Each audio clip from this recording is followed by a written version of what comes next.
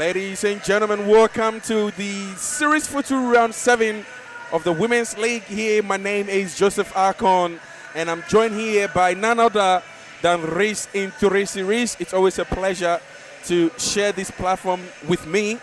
How are you doing today? Good, Joe. Thank you very much for having me. I'm looking forward to what's going to be an electric round kicked off by what should be an amazing game.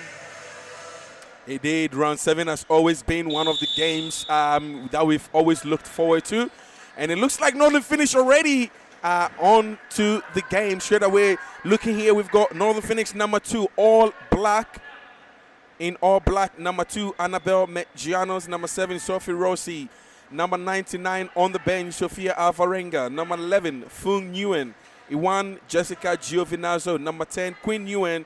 Number 9, Natalie DiMarco, and her sister number 6, Stella DiMarco, making a debut for Northern Phoenix on the bench at the moment. And number 7, Alice Koo. Reese, take us through the Eastern 1-0 team.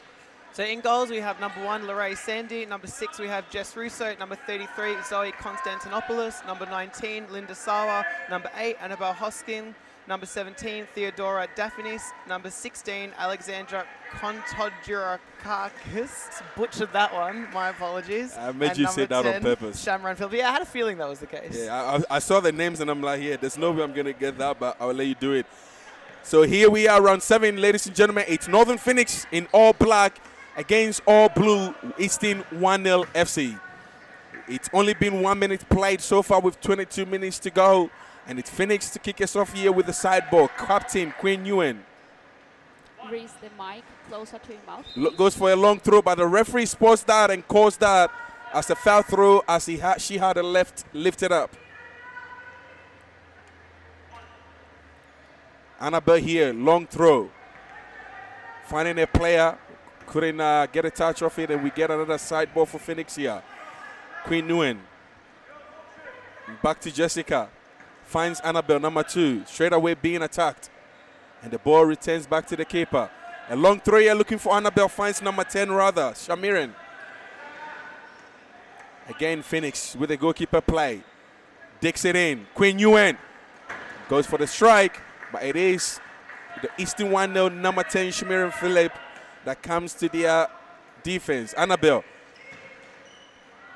Ball still in play here. Annabelle still going in for it. Lays it off. And Fung Nguyen could not. Good attacking start by Phoenix. They're pressing early. They are pressing early indeed. Race straight away. I think there's been a couple of shots from them. Trying to, I guess, assert their dominance for this game. What do you reckon? That's right. And build off the momentum they created for themselves last week after that big win. They don't want to drop that momentum. They want to keep it going. Absolutely. Here, number 6 plays the ball back to Shamiran. Ball is entangled in between there, and the ball goes out for a side ball. Annabelle, is she going to kick it in or go for the long throw? Ball needs to be on the line. Referee spots that, fair enough. And Fung Nguyen strikes.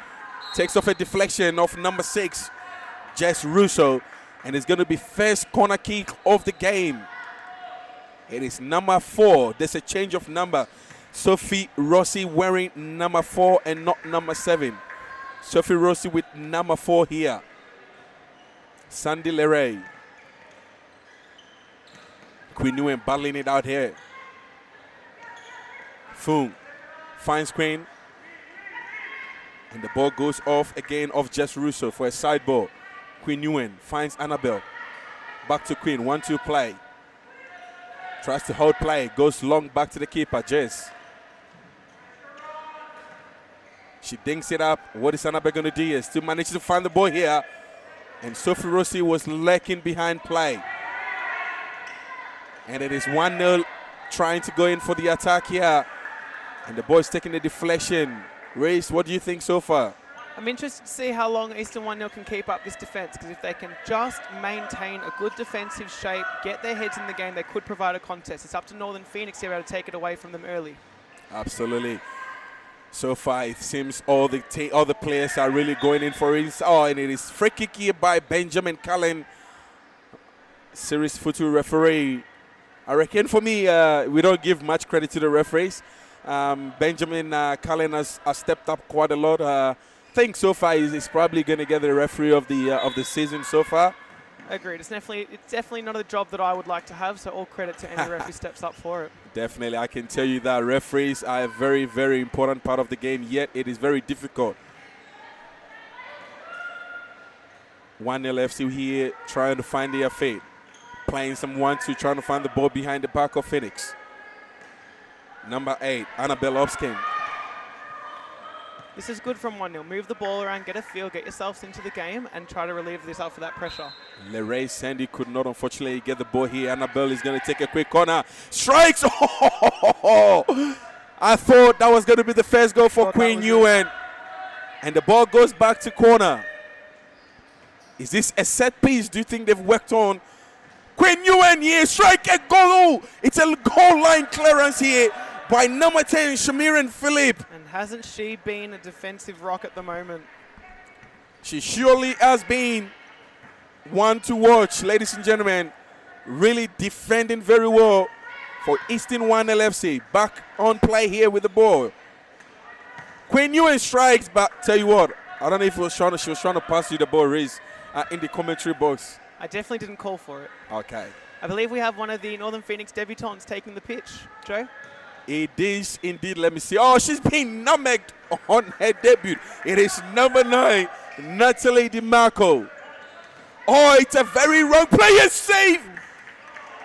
It is a mistake that Northern Phoenix should not try and give it away, because 1-0 is hungry for the ball and they will capitalize on every opportunity that they get. Heart in mouth moment there for the Phoenix bench.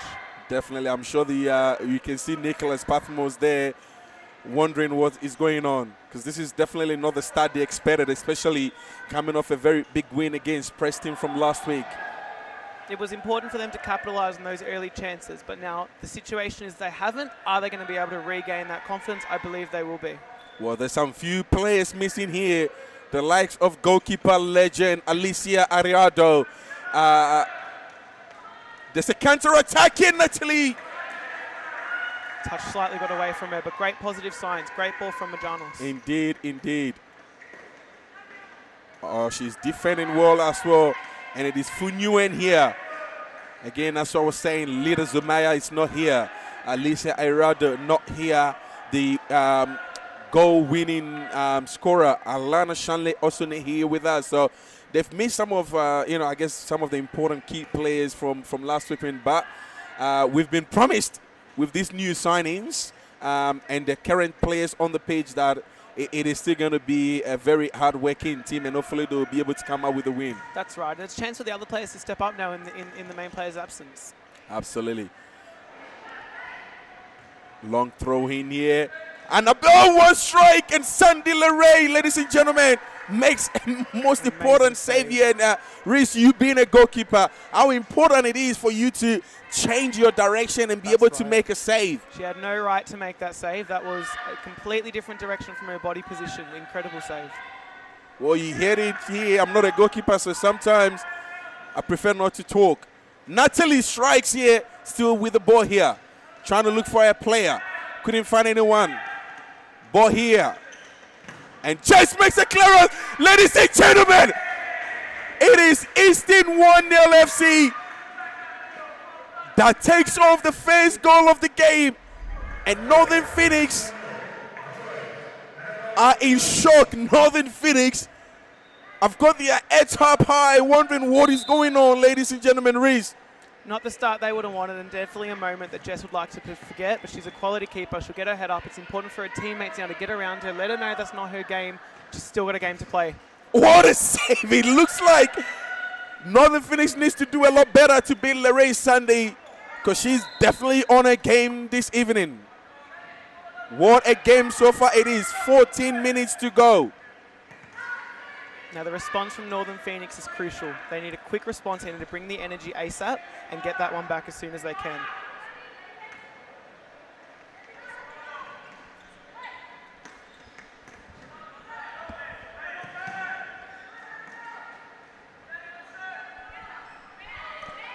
Annabelle here with the ball and could not find a player number 11. Looks like we've got some changes of numbers. 1-2 player. Oh, it is the combination of the DeMarcos, ladies and gentlemen. Get used to the side A of that promising one. sign, Reese. Very, very. But all credit to 1-0. They did well to withstand that early pressure. They got one back for themselves. Sorry, they got one ahead themselves. So all credit to them. It's some really, really persistent defending, and it led to a reward on the other end.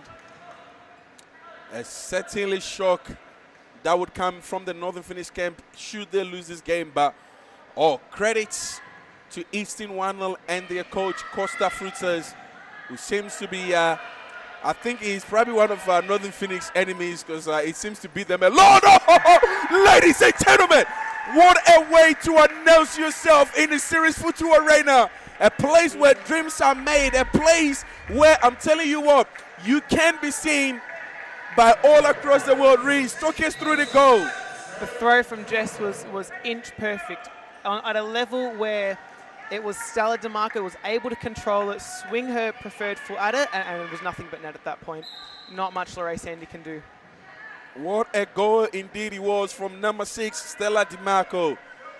So Stella DeMarco, Natalie DeMarco, and of course Jessica Giovinazzo plays in the same team.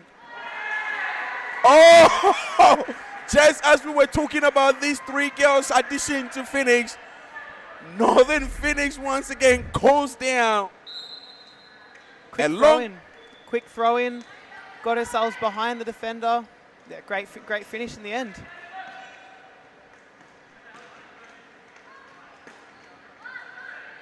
So Northern Phoenix caught napping. Now they need to reset, need to not let that goal affect them. Because they've proven that they can score. They've proven that they can break down the defense. Oh, that's one definitely Annabelle will be looking to forget. A beautiful turn, but indeed she just put her foot underneath the ball and lifted it up. Lorraine Sandy finds his little Sour.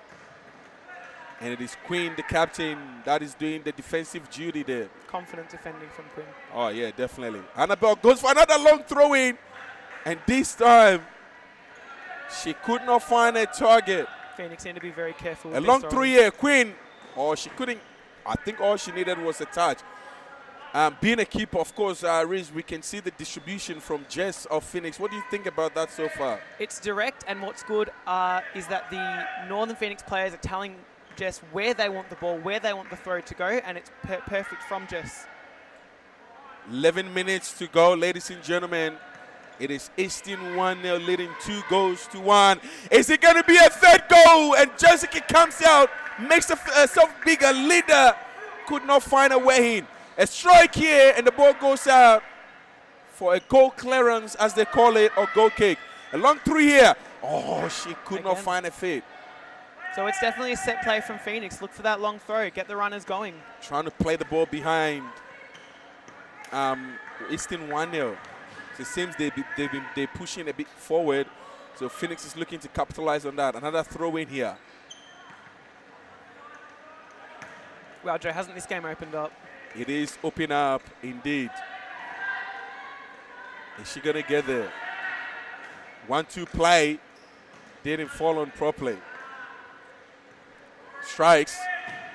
A beautiful save once again by Lorraine Sandy, who seems to be having a man of the match performance so far. Definitely, and Lorraine Sandy, her work does often get overshadowed by some of the scorelines. Oh, she's put it through. Keeper. Oh, I don't know what I thought she was. Is there going to be another goal here? Oh, she couldn't get there. I think she was short of legs, unless she was sniped. 1-0, need to get on top of these long balls from the goalkeeper. They're dangerous every time. Well, it's not 1-0 anymore. It is 2-1. Jessica. Natalie. Alice couldn't find a player. Linda Sauer. Alice coming to the defensive duty. Natalie goes in. Alice Fu Nguyen. Oh, it's open up for her, but she didn't take the shot. This is what players dream of when the Red Sea departs and opens up. Unfortunately, she couldn't slaughter it in. As Eastern 1-0 looking to call for a timeout. Oh! Oh! Oh! Let it This is unbelievable.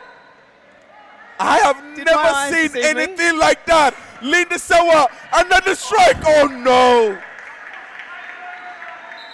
Northern Phoenix. This is a spectacle, Joe. Reese, listen, hear me out.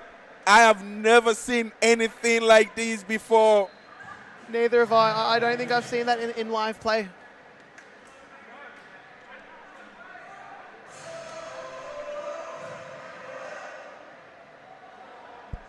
Australia from Maria Habib. What a touch of brilliance. Dharma Georgie, just a machine heart. Davies on the left. Davies goes past Raymond. Davies shoots. Have you ever seen anything like this? Giselle! That would make Marta proud. Here she is. Davies is in. A savage strike from the Empress. This is World Series Futsal.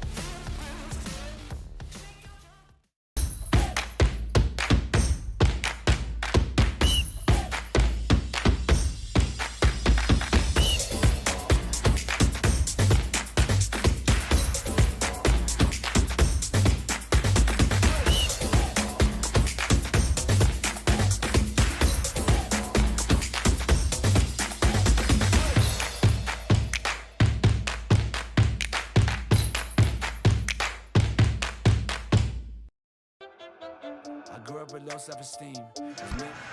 Ladies and gentlemen, we are back once again after the timeout call. Reese. I'm still getting over that rainbow flick, Joe. But we still have a game on our hands. Long throw from Jess. As I was saying, Eastern 1 seems to be an enemy of Phoenix. Last season, they played 3 games with Eastern 1, winning 2 of the 3 games. Phoenix only got their first win of last season in round 21. Oh my days. Very, very Eastern 1 is playing a game.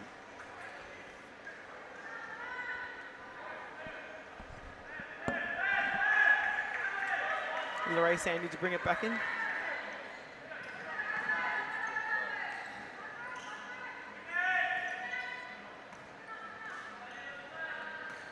Back to Jess, and Jess with the clearance. Eastern 1-0 side ball.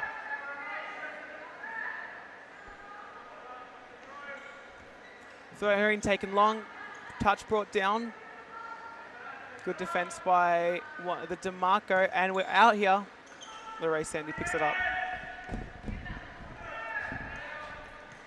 Short ball played back into the middle. Turnover there in the middle. Shot blocked. And 1-0 on the attack now. Shot, and it's a goal. Goal. 3-1 to Eastern, 1-0. Started all the way from the very back, played their way through the middle, and finished it really clean. Linda Sawa getting her first for the night. So what's the response going to be from Northern Phoenix now? That's one way to respond. Great shot, positive movement. Get that ball forward, get shots on goal, test Lorraine Sandy, and try work your way back into this game. Absolutely. It is Phoenix that are trailing now. Is there going to be a long throw in here? She's looking for anyone. 4 seconds, and still a foul throw. And she took way too long. And that's what these goals, the unexpected goals from 1-0 can do. They can fluster you like that. Ball back in play here. Natalie. She couldn't find a player.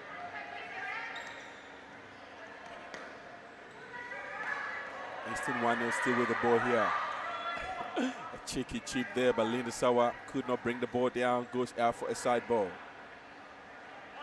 Alice Koo to take it. Finds Annabelle Oskin, but the referee spots the foul throw.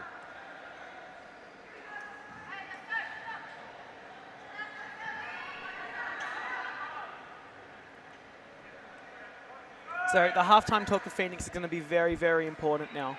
It is going to be very important. We still got a long way to go. A side ball here.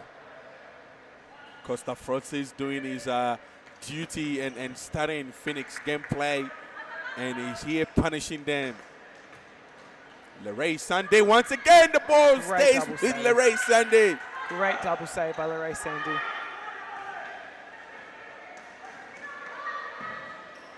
A strike here. And it is too easy for Jess. She's going to go for a long throw here. Queen Nguyen, a very heavy touch. Natalie. Great pressure by 1-0 to shut the middle down. It is Stella who is going to take the side ball. I hope she's known. She has to make sure the ball is on the line. Indeed it is. 1-2 here play. Dinks it and Larray Sandy comes and picks it up. Goes for the long throw, looking for a player.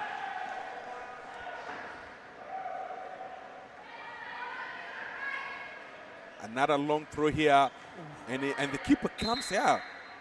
And referee spots that Larray Sandy being the last touch, going for a corner here. Another side ball here. Referee Benjamin Cullen. Great skill in the D there. And it's going to be another corner here. Good defending by number 17 to Doretta Finis. Stella dinks it in, looking for a sister, but I'll tell you what, she found the bench. It's going to be a side ball. Number 8, Annabelle Oskin to take it. Sophie Rossi doing the defensive duty, but not too strong enough here. Shamran Phillip back on for 1-0 as they look to see out this lead to Annabelle here. half-time. Queen Yuan! Ho ho! Hey Reese, stop moving the goalpost. Who put the post there, Joe? Somebody touched the goalpost. Ball still in play here.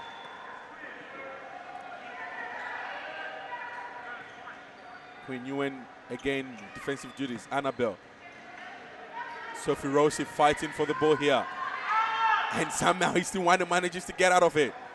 And Queen Nguyen to the defensive duty. It is going to be Stella. It's going to be Stella. And she couldn't be able to touch it. Annabelle too strong for her. Larray Sandy once again with a touch here. Queen Nguyen. And Sophie Rossi could not turn around to get the ball. Long throw in here. Oh, a nutmeg from. Clean. Oh, nutmeg. Queen Nguyen, I'm sorry. Annabelle Oskin here to take the side ball. Opting for the throw in. And I'm not sure, is that a foul that the referee has scored? Yes, it is a foul here. Annabelle too lazy there. Very easy to get that ball away from her. Queen Nguyen once again trying to run. Referee plays, waves play on. Is there going to be a challenge if they score from here? Very lucky. This is a new different phase of play here. And it's going to be a corner. It's going to be Sophie Rossi to take it. Finds Annabelle. Back to Sophie Rossi. Still with the ball here. Finds Annabelle. She couldn't shoot. And she plays the ball for a side ball. Easton 1-0 doing very well raised. Great defending by 1-0. Not letting that ball anywhere near Larray Sandy. Only letting the shots come in from angles where she's able to save it cleanly. Absolutely. A foul there by Stella. Referee Benjamin Cullen spots that perfectly. And it is number 11 of Phoenix that is going to take the kick. A strike with the left foot. And Jessica had a bit of trouble there, but manages to jump back on it. Annabelle.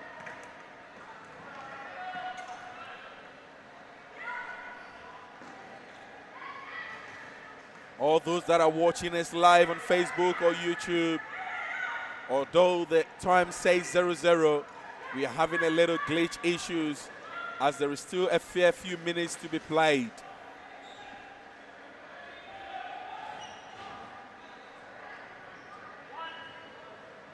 Not sure what's going on there. Number 10, Shamirin to take it. Finds Annabelle Oskin. And Annabelle against Annabelle here. One using their hand. The referee did not see they pull their place wave on. So Firosi here couldn't strike. Annabelle a bit too long. Half a second too long on that shot there. A foul there, sport, against Sophie Rossi with 1 minute to go on the clock.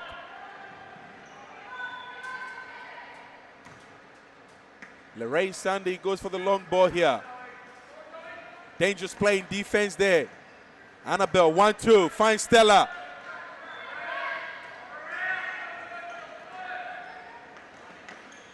manages to get back in there straight away to try and win the ball there. And very good defense here by the number 8. 30 seconds to go, ladies and gentlemen, on the clock. Oh, is there going to be another goal? Oh! Ladies and gentlemen, Easton 1-0 FC did not come here to play, Reese. They are running away with this, and these goals are quality. What a finish. Touch, turn, and finish. You can't ask for much more. Northern finish have been taken by a huge surprise. Zoe Constantinopoulos with a banger. Wow, a very good win against one of the title hopes in Preston last week. I think the camp would have been expecting to win this game against 1-0, but good Lord, credit to Easton 1-0 because they surely are running away with 4-1 race. This could be a match for the ages. It is going to be a match for the ages, ladies and gentlemen. Don't go anywhere. Sorry, it is. I'm getting too excited. There's too much action to happen. Stay here. Don't go anywhere. We'll be right back. That would make Marta proud. Here she is, Davies is in! A savage strike from the Empress. This is World Series Futsal.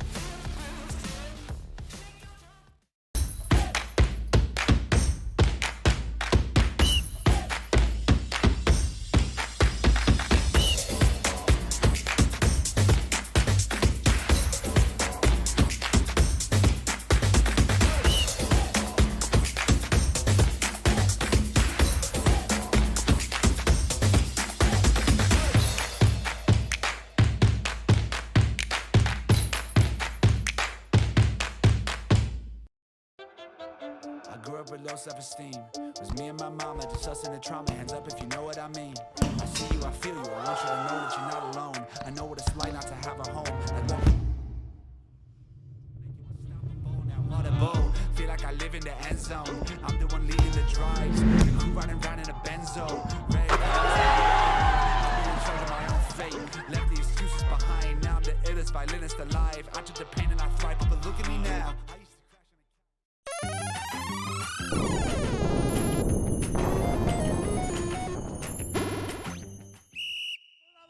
Win. Will it be over here? Oh, here we go. Last one of the boys. Heartbreaker, heartbreaker, heartbreaker. Oh! That is sensational!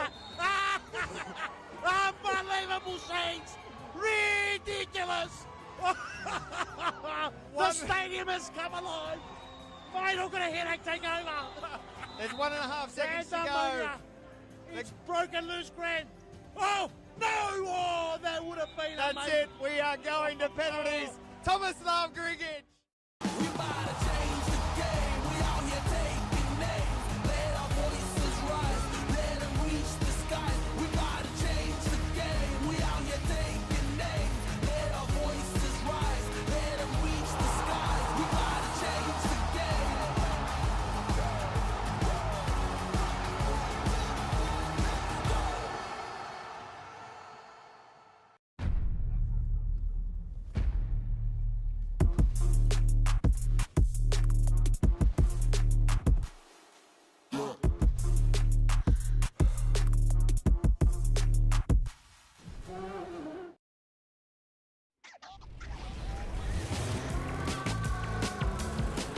Gotta see this. You've got to see this. You've got to see this.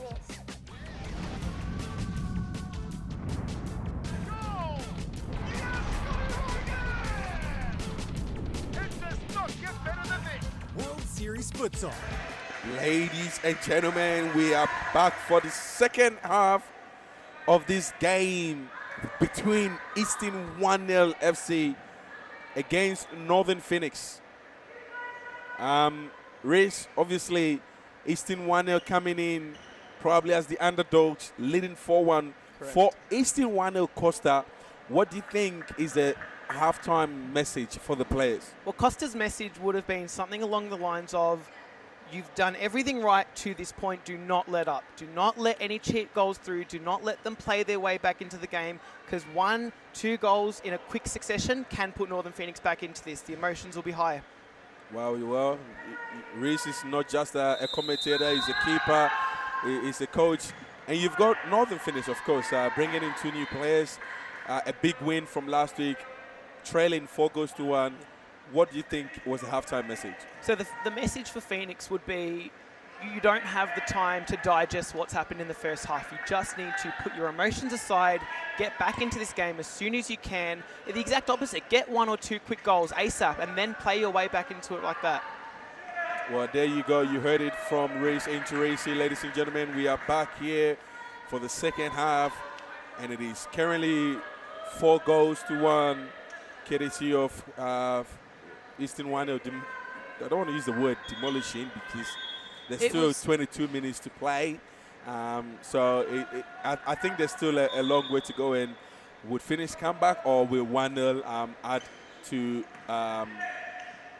Look, I wouldn't say demolishing is not the wrong word to use. It was definitely a one-sided first half. You know, Phoenix was giving the ball away a little too easily.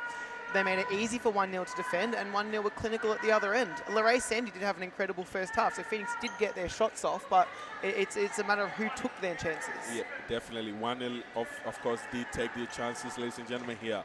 Annabelle plays the ball long here, being chased. Lorraine Sandy comes up and picks it up. Trying to look for Linda Sawa. Ball in play, kept by Jessica. Finds Sophie Rosie, 1 touch. That's where Northern Phoenix need to hold up the ball, pass their way back into it, get their heads up a little bit earlier, find their player, everyone get a feel of the ball, start to get that momentum back. And this is exactly what I think Annabelle has been doing. What's her name? Alana Shanley does really well. Uses her strength very well to hold play and bring other players in as a striker, which is what they're missing. They're missing a good target for them today. Yeah, that's right. And Phoenix are missing someone to take control of that attacking half. Sophie Rosie once again giving the ball cheaply. Annabelle, is she going for the shot? Takes too long to touch. Oh, the ball's still in. Unreal, unbelievable, Reese. I thought the ball went in. I believe that was a save from Lorraine Sandy into the back of her defender, who then kept that ball out. We're 1-0 defending with their lives at the moment. Foon putting a body on the line there. Sophie Rossi, is she going to strike? She keeps moving towards the far right. Ball still in play. And it is back to Foon Nguyen. Looks for Sophie Rossi. Not a good 1-2 play there. Annabelle following. And it is going to be a Phoenix ball, well indeed called by the referee. Finds Foon. Trying to play the ball in the back for Sophie Rossi, but could not find her. It's going to be a long throw. Perfect throw, but only goes to the hands of the keeper. Lorraine Sandy goes long, finds Linda Sawa. Foon, Linda Sawa. Back heel play here to Shamirin. Back to Linda Sawa. And a little pressure there from Foon Nguyen, managed to keep her off the game.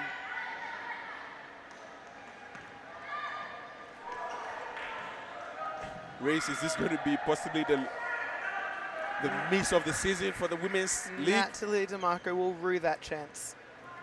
They do not come much more on a platter than that. Indeed, indeed, indeed. But they're working the ball, they're getting into those positions, and that's what's important. It's still early enough that if they're able to continually get into these positions, they can have an impact on the scoreboard. Absolutely spot on there. Good analysis by Rishin to Resi. Once again, Foon Nguyen. And the ball goes out for a Phoenix side ball. And also just to remember, I think Phoenix is also missing Stephanie Pantazopoulos in defense as well. She's very solid. She's very, very good in defense. So that's some. So they've missed setting very key players. One target, one obviously in defense. Leader. What it looks like Phoenix are missing is someone to direct, someone to pull the strings, someone to organise the troops and position everyone where they need to be, organise the play, organise the movements. And that was a key difference in last week's victory against Preston. Someone was pulling those strings. You had Alana directing.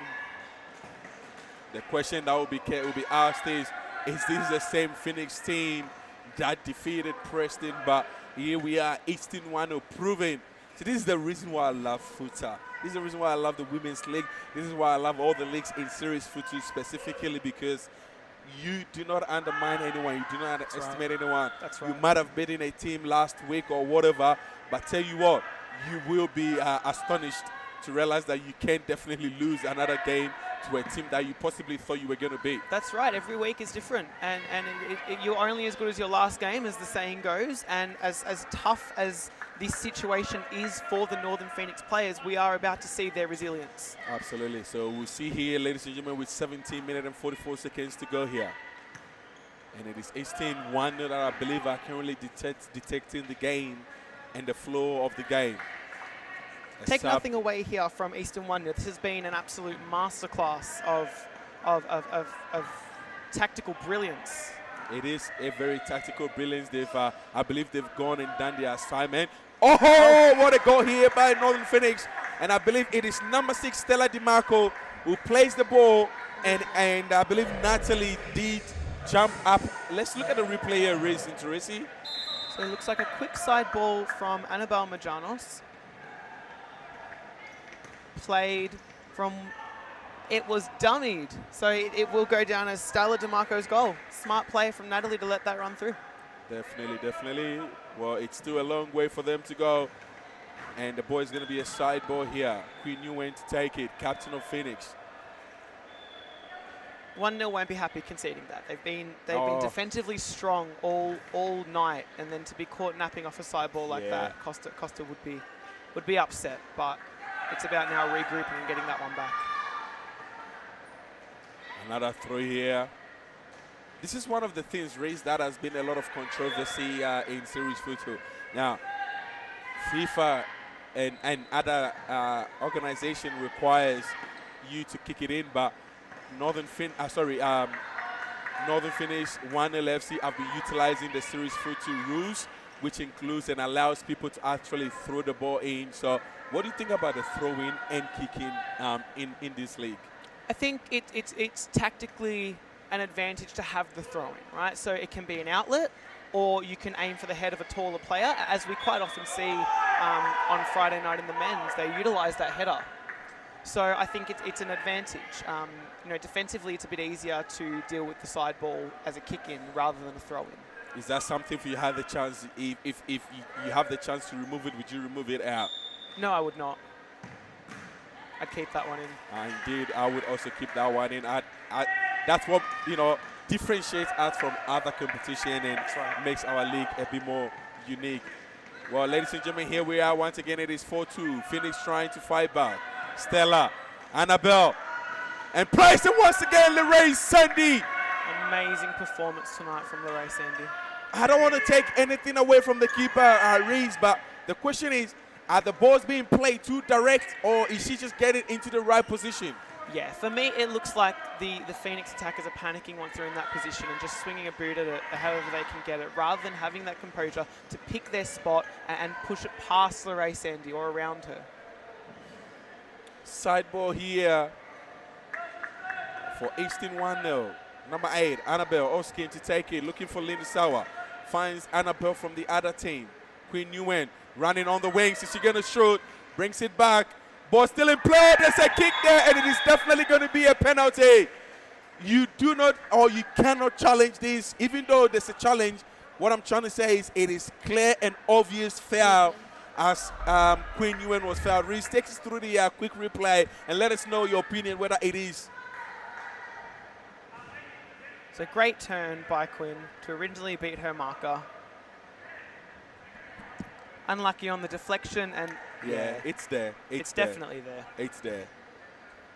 Oh, it is the new girl, Stella DiMarco, that wants to take the pressure upon herself to kick it. The question is she going to score or is she going to miss? Now, as it is 5 meter, the keeper needs to stay on the line. Any movement off the line before the save could also require Stella to once again take it. One-on-one, pressure mounted. Oh, what a goal, nicely put in. Even though the keeper gets the right place, she managed to put the ball underneath Race. Yeah, great composure from Stella. She knew where she was going before she stepped up. picked her spot and placed it well. Now we have a one goal ball game, sorry. Well, we've got a game on our hands all of a sudden now with about 13 minutes to go here. Northern Phoenix, oh, they nearly copped another goal here. Number 11, Butchers, I believe her name is Daniela Butchers. Correct. 1-0 once again, using the timeout very briefly. And obviously coming from halftime, copying 2 goals, leading, making the scores 4-3 Reese. Going into this timeout, what do you think is going to be the information or the message to the players? Yeah, it was a great decision, great time to make the timeout, and Costa will just relay that we were doing the correct things, right? Don't let this fluster you. Don't let these 2 goals get ahead of you, because for me, Eastern One are still playing the better futsal. They've just not been able to break down the defense of Northern Phoenix. So going back to how it was working in the first half would be ideal for them. And on the contrary, Phoenix, well, they're in this game now. So keep the momentum high, keep linking up with each other, keep playing those dangerous balls into the attacking area, and it may keep on happening for them. Well, we'll take a quick 10 seconds break and we'll be back.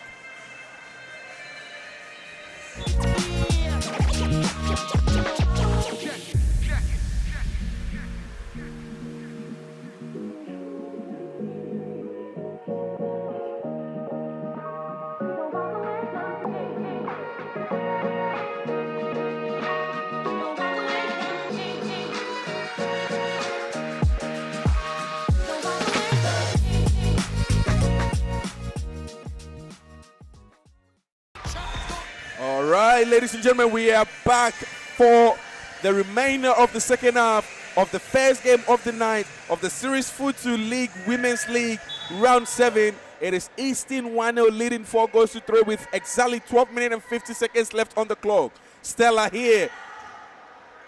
Natalie puts her body on the line, trying to win the ball here. Still holding the ball. 1-2 here with the sister Stella, and it is corner kick for Northern Phoenix. Northern Phoenix have come out strong already, Reese. Whoa! Oh, ladies and gentlemen, Reese into Reese. What a goal! Wow! What a goal, Reese! I believe we have just gotten a preview of the DeMarco link-up. Stella into Natalie, calm, composed finish. Knew exactly what she was going to do with that ball. Back of the heel and in. Haven't we seen a technical display of futsal tonight, Joseph? Oh, mate, this game has got everything. This is what the Women's League brings you. It is exciting. It is frothing. It is just amazing. You cannot tell me, you cannot literally take your eyes off this game. It is frothing. It is amazing. So it could go anywhere now with the score leveled at 4-4, and it's about 12 minutes to play. Good block there by number 11, Fu Nguyen of Phoenix, all black. Where do we go from here? That's a big question, Reese. I'll leave you to answer that question yourself. Not even I could answer that one. This could go either way. It's a flip of the coin. It is indeed. What Phoenix do have, however, is a whole lot of momentum. Indeed, usually when in such instances like that, it is obviously them that would have the what is going on here? Natalie clears it here. Pressure being on, hands used, but the referee says play on. It is going to be Eastern 1-0 side ball. Linda Sauer going in for the long throw, straight away strike there. They nearly found the net. Jessica. Oh, I don't know what happened there. Bit of a miscommunication. Will it be costly? What a great save. Reese, that is a save. From where we are sitting, we can see the top of everything. And tell you what, was a quick reaction by Jessica Giovinazzo. That's right. Jessica just knew she had to cover the space between where she was standing and the only available spot that ball can go to. And for Eastern 1-0, most players would have given up seeing the keeper, but she kept going in hopes that she'd be able to be the keeper. Natalie here, and link up with the sister Stella. Back to Natalie, a strike there, another strike for Phoenix, ladies and gentlemen. Oh, Fu Nguyen, the 40-year-old Phoenix player, has taken the lead for Northern Phoenix. It is Phoenix leading 5-4. Reese, take us through. The DeMarcos braked with such tenacity And then Fung was there for the pickup. There was not much, again, Lorraine Sandy could have done. Lorraine Sandy been very unlucky. She's had an incredible game and just got unlucky with goals that she really didn't have a say in. Indeed, definitely you're right. And they've played really well. Lorraine Sandy, I don't know who's doing the vote, but I still will give her a vote if I had the chance to, because she's been playing really well. We've got about 33 people watching us live on YouTube.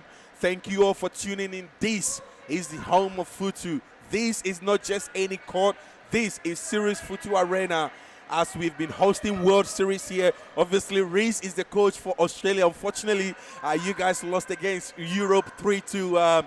What are you looking for in the next coming months? Obviously, you've got your second game. Yeah, we have a lot of time to work on goal. We'll come back to that. Just hold that thought. And it is Northern Phoenix after going down. Let's talk through the replay. So great free kick set up. Fung with the ball to the back post. And again, unfortunate for Lorraine Sandy, got let down there by her defense. And Natalie was there at the right time. Strokers, obviously, you've got your next games coming up for World Series Futsal. Australian coach here, Reese. Yeah, so the Australian team has a lot of time to prepare for the next game. It's going to be important to review what went wrong, where we can improve, and where we can look to capitalise for our next game. And I strongly believe that the Australian team we'll see them in the finals. Oh, boy, very big confidence here. Well, here we go here. The next set of World Series Futsal to grace this arena, which is live only on Triller TV, or you can come into the arena and watch it. We've got Team Rest of the World coming up against the Future Stars, otherwise known as the Next Generation. So these are the best talents under 23 across the country and across the world that are coming together to play against the rest of the world. For the women, which is on the 24th of March, which will be at 12 p.m. And for the men, I believe we've got the Australian men taking on the Europe All-Stars. What a game that is going to be. Two mouth-watering clashes there, Joseph. Indeed. Well, ladies and gentlemen, back to our women's game here. Are we going to see a little bit of trick going on here? So the next 2 minutes for Eastern 1-0 are going to be very, very important. How are they going to respond? It's going to take a lot of character now to be able to lift themselves back up from conceding 5 goals in this second half, scoring none. Being a coach, racing to receive for the Hearts FC women captain, you've been in such positions before. Obviously, you win in 4-1. You've gone to first half time. You've come back. Ladies and gentlemen, it is the young starlet that will be featuring for next month's World Series Futsal for the Next Generation under 23 star, and it is number 2 Annabelle Giannis with a strike that takes Phoenix 7 goals to 4. Didn't give up on that play. She knew that the ball was there. She knew all she had to do was get a foot on it and guide it towards the goal, and she had a great chance of scoring, and she did. Great finish from Annabelle. Well, I've got 2 questions for you, Reese. As a coach, being up and then eventually going down, what would you be saying? You have no time now left. What would be the instruction that you'd be screaming and demanding of your players? The instruction would just be to not let the scoreboard, the time remaining, be your enemy as well. You can't let the clock pressure get to you. You just need to play your game, do everything that you've worked on previously, do what you know you can, play to your strengths, and trust in your teammates. You know, you've got to take a gamble now, right? So you've got to gamble that your teammates are going to find you at the back post. You've got to play through the defense. You've got to play through the middle. Gamble on the counter-attacks. It will happen if you have the right mindset and you show enough character. And if you are the Finnish coach, the question is, would you be happy even though you win in 7-4? Or what would be the instructions that you'd be giving to your players? So I would tell them to continue. Don't let up. Don't play for the result you have now, because that will risk Eastern 1-0 coming back into it. If you go into a defensive mindset, keep doing what you know is working. If you're getting them on the counterattacks, keep counterattacking. Well, here you go, a coach expert. It's always good to see that here. It is Stella. Finds Annabelle Mejianos. Back to Stella. Natalie is the linkage. Sophie Rossi strikes! Oh! Ladies and gentlemen, number 4, Sophie Rossi. It's been a while that she's been on the score sheet, but the coach, Nicholas Baltimore and Isho Askell, has trusted her, and giving her the minutes to play today, and she manages to strike one. Reese Iturisi, what do you think? So Firosi found herself alone in the middle, and she did a quick scan to know that she had no one around her. She knew she could take the touch in front, and then she could finish that ball with a finish across the goalkeeper out of Lorraine Sandy's reach. Well, it's a yellow card for number 8, Alice Koo, as she had a earring on. There's no jewelry whatsoever. What do you think for finish? I think this would be a good time to at least even give their second keeper a shot of the game. Agreed, why not? Oh,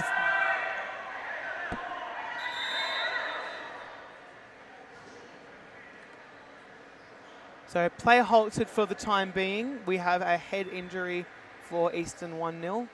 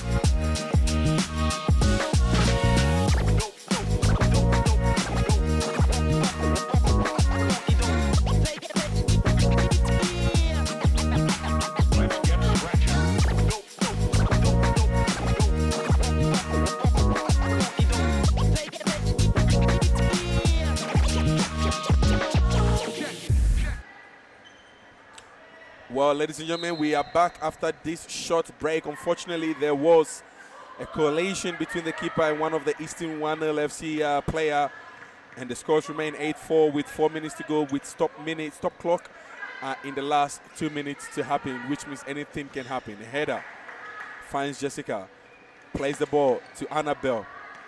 Great skill by Annabelle. Oh, Great Sophie touch, Rossi! And now they're in the zone. You know, They are in the zone. they're feeling the game. Sophie Rossi here once again. 2 minutes, 2 touch! Strikes but finds the back of the other black net behind the white net. Lorraine Sandy, very, very unfortunate game. What a game she had in the first half. Definitely. Lorraine Sandy was the reason it was 4-1 to Eastern 1-0 at half-time.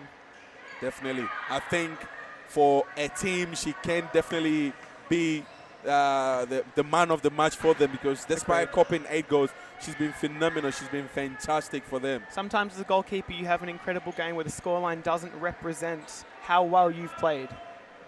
It's going to be a side ball. Leader, Sawa, finds Annabelle. Back to Linda. Annabelle. Another Annabelle there with a defensive duty. Fung looking for Alice Koo, but the ball just runs away. Northern Phoenix are racing against time. 2 minutes, 53 seconds. With the last 2 minutes of stoppage, it could last for another extra 4 minutes. So there could be a chance for them to still come up. And it is Northern Phoenix that will be utilizing their timeout. And I believe I can see there's a possible change of goalkeeper as well. Ladies and gentlemen, we'll be back. Running round in a Benzo. Left the excuses behind. Now I'm the illest violinist alive. I took the pain and I thrive, but look at me now.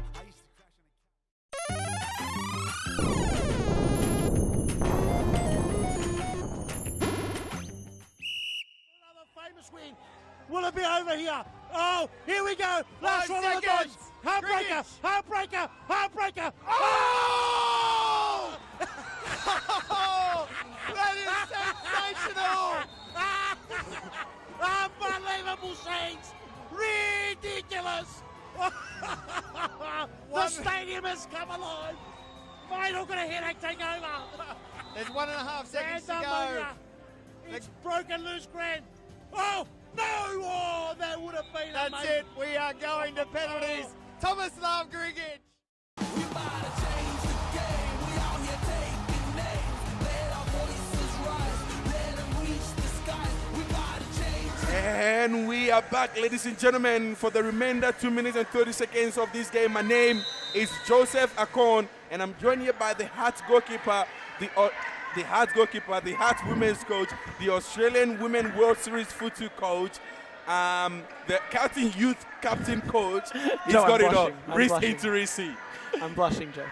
It's all right. Well, there's a goalkeeper change. Number 99, Sophia Avaringa for Phoenix is back on, with Jessica Bain giving a rest. Side ball here, Annabelle. Jessica would be Janice. happy with her performance. She played really well. She made that mistake early on, but she picked her head up, got an assist for Phoenix's first goal, and played her way back into it. That's what leadership is all about, being able to put your head up. And obviously, you the goalkeeper. At the end of the day, you the last line of defense. That's so right. if you manage to get into that positive mindset, it transfers onto the players. That's exactly right. A very good clearance here by number 11, Fu Nguyen. And number 17, Theodora the finish. Long throw there. Ball. Oh, it's on the line. Oh, ladies and gentlemen, I don't know what is going on here, but the ball is not going in. Linda Sauer throwing herself on the line, Great throwing commitment. her legs in, but unfortunately could not find the back of the net. Very, very close for such a miss. Correct. But great commitment from Linda to not give up on that ball. Unfortunate they didn't find its way in. Oh, the ball being scary across the Eastern 1-0 defense. Leray Sandy finds Annabelle Oskin holding up Ku. Is the referee going to call a foul? No, there's going to be a side ball here. And it is number 8 of Phoenix to take the ball, Alice Ku. Long throw in, perfectly taken. Finding Annabelle, no. Fu Nguyen. Oh, I don't know who she was passing, Casper.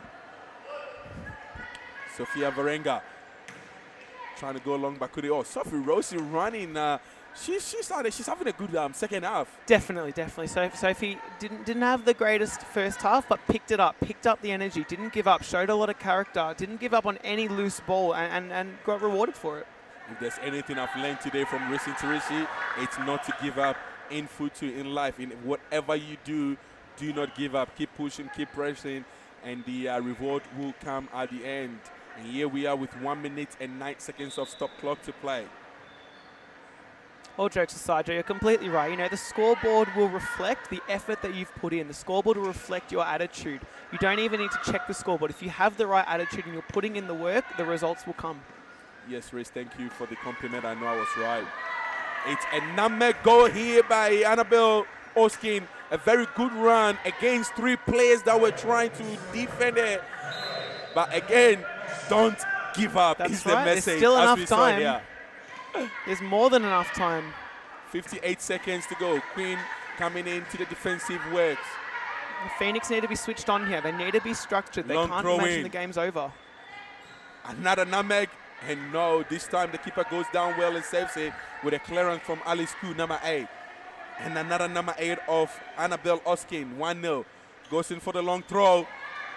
Is he going to be captain? Queen running and could not find the ball. She couldn't catch the ball. You may be fast, but you never fast like lightning. Perhaps you might want to grab a Red Bull to get some wings. Go flying with a Red Bull. A strong hand there by the goalkeeper, Alice Ku. Queen Nguyen once again doing her captain duties. A long throw there, Linda Sauer. Nearly inches. Now 3 chances in the space of 20 seconds for Eastern 1-0. Tell you what, if only they could find the target, I'm sure it would have been some serious scoreline at the moment. 32 seconds to go, ladies and gentlemen.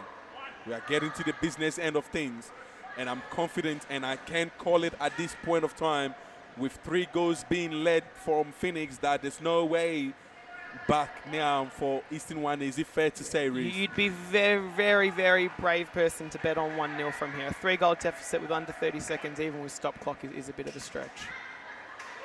Sophia Varenga, Stella, Alice Ku. Strike to the palms of Leray Sandy. Goes long, Linda Sauer, a very phenomenal player. I reckon she's definitely one of the players to grab a point, hopefully. She's been phenomenal for, she's played around actually a little bit. She played with the Dan Amazon FC, moved to Melbourne RQ. She's still playing outdoor with the commitment. She's this season transferred to obviously 1-0 FC, and she's killing it, I would say. She's having a fantastic Agreed, definitely season. one of 1-0's main players.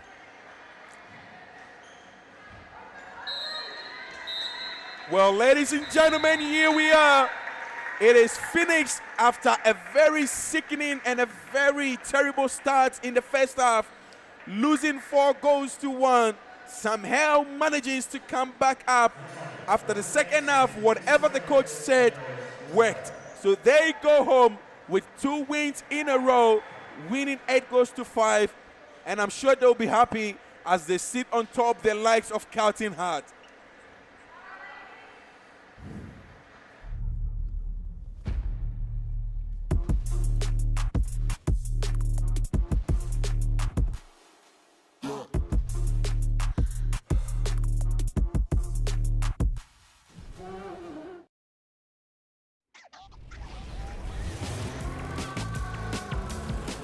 Gotta see this. You've gotta see this. You've got to see this. You've got to see this.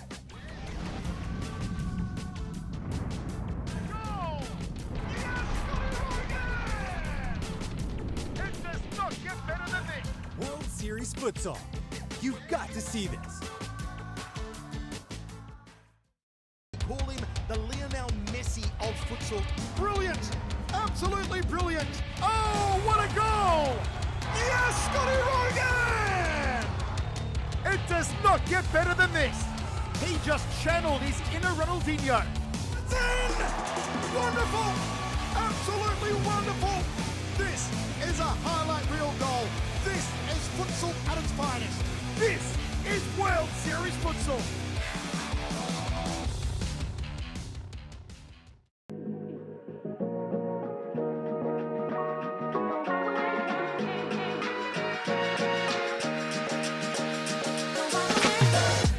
Well, ladies and gentlemen, once again, this is the post-match interview for one of the starlets.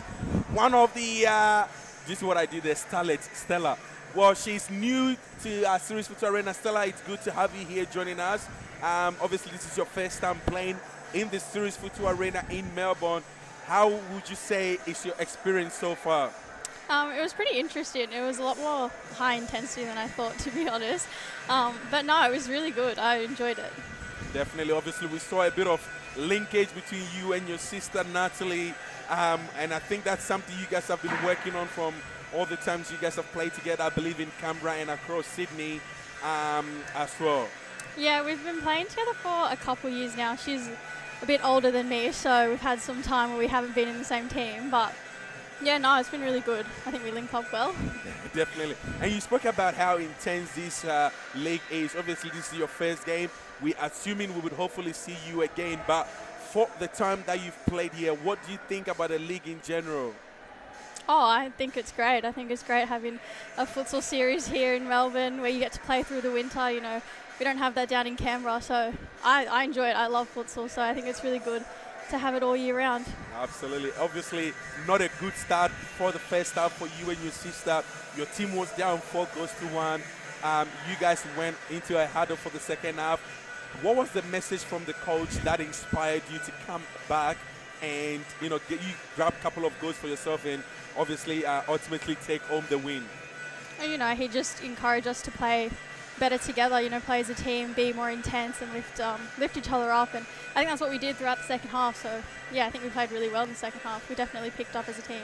Definitely. And just lastly, to use this opportunity, what is the message that you will send back home in Canberra about this league?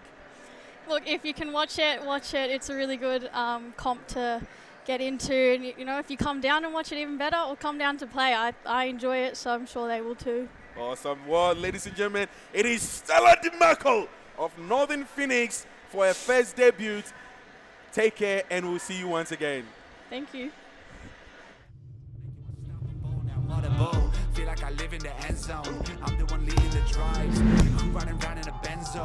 Ready to be in charge of my own fate. Left the excuses behind. Now I'm the illest violinist alive. I took the pain and I thrive, but look at me now. I used to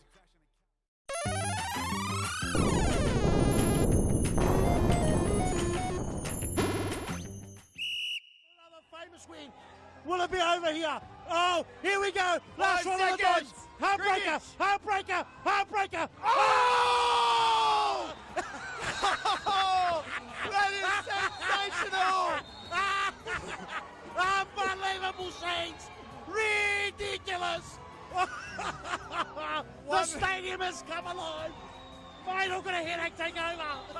There's 1.5 seconds to There's go. ammonia. It's broken loose, Grant.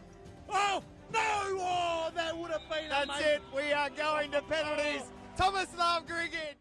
We about to change the game. We out here taking names. Let our voices rise. Let them reach the skies. We about to change the game. We out here taking names. Let our voices rise. Let them reach the skies. We about to change the game.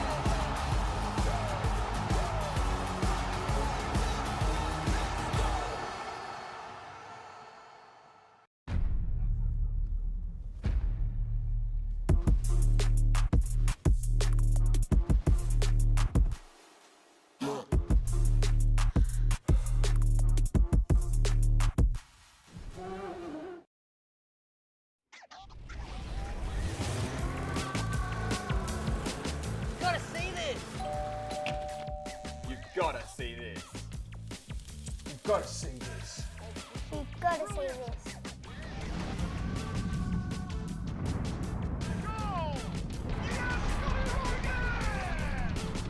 It does not get better than this. World Series Futsal. You've got to see this. Call him the Lionel Messi of futsal. Brilliant! Absolutely brilliant! Oh, what a goal! Yes, Scotty Rogan! It does not get better than this. He just channeled his inner Ronaldinho. Then, wonderful! Absolutely wonderful! This is a highlight reel goal. This is futsal at its finest. This is World Series Futsal.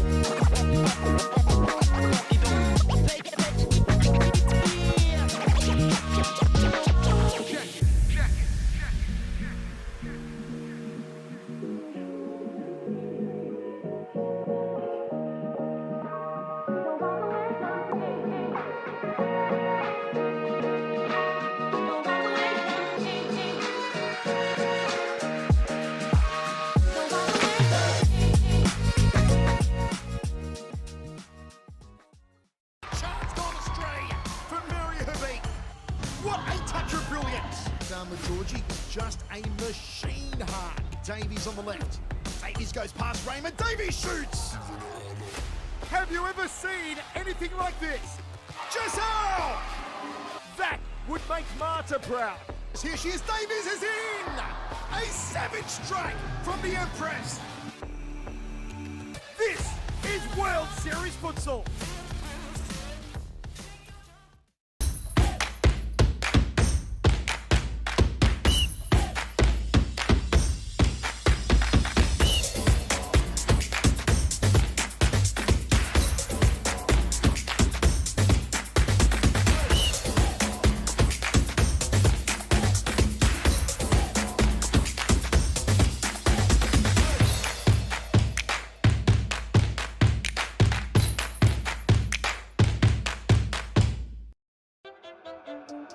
Low self-esteem. It was me and my mama, just us in the trauma. Hands up if you know what I mean. I see you, I feel you. I want you to know that you're not alone. I know what it's like not to have a home.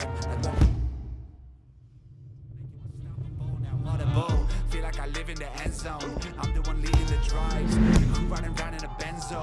Ready I'm in charge of my own fate. Left the excuses behind. Now I'm the illest violinist alive. I took the pain and I thrive, but look at me now.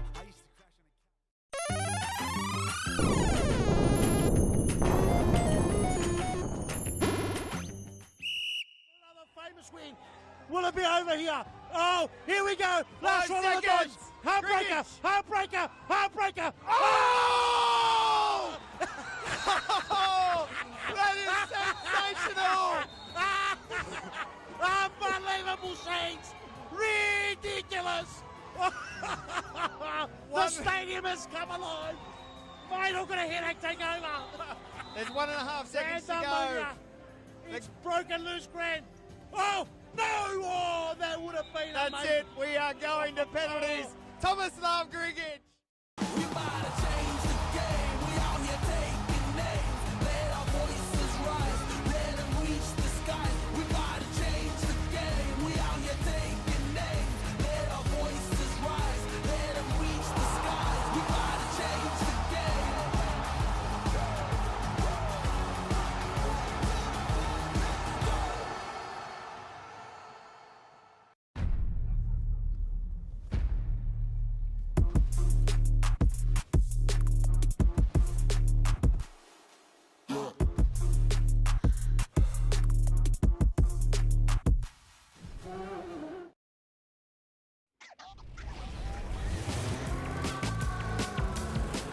Gotta see this.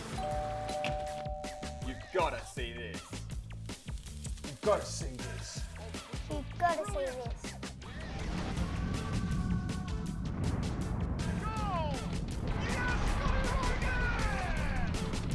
It does not get better than this. World Series Futsal. You've got to see this.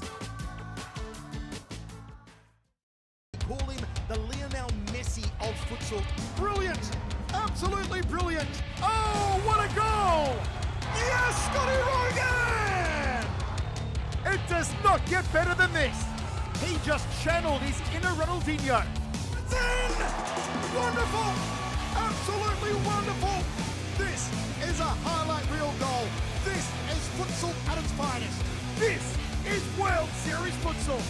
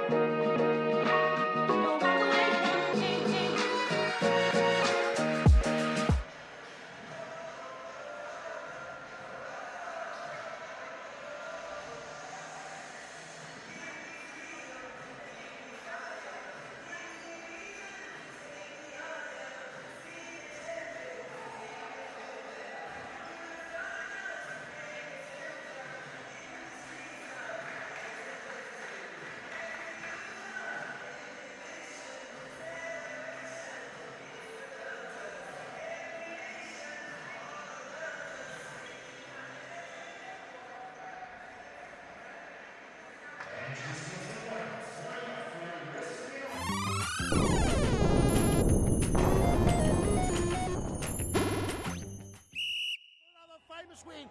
Will it be over here? Oh, here we go. Last 5 one of the bunch. seconds. Heartbreaker, Cricket. heartbreaker, heartbreaker. Oh! That is sensational! Unbelievable scenes. Ridiculous. The stadium has come alive. Mate, I'm going to headache take over. There's 1.5 seconds to Santa go. Maria. It's broken loose, Grant. Oh, no! Oh, that would have been That's amazing. it. We are going to penalties. Thomas Love Grigic. We about to change the game. We out here taking names. Let our voices rise. Let them reach the skies. We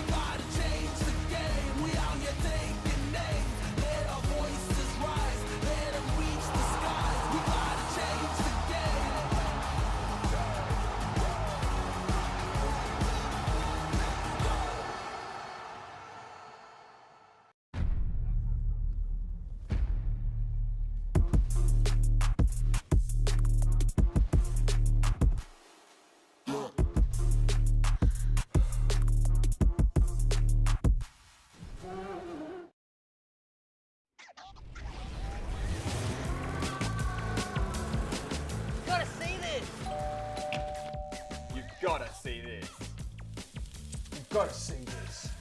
You've got to see this.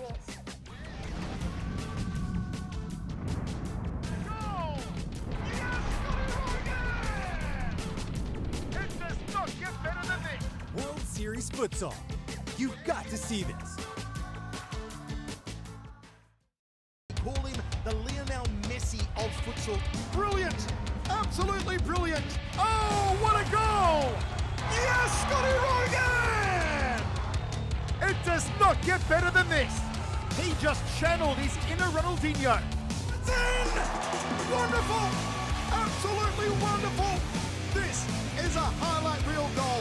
This is futsal at its finest. This is World Series Futsal.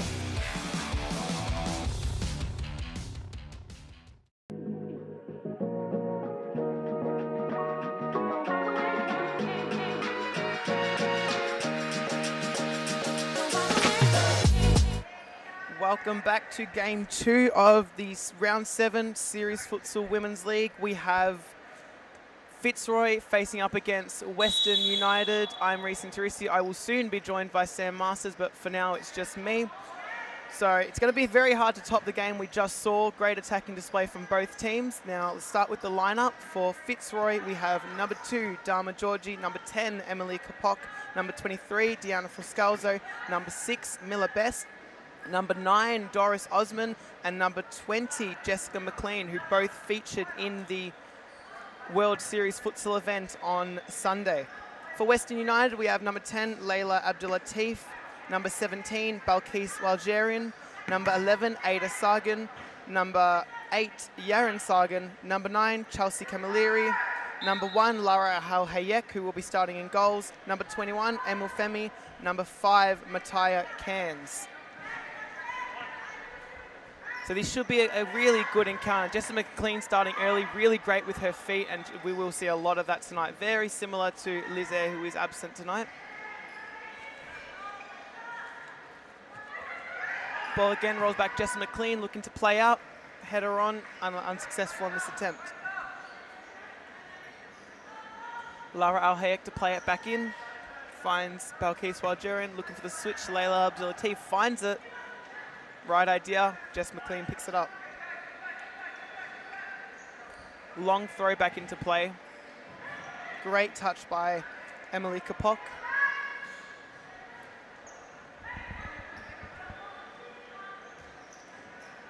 Layla Abdulatif goes to the long ball, unsuccessful. Danny Galluccio to bring it back into play. And I now do have my commentary partner, Sam Masters. Sam, how's your heart rate? Yes, it's great to be here with you, Reese. Sorry, just picking up the mic there. Obviously, we're in for a big clash here between Western United and Fitzroy. Western United on a bit of a good run here. And obviously, the likes of the champions, Fitzroy, they're going to be a tough opposition for them today. However, I don't see how they don't fancy themselves a chance of winning this game.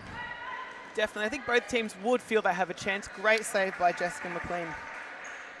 As I was saying, both teams feel they would have a chance in this game. It's just who's going to start, who's going to be more aggressive, who's going to chase those loose balls, who's going to win the 50-50s. That's what we'll find out.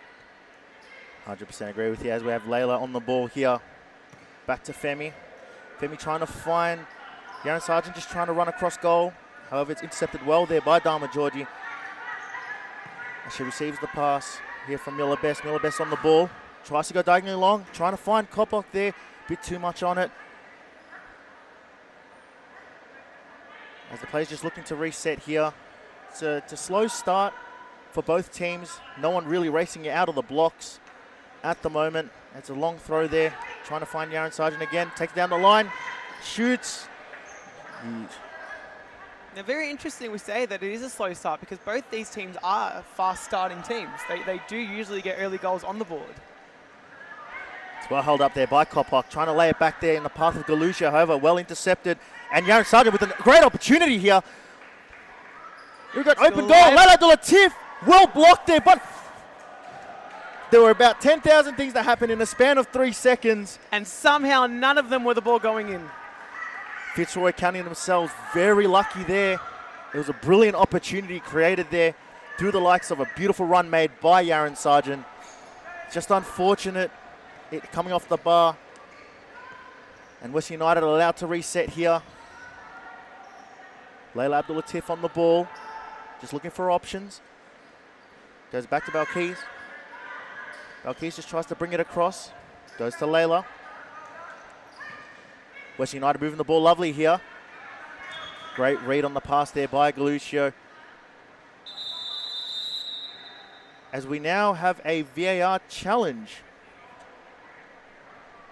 I would assume it is for Western United. I don't have the replay. I assume it's if that ball crossed the line or not. That's what it looks like to me. Sam and myself are in prime position. It definitely didn't. Unless there is something else that it could possibly be for. If you guys want to call an outright, do it now. Yep, ladies and gentlemen, you're joining us here from the Series Futsal Arena. We'll be right back after this quick break.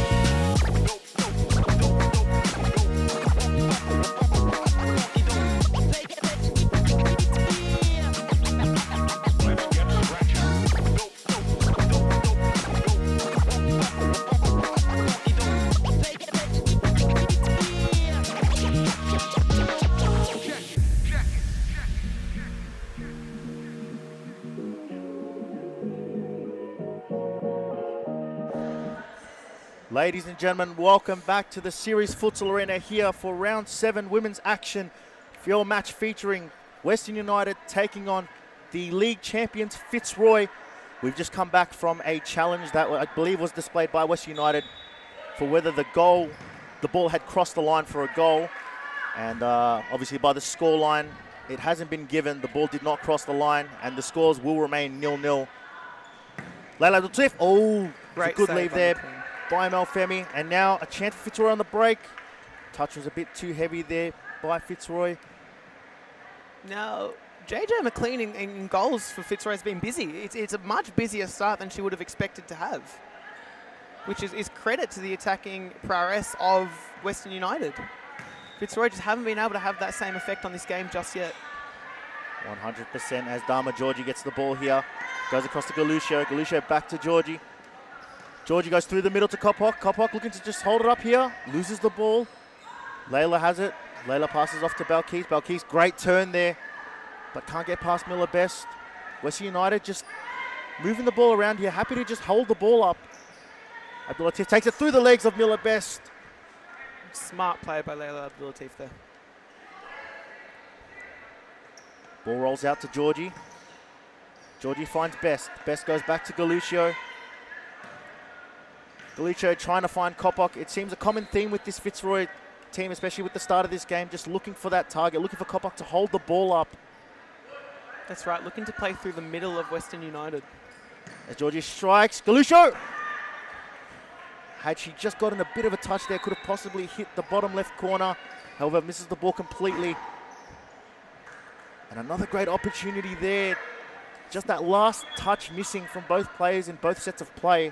Smart play by Galuccio there. Saw that Western United weren't set up quick enough, took that corner quickly. Unlucky that Kopok couldn't get on the end of it. As Western United get us restarted here. Again, both teams, just as mentioned before, just the tempo being a little slower than what we're used to. Obviously, both teams being very wary of each other's abilities. As she looks to go long here, finds Diana Friscalzo. Friscalzo looks to turn, gets fouled there, and the foul has been given on Diana Friscalzo. Surely, Reese, a free kick set piece here by the mastermind, Jimmy Sufis. This is prime position for Fitzroy, a free kick here.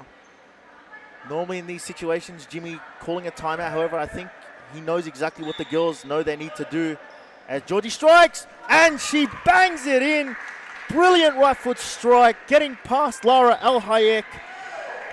Here we were thinking about all the possible tactics and movements. Sometimes simple is best. A clean strike from the right foot of Dama Georgie, past the wall, hitting nothing but net.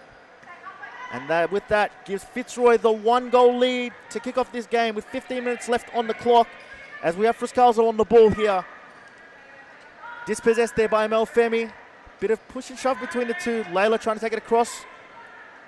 Now it's going to be very interesting for Western United. How are they going to respond? Are they going to keep playing that slow game that they played out of the gates, or are they going to look to up the tempo, get that goal back as soon as possible and put it back on even grounds? Miller Best trying to just shift it through there to find Diana Friscalzo. However, just goes past her. And Western United here with the ball, just allowed to restart. As Layla receives the pass from Lara. Looks to go across here to Balkis. Just a lot of movement here from Western United. Balkis goes back to Layla. Layla back to Balkis. Just trying to find any pockets of space. But Fitzroy holding their shape very strongly here. Obviously cutting out the middle. Not allowing those easy passes to get through. Incredible defensive structure from Fitzroy there. Did not give an inch of space away. Shot by Jess McLean. Unlucky not to go in. It was great. Directed towards that top right corner. Matthias Keynes has the ball here. Goes across. Garen Sargent just happy to just restart there. Now what's interesting about Fitzroy, since that 1-goal lead, now they've sat back. They've just blocked the middle. They haven't allowed West United to get through. They're comfortable with them on the ball, but they're not letting them break through. Matthias Keynes strikes! Great save, Jess McLean. Brilliant save there by Jess McLean. Matthias, a goal poacher for Western United. She's been in and amongst the goals for the last few games for them. A very good target player, very young. She'll be the one to step up to take the corner here. As Western United look to set here. Balkis with a strike. Oh, no! Chance goes begging.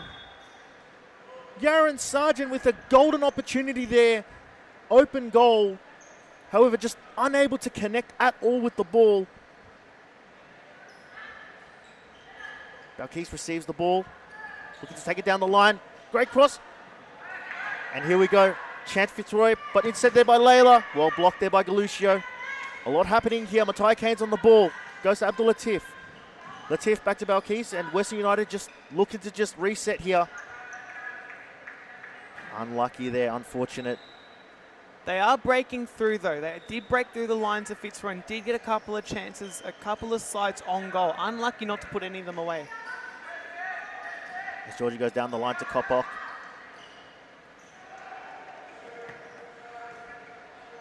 Good read there by Daniela Galuccio.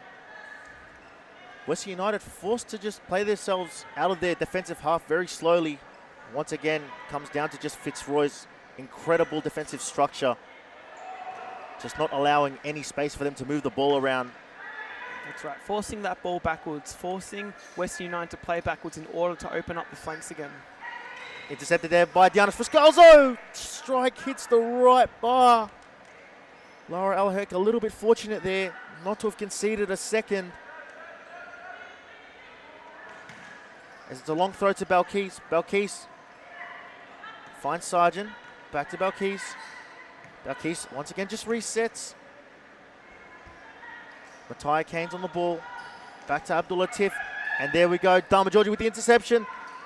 Great work there by Layla to stop a potential goal there. Kopok tries to header it. Unfortunate. Fitzroy's defensive structure. Once again, we've spoken about it before. However, they just, at times they'll sit back, but then they know exactly when to press, when to put Western United under pressure in their defensive half. That's right, and it's a big difference from when the scores were 0-0 to when it's 1-0. Now they know they're in control. They know that it's Western United that need to do the pressing, and they're allowing Western United to have to break that down. Balkis tries to take it past a couple of players here. Matthias Keynes on the ball. Goes across, intercepted there by Dama Georgie, the Fitzroy captain. To Galuccio. Galuccio to Friscalzo. Tries to take it towards the left side of Balkis. However, she's shown the byline. And it's a Western United ball here. Leila Abdulatif with the throw. It's well shepherded there by Daniela Galucio. It's a long throw. Trying to find the target of Kopok. Lays it back, however, intercepted by Matai Keynes. Matai Keynes, great turn there by Dharma Georgie. Takes it around 1, 2. Great composure there by Dharma Georgie. That's what you're going to get with the likes of the Fitzroy captain. That's why she holds the status that she has as being one of the best players in and amongst this league. Now keep an eye on JJ McLean with a rocket of a right foot. It's blocked by her own teammate Kopok. A bit of confusion there, lack of communication, however, they managed to get themselves out of it, and now it's an opportunity for Western United. Balkis Waljaran with a turn. Tries to go back. Great recovery there by Emily Kopok. And it'll be a side ball. The pace has definitely lifted within the last couple of minutes, wouldn't you say, Reese? That's right. Once Fitzroy got that first goal, Western United responded with a bit of urgency. Now, once the gates have been opened, it's about can they be quick enough to get that ball back, or are they going to let Fitzroy feel comfortable with a 1-goal lead? It's a great read there by Matai Keynes, trying to take on Galucio. Galucio, however, using her body well there. She gets the ball from McLean, and she's on the break. Blocked there by Sargent, and Fitzroy allowed to reset here. Looking for the 1-2 with Kopok. Gets it. How did that ball not find its way in the net? Western United getting a little bit fortunate here. You would think with the opportunities that Fitzroy's had, maybe count themselves lucky with only being 1-0 down. As McLean receives the ball, goes across to Dharma Georgie. Georgie looking for the toe poke there. McLean forced to recover. And now Galucio's on the ball. And the break is on now. Fitzroy quick enough to take it. Once again, just that final touch required. Just anything to get the ball on target, to test Lara Al Hayek. However, both teams have really struggled in that area in this game. As Kopok tries to take it through the legs of Amelfemi, but Amelfemi does well.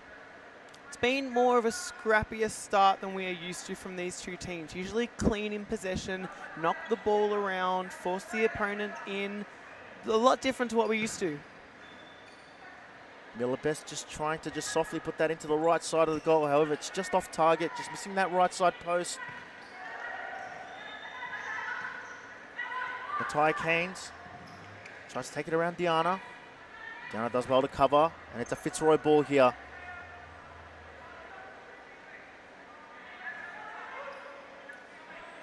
Dharma just passes it back to McLean. McLean looking to strike here. Brilliant strike! Forces a great save by Lara Al Hayek. McLean is capable of that, and Western United have got to be aware. They've got to close her down. They can't allow that sort of space because she will fire it on target. We have a timeout now, so we'll head to a break and we'll be back with you very shortly. Don't go anywhere, ladies and gentlemen.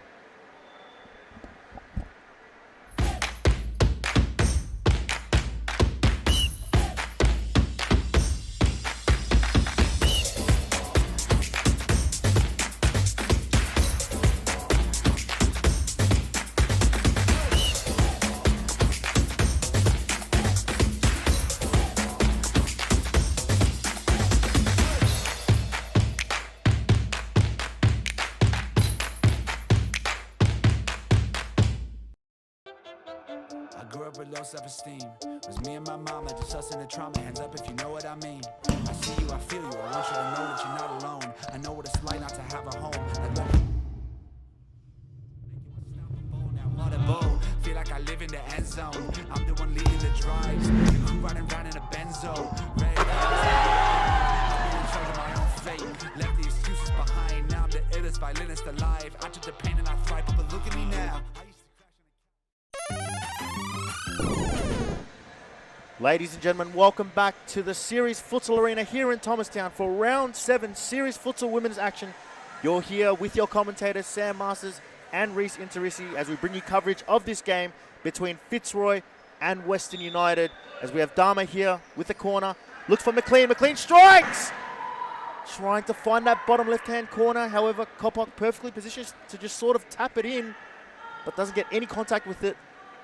And Balkis slight miscommunication on whether that was a shot or a pass from Jess McLean. I think McLean was going for the pass to the back post, and Kapak expected the shot, and it went right past the back post.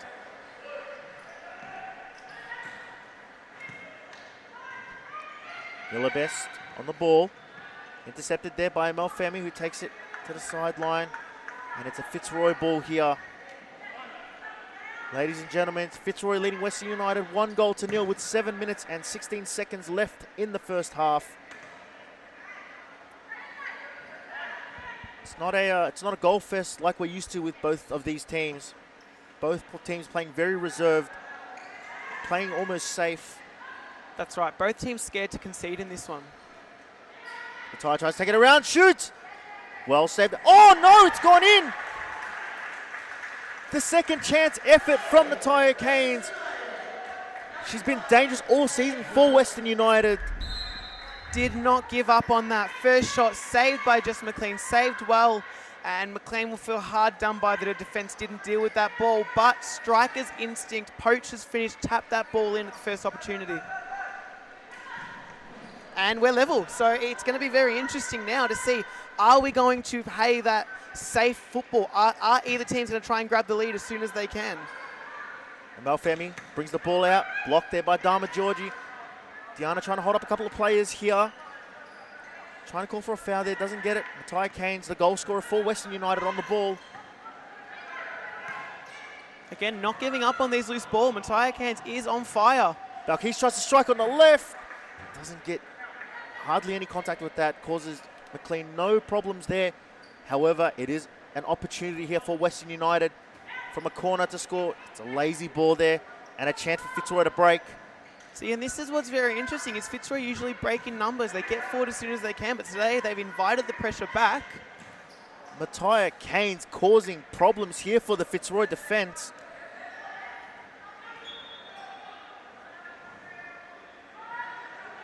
As a Fitzroy side ball's given, and Dharma Georgie steps up to take it. Goes to McLean. McLean just looks to long ball it here to Kopok. Kopok seeming to be the target here for Fitzroy players, looking to probably just hold it up, wait for someone to run off first so she can either lay it off or turn and shoot. She receives the ball once again here. Miller Best, Dharma Georgie. Georgie toe pokes it, had no other option.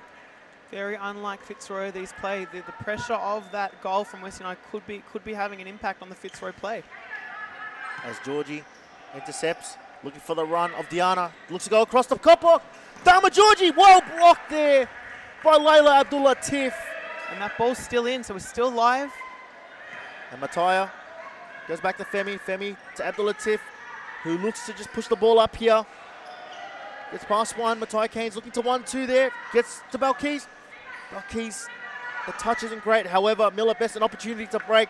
But great covering run there by Matai Keynes. Wasn't that an inspiring piece of defending? With the goalkeeper out due to the save prior, Balkis has put herself on the line in the way of that shot. That's as good as a goal at the other end. Fuscalzo covered there by Balkis. McLean just looks to clear it out.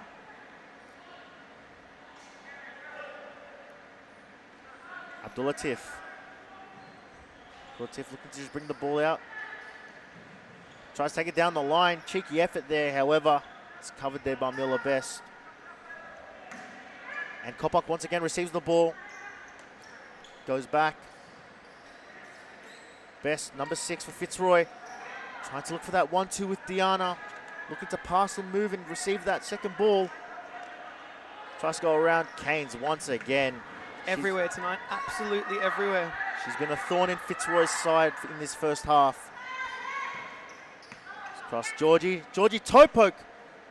Trying to find any means to try to get past Lara Al-Hayek. However, it's going to take a special effort to get past the keeper of her stature. But that's better from Fitzroy. Moving the ball from flank to flank, opening up the defence of Western United, allowing that channel for a shot. Fitzroy enjoying majority of the possession here within the last 3 minutes of the game. As Layla just happy to just run that ball out. Resets back to El Hayek. Ahayek has no options, decides to go to Belkis. Belkis back to Femi. Femi through ball to Belkis, one-on-one! Belkis taking too much time there. Should have taken a shot. What another golden opportunity goes begging for Western United.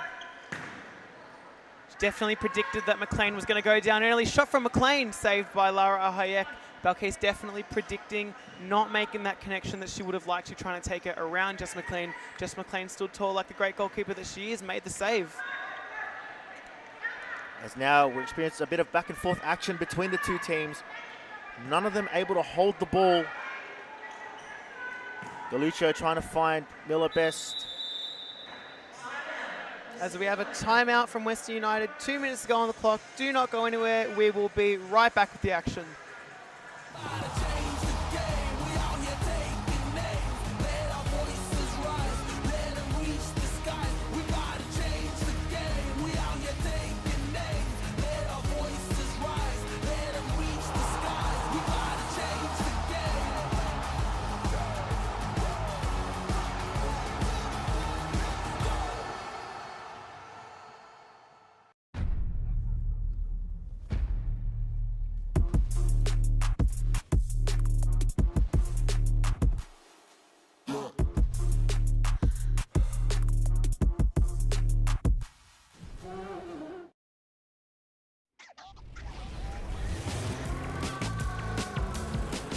Gotta see this.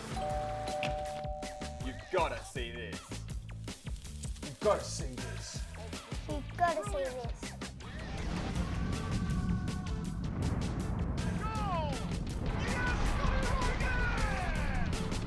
It does not get better than this. World Series Futsal. You've got to see this. Call him the Lionel Messi of futsal. Brilliant! Absolutely brilliant! Oh, what a goal! Yes, Scotty Rogan! It does not.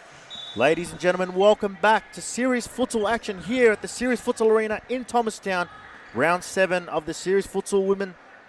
We bring you coverage here of the game between Western United and Fitzroy. You're joined by myself, Sam Masters, and Reese Interissi in the commentary box. So 2 minutes left in this half time. It's going to be really interesting to see if any team can take the lead, because that will definitely change the halftime talks of both coaches. 100%. As Diana tries to take it across, Sargent calls for a foul there. However, it's not given by the referees. And Abdul Latif receives the ball. Rajan takes it around Miller Best. Well done there. Strikes! Calmly saved there by McLean. Safe hands. As she looks to break with Friscalzo, however, happy to go back. Friscalzo takes it down the line. Trying to find the inside. Intercepted there by Abdul Latif. Definitely seeing a lot more end-to-end, a lot more attacking. We're opening up the game and getting chances on both ends. Different bit of display here from both sides. We're in the first 10-15 minutes of the game. Both sides just happy to let the other team play with the ball. However, the pace has rapidly upgraded here. That's right, both teams looking for the error from the opposition that they can capitalize on. It's a very passive game from both teams.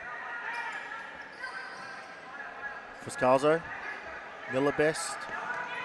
Miller Best, Belkis covering her well there. Forced to go back. McLean just clears it out, but finds Galuccio. Unsure if she meant that on purpose. However, Galuccio in a fantastic position. Goes back to McLean. Strike! Oh, as it's blocked there by the head of Matthias Keynes. It's a thunderous strike.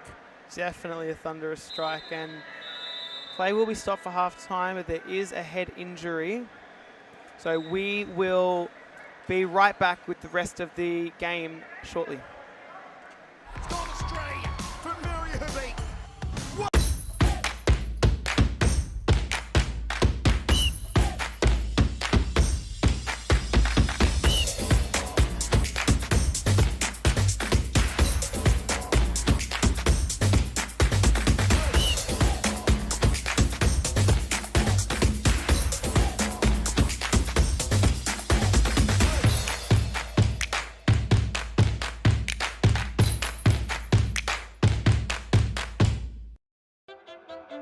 grew up with low self-esteem. It was me and my mama, just us in the trauma. Hands up if you know what I mean. I see you, I feel you. I want you to know that you're not alone. I know what it's like not to have a home.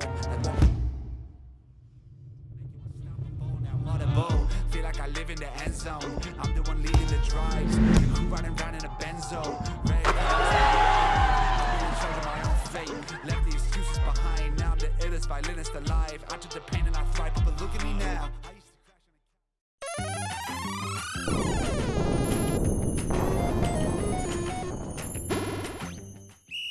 Another famous win. Will it be over here? Oh, here we go. Last one of the bunch. Heartbreaker, heartbreaker, heartbreaker. Oh! That is sensational! Unbelievable scenes. Ridiculous. The stadium has come alive. Vital got a headache take over. There's 1.5 seconds to go. It's broken loose, Grant. Oh, no! Oh, that would have been That's amazing. it. We are going to penalties. Thomas Love Griggage. We about to change the game. We out here taking names. Let our voices rise. Let them reach the skies. We about to change the game. We out here taking names. Let our voices rise. Let them reach the skies. We about to change the game.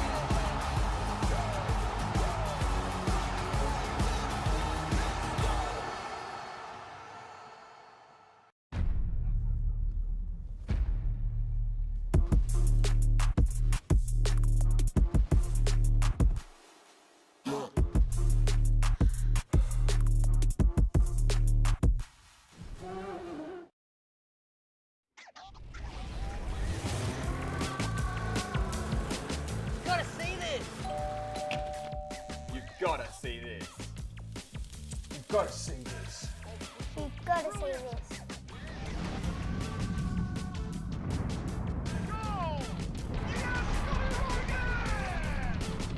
It does not get better than this. World Series Futsal. You've got to see this. Call him the Lionel Messi of futsal. Brilliant. Absolutely brilliant. Oh, what a goal. Welcome back to round 7 of Series Futsal Women's League. We have Fitzroy currently tied 1-1 with Western United in what's been a rather slow game, but we did see the chances pick up towards the end of that first half. I'm Reece Intrusi here with Sam Masters. Sam, what are your thoughts on that first half? There's obviously a bit of stop-start in the first part of that first half. Obviously, both teams just allowing each other to sort of play around with the ball. However, as the game obviously carried on, the pace of the game definitely started to lift as we have Friscalzo on the ball here, looking to go across to Emily Kopok, and it's a very early chance given and taken by Fitzroy's number 10, Emily Kopok. What a fantastic run there by Friscalzo. Take us through that goal. Yeah, fantastic run by Friscalzo. She knew where the space was. She took the space, relentless with the ball to the back post, knew her teammate was going to be there, had full trust in Emily Kopok, and Emily Kopok did her job. In saying that, Reece, obviously going into the half-time with both teams at 1-1, what do you think the talks would have been coming in from both camps? Look, it definitely would have been very similar. It would have been just keep control of the ball, right? Defending off the ball is important, but defending on the ball is just as important. How can we keep possession? How can we keep the ball? Now, a team like Fitzroy would be a lot more confident if they did concede, whereas Western United would be a bit more scared to concede. Now we've seen that situation, we're going to see what the response is. As Friscalzo runs in. Tries to toe poke it there, however, goes to the right side. And with that goal from Emily Kopok, it brings her to 5 goals for the season in 2 games. Her 4 goals probably coming in that first game they played against Eastern 1-0. It's a great way to return, giving Fitzroy that second goal lead that they needed, a bit of breathing space for them. Now we're seeing some minor cracks in the Western United composure. So this is where, when they conceded in the first half, they were still able to move the ball around. Now they're making a few errors. It's getting a little too close for comfort for Lara Alhaya. Can they restructure, get back into the shape that was working for them? Clean. 1-2 with Dharma Georgie. Great pressure there put on by Sargent from Western United as they end up getting the turnover there. She looks to just flick it over, trying to find her sister there, number 8. As Georgie gets the ball, goes back to Galuccio. Galuccio going across to Friscalzo. Friscalzo back again. Just looking to spread the court here. Tries to go long. Safely palmed away there by Lara Al-Hayek. Bit of a worrying moment there for the Western United defence. They're just not in the shape that they were. They haven't been able to restructure. There's a corner taken by Georgie. Well read by Layla Abdulatif. And it's a side ball. Diana just looking to run onto it. Looking to cut it on the inside. However, there's no one there. Allowing Western United the ball here. An attacking chance. Speaking of Western United, a notable out that we have here is their top goal scorer, Amanda Uraha. Correct. So no Amanda for this game. They seem to be able to move the ball well without her. They're seeming to be able to maintain what she does bring to the team. So it's not affected them in a way that you would initially think. However, we are missing that left foot. You know she can score from anywhere. You know she can create from anywhere. And maybe that spark in attack is what West United are currently missing. And Kopok here, a great opportunity for Friscalzo to put it away. Hits the bar. Once again, West United just caught out on that counter-attack. It was through a great read by Galuccio, reading that cutback into the middle, which allowed the Fitzroy players to just push forward, which created that 2-on-1 situation. And just unfortunate that Friscalzo effort just hitting that right bar. Lara Al-Hayek once again being saved by the bar. Now, we are also yet to see Mattia Kearns return to the pitch after that head injury at the end of the first half. We may not see her for the rest of the game, which could be detrimental to West United. She was a big part of that first half. Definitely a player that Fitzroy had trouble with in the first half, causing a lot of problems up front, being able to just hold that ball up as Kopok takes it around Balkis, tries to strike. Great cover there by Lara Al-Hayek. Good save. As Fitzroy controlling a lot of the ball here early in the second half. Once again, going back to McLean. McLean goes to Georgie. Georgie looking for that 1-2. Galuccio turns and shoots. Friscalzo on the ball. Trying to thread that pass through to Dharma Georgie. Fitzroy obviously with a new keeper in goals with the likes of McLean. However, McLean very similar play style to Elizabeth Iyer, something they're very comfortable with in terms of just letting her have the ball, trying to pass to her as many times and just allowing her to shoot from distance. That's right. They have that outlet when they need it, going back to the keeper to reset, and they also have a goalkeeper that is dangerous from a shot. So it's the same situation that that opposition teams face when Liz Eyre is in goals, and it's, are we going to press the keeper and leave another Fitzroy player free, or are we going to allow that shot and hope for the best for our goalkeeper? West United ball here. Femi. Just haven't been able to get going, Western United, have they? They're struggling a little bit here. As Doris Osman makes an appearance for Fitzroy. Obviously coming off the back of a great win from World Series, playing for Team Europe, along the likes of Daniela Galuccio and Diana Friscalzo, two of her teammates. Sargent does well to get past. Doris Osman reads it well, then intercepts the ball. Finds Kopok trying to get that 1-2 going. However, just unable to connect with that pass. Friscalzo, a great chance here. Western United under a lot of pressure here in their defensive bubble. As Fitzroy just reset. Trying to find that through ball to the target of Emily Kopok. Now, as on the back foot as Western United have been for this first half, it is only one goal. So as long as they can regroup, get their heads back into it, start linking up passes again, the opportunity is there for the comeback. They just need to stay defensively aware. Lara's distribution is intercepted there. Friscalzo to Osman. Osman takes it around Sargent. Great ball there. Friscalzo with a chance, an opportunity. Strikes it. Trying to look for that back post. Fitzroy really dangerous in that area. And this is a chance for Western United. She can get a touch here. She goes across. Good cover there by Daniela Galuccio, the always ever so reliable player, and the experience of her to just know where to be. Layla swinging and missing there, and it's an opportunity for Fitzroy. It looks like they're 3-on-1 here. It's 2-on-1. They've scuffed a golden opportunity there. I would dare say diamond opportunity there. The Western United defence were unable to track, and Fitzroy should have taken advantage of that, and it should be 3-1. It's almost as if they almost accepted that it was going to be a goal there. That's one right. covering back whatsoever. It's a very different Western United to what we saw in the first half. Doris Osman finds Best. Best takes it through the legs of Femi. However, just a touch too far. And Lara El Hayek. Good to see Mattia Cairns back on the pitch. Maybe this is the spark of energy that Western United need. Already showing her presence, just chasing after those balls. Strike there. Didn't get the connection required. However, Osman with a chance here. Fitzroy to break. Pass just trailing Miller Best.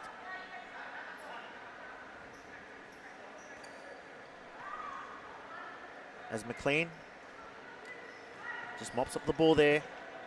Femi intercepts the pass. Diana just trying to physically get it off her. However, it's done there. Oh, Miller Best. Another opportunity gone begging. Western United can count their blessings here because this game could have gotten away from them very early in this second half. Ty Keynes does well to hold the ball up there. Layla Abdul-Latif to Femi. Femi loses the ball. And Fitzroy once again, well read there by Sargent. Sargent finds Keynes. Keynes one-on-one! Goes through, however. Once again, as we mentioned, Mattia Keynes coming onto the pitch. Obviously providing the difference, the bit of energy that they've lacked so far in the second half. That's right, and bringing creativity in the attacking half. Having an option there to run onto those loose balls for Western United to be able to play out from the back. It's a long throw option here. Once again, trying to look for the target of Mattia Keynes. Miller Best intercepts, looks to go back. Dharma Georgie. Georgie goes across to Osman. Osman just holding the ball here. Plays it back across the flank. Georgie looking for Best. Gets her. Best does well. However, Balkis retrieves the ball there. Sargent to Femi. Femi, and here Fitzroy are just pressing him now. Not giving her any time to get rid of the ball. No sense of support there from the Western United players.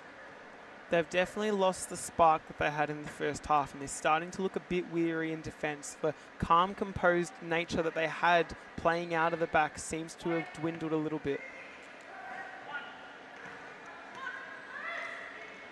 Osman goes across to Georgie.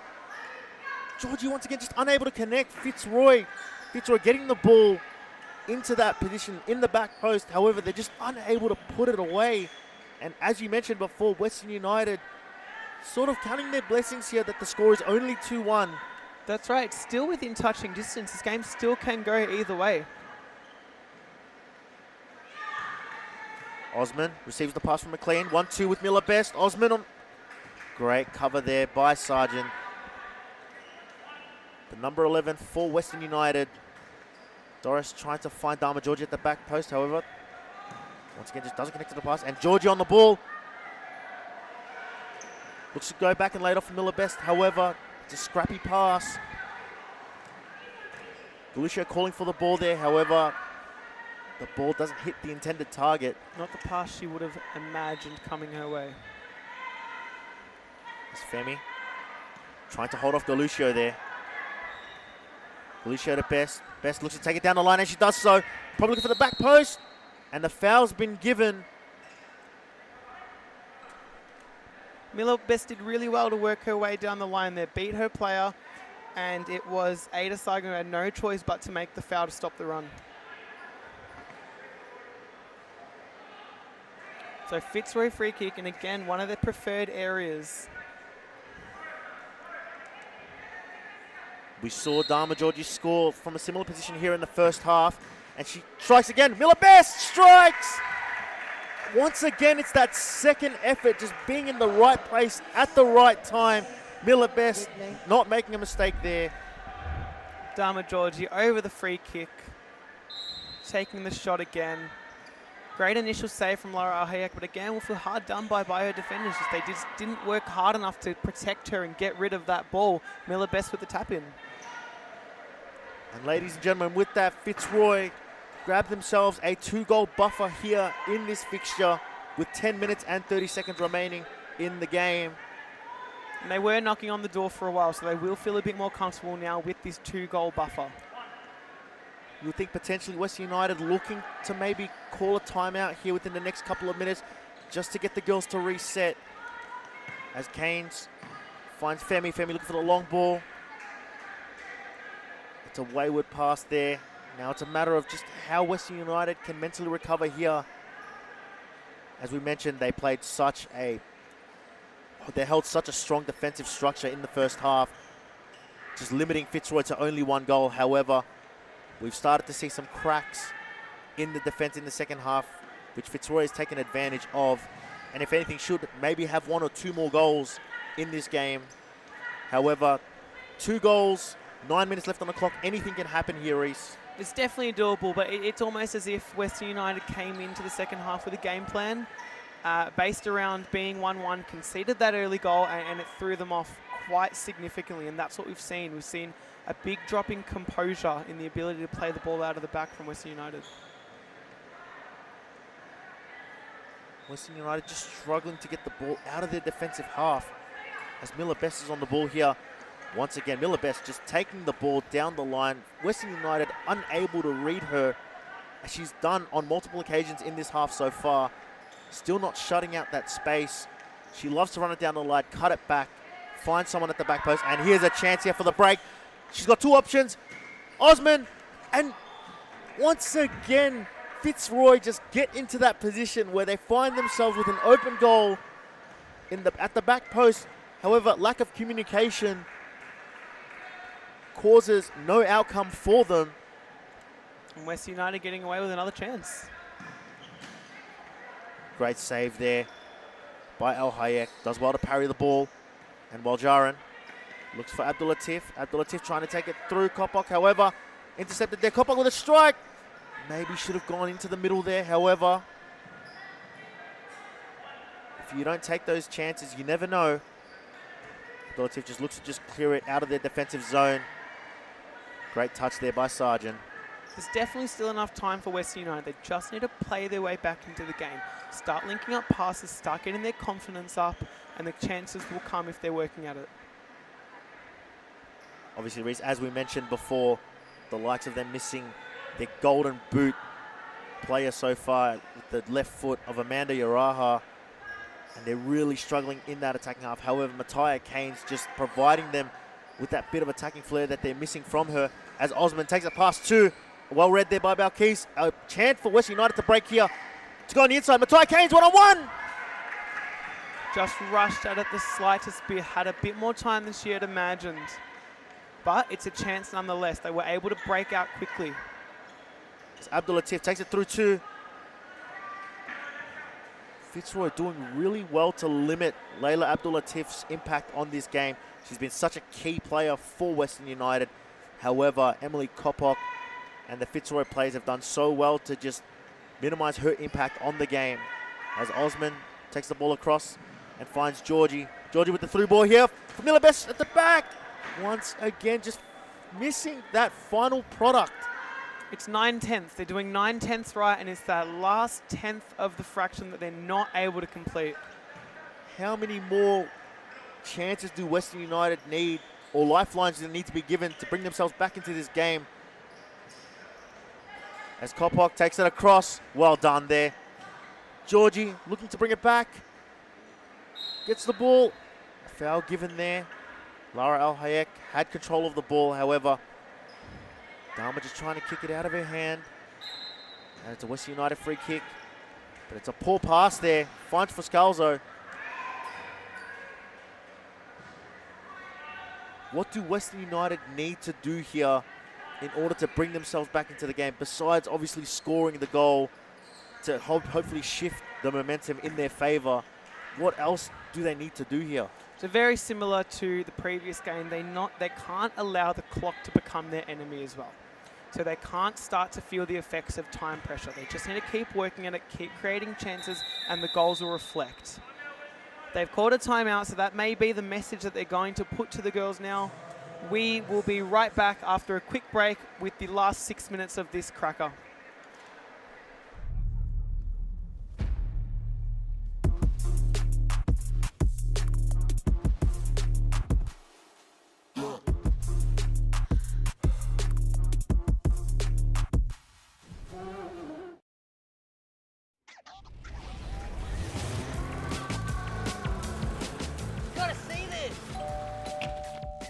Gotta see this.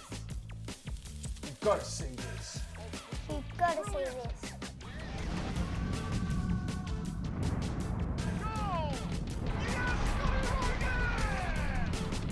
It does not get better than this. World Series Futsal. You've got to see this. Call him the Lionel Messi of futsal. Brilliant! Absolutely brilliant! Oh, what a goal! Yes, Scotty Rogan! It does not get better than this. He just channeled his inner Ronaldinho. 10! Wonderful! Absolutely wonderful! This is a highlight. Ladies and gentlemen, welcome back to Series Futsal action here at the Series Futsal Arena in Thomastown for round 7 of Series Futsal Women's. Presenting your clash between Fitzroy and Western United. We bring you commentary here with myself, Sam Masters, and Reese Interissi. We've just come out of a Western United timeout. Reese, what do you think the message was going into that? The message would have been similar to what we spoke about. Don't let the time become your enemy. Keep working at it, keep linking up your passes, keep playing balls up to the forward and break in numbers. Now you've got to gamble. You've got to take your chances on the counter-attack, even if it means risking going back the other end and conceding. Now's the time to take that gamble. As Friscalzo's pass there finds Dharma Georgie. Dharma Georgie back to Osman. Osman takes it around Femi. Great chance here. Good coverage there by Matthias Keynes, a name that we've constantly mentioned throughout this whole game, just giving Western United that bit of energy that they need to get themselves back into this game because they've been a little bit lackluster within the last 3 or 4 minutes of this half. That's right, and that would be the message for Fitzroy is don't let them find that energy. Don't let them find that spark. Keep shutting them out through the middle. Keep forcing their balls to be through balls that you're easily able to intercept. Layla trying to get a cheeky one through there. Friscalzo goes back to Osman. Osman plays across to Georgie. Georgie puts it through for Kopok. Kopok. It's an unfavourable touch there. However, they're not stressed out. They've got a 2-goal buffer here. They don't really need to press for anything. Just happy to just run the clock down. As Western United, Mel Femi trying to look for Matthias Keynes once again. And she's just been shut down by the Fitzroy defence. Had time there, just decided to just boot it out anyways. And Georgie finds Kopok, tries to lay it back. Balkis with a chance to break here. Leila Abdulatif tries to 1-2. Fitzroy just able to just mobilise in numbers there in their defence.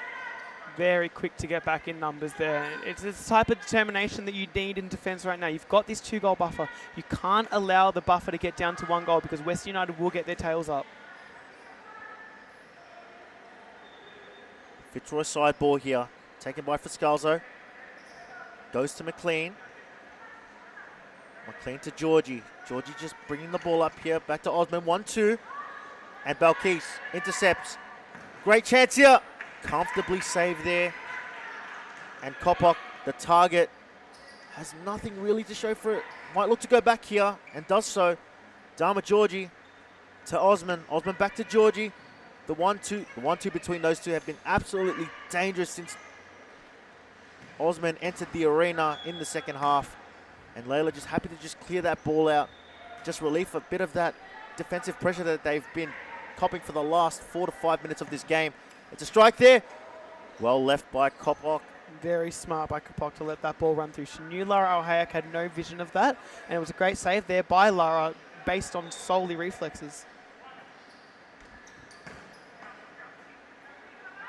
Al Hayek just calling a play to just go forward here. They have to push for pace here. They have to score the next goal. That's right. They've got to gamble. They've got to take these chances now.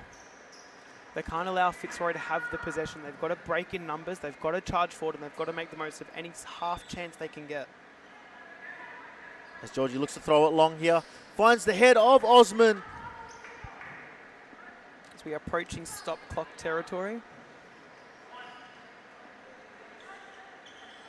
It's a long throw, trying to find Abdul Latif. Abdul Latif strikes! And there we go. That's the goal we were looking for. And that's the goal Western United wanted. That puts them 3-2. Long ball from Lara Al Hayek.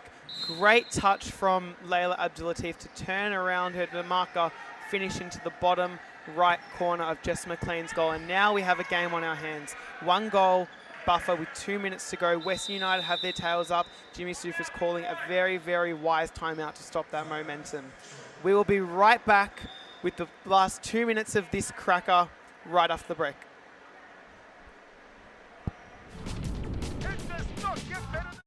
World Series Futsal. You've got to see this. Call him the Lionel Messi of futsal. Brilliant! Absolutely brilliant! Oh, what a goal! Yes, Scotty Rogan! It does not get better than this. He just channeled his inner Ronaldinho. It's in! Wonderful! Absolutely wonderful! This is a highlight reel goal. This is futsal at its finest. This is World Series Futsal.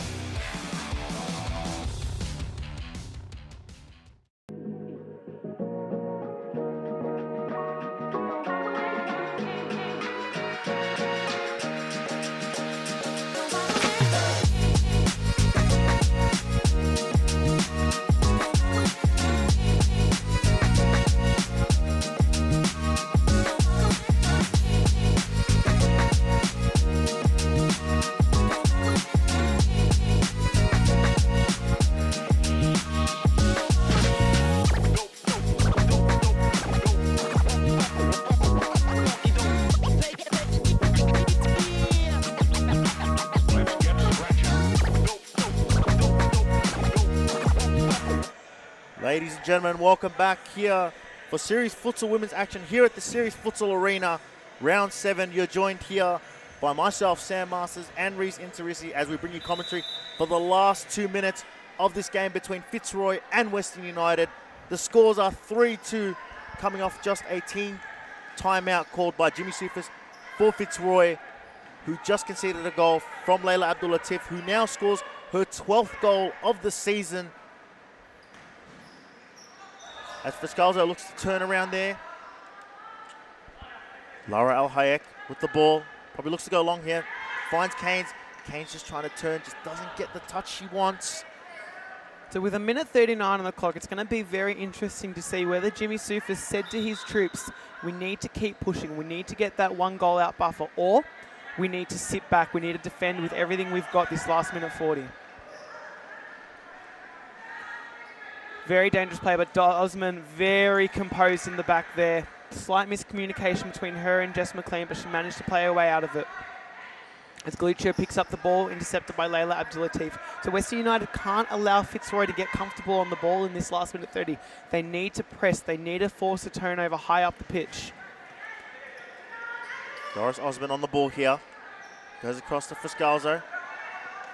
Fiscalzo tries to turn away. Western United putting a bit more juice into their defensive effort in the Fitzroy half. They have to start pressing players here. They have to force turnovers. Force the Fitzroy players to be uncomfortable on the ball. That's right, they can't allow an easy minute for Fitzroy here.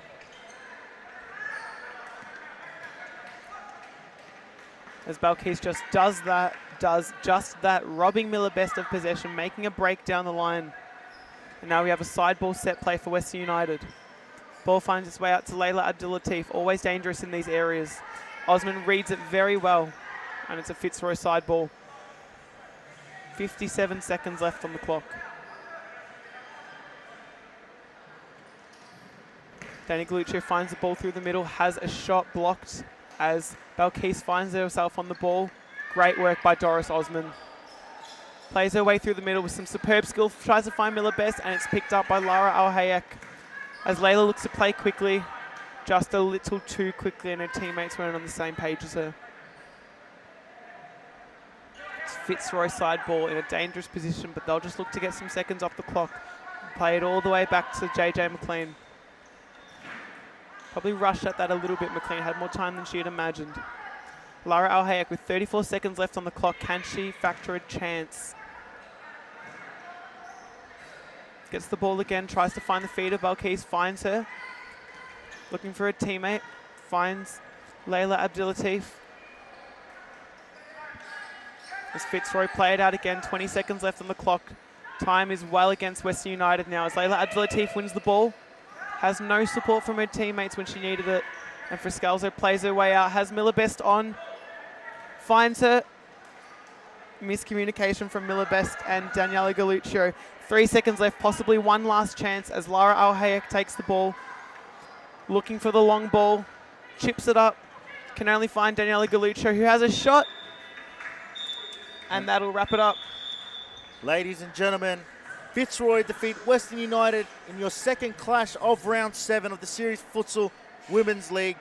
Fitzroy win 3 goals, 2-2. We'll be right back with you with a player interview right after this break. Call him the Lionel Messi of futsal. Brilliant! Absolutely brilliant! Oh, what a goal! Yes, Scotty Rogan! It does not get better than this. He just channeled his inner Ronaldinho. It's in! Wonderful! Absolutely wonderful! This is a highlight reel goal. This is futsal at its finest. This is World Series Futsal.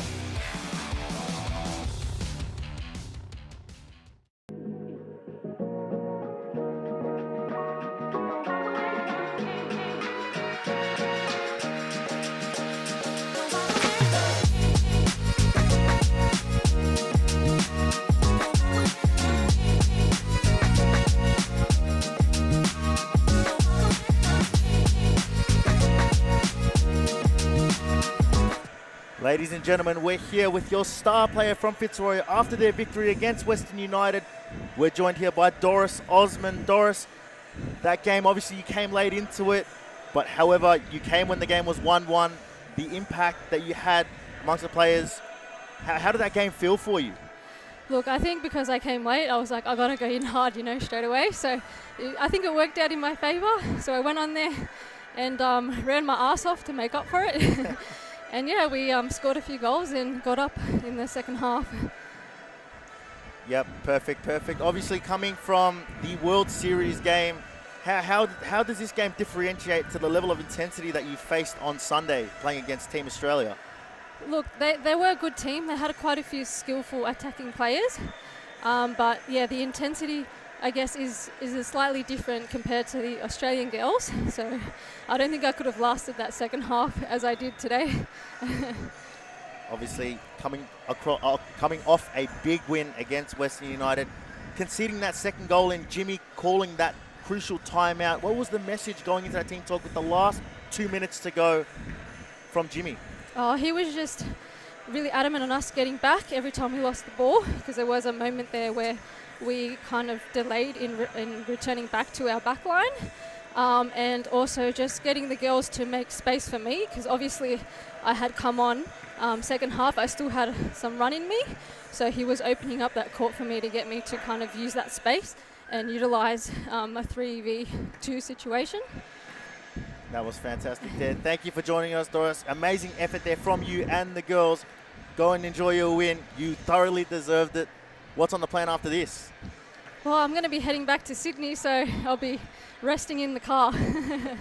Well, good luck to that. Thank you for joining us once again, and go ahead and enjoy your victory. Ladies and gentlemen, Doris Osman joining us from the Fitzroy camp. Thank you for watching that game with us, and we'll look forward to seeing you for the next match. Thank you. Leading the drives, the crew riding round in a Benzo. My own fate, left the excuses behind. Now I'm the illest violinist alive. I took the pain and I thrive, but look at me now. I used to crash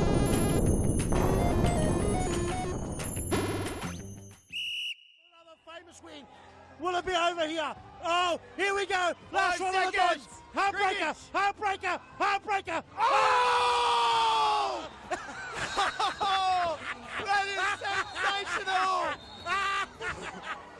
Unbelievable scenes. Ridiculous. The stadium has come alive. Final got a headache take over. There's 1.5 seconds to And go.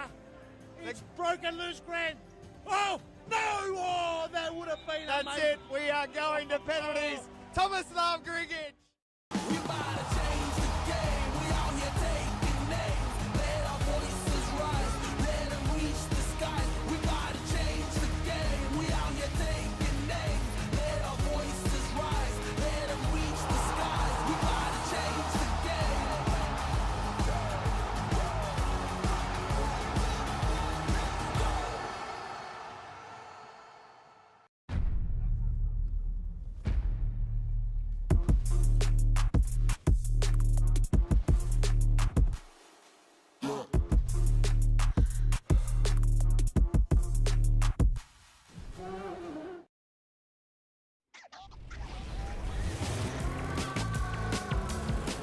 Gotta see this. You've got to see this. You've got to see this. You've got to see this.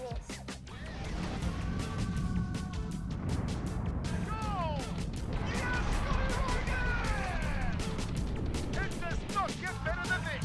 World Series Futsal. You've got to see this. Call him the Lionel Messi of futsal. Brilliant! Absolutely brilliant! Oh, what a goal! Yes, Scotty Rogan! It does not get better than this. He just channeled his inner Ronaldinho. It's in! Wonderful! Absolutely wonderful! This is a highlight reel goal. This is futsal at its finest. This is World Series Futsal.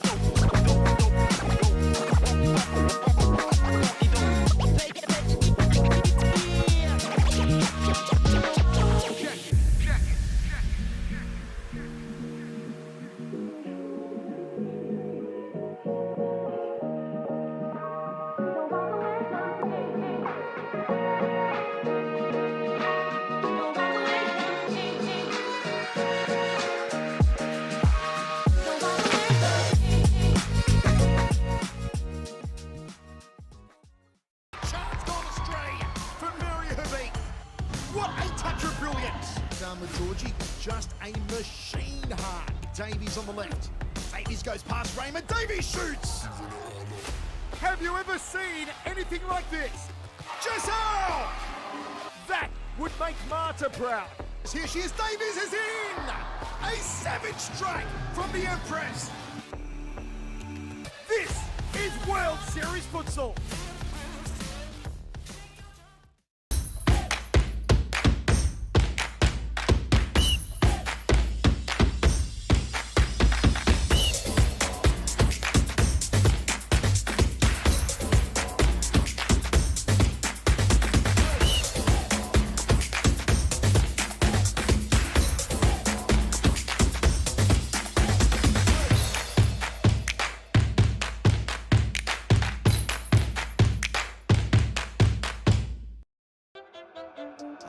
Low self-esteem. It was me and my mama, just us in the trauma. Hands up if you know what I mean. I see you, I feel you. I want you to know that you're not alone. I know what it's like not to have a home. Feel like I live in the end zone. I'm the one leading the drives. The crew riding around in a Benzo. Red, I'm in charge of my own fate. Left the excuses behind, now I'm the illest violinist alive. I took the pain and I thrive, but look at me now.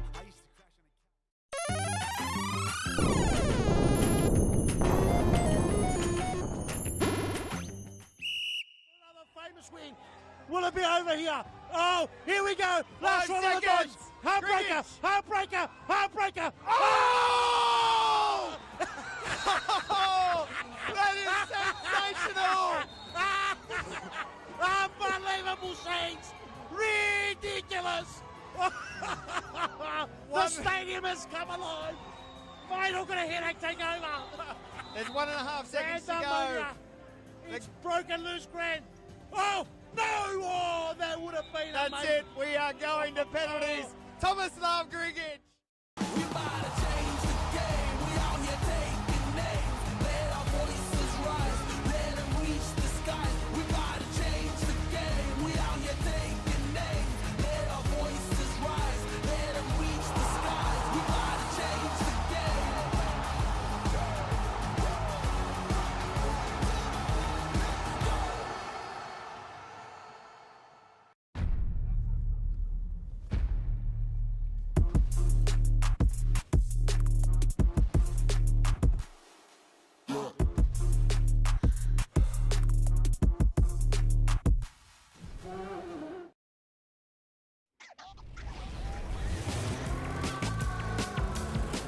Gotta see this. You've got to see this. You've got to see this. You've got to see this.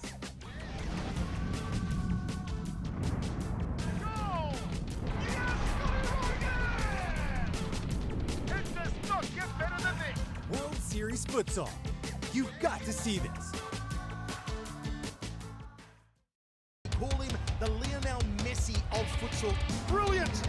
Absolutely brilliant! Oh, what a goal! Yes, Scotty Rogan! It does not get better than this. He just channeled his inner Ronaldinho. It's in! Wonderful! Absolutely wonderful! This is a highlight reel goal. This is futsal at its finest. This is World Series Futsal.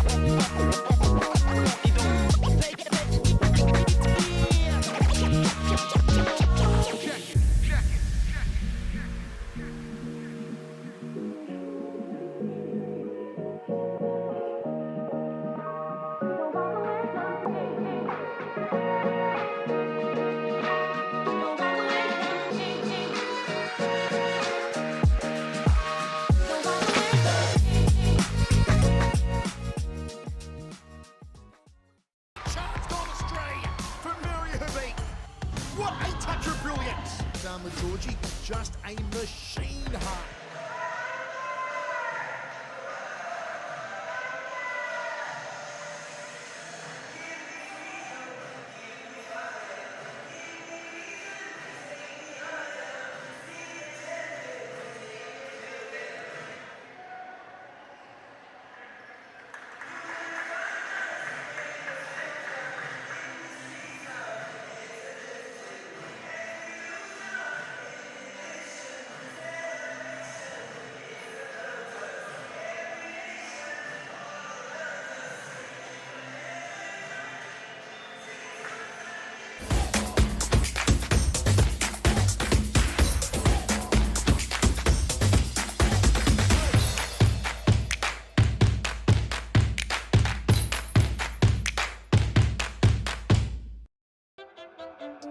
up with low self-esteem. Was me and my mama, just us in the trauma. Hands up if you know what I mean. I see you, I feel you. I want you to know that you're not alone. I know what it's like not to have a home. Feel like I live in the end zone. I'm the one leading the drives. The crew riding round in a Benzo. Red I'm in charge of my own fate. Left the excuses behind. Now I'm the illest violinist alive. I took the pain and I thrive. But look at me now.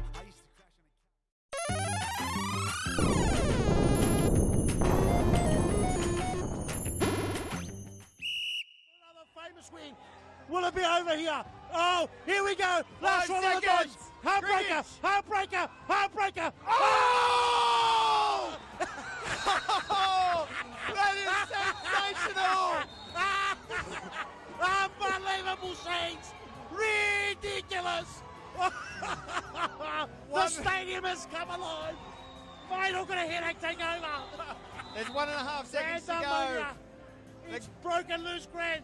Oh, no! Oh, that would have been That's amazing. it. We are going to penalties. Thomas Love Griggage. We about to change the game. We out here taking names. Let our voices rise. Let them reach the skies. We about to change the game. We out here taking names. Let our voices rise. Let them reach the skies. We about to change the game.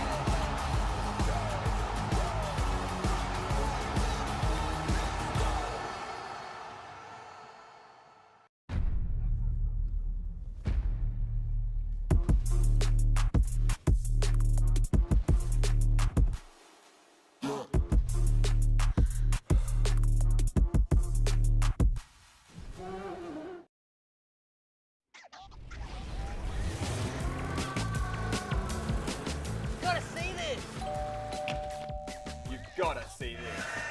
And ladies and gentlemen, welcome to the third game of the evening. And this time, it's the main event between Preston taking on Melbourne Evolution. And just quickly to bring you the team sheet lineup, we've got number 7, Mary Ibik of Melbourne Evolution. Number 10, Rebecca Davies. Number 11, Danielle Bradley. Number 5, Sophie Williams. Number 9, Nikki Galanos. Number 15, Megan Grove. Number 22, Christian Molloy. And for your team sheet for Preston, we've got number 1, all new team, Maya Bailey. Number 25 on the bench, Aisha Adik. Number 6, Kali Spiritis. Number 8, Eva Eliadis. Number 10, I think it's changing now. Number 7, Stephanie Galia. Number 11, Asuka Miyata.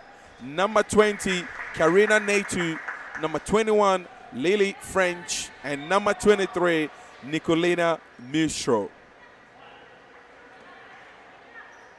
This is a game that everyone has been looking forward to, as we see whether all new face Preston will be able to take on Evolution side that are yet to lose a game for this season. It is going to be a game of strike here by Rebecca Davies, the captain of Evolution. This is a game possible that could go any ways. It is Preston that is looking dangerous at the moment. A strike here by number 21, Lily French. Ball back in play here for Evolution with Rebecca Davies. Trying to look for Megan Grove, but couldn't find anyone. Steph Gallia, number 7, Fitzroy.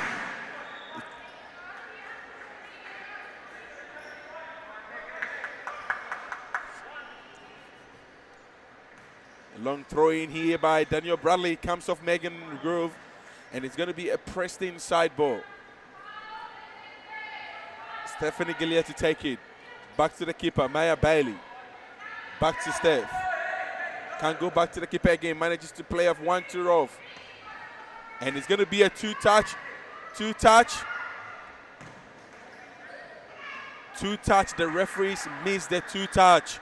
Side ball came from the two-touch.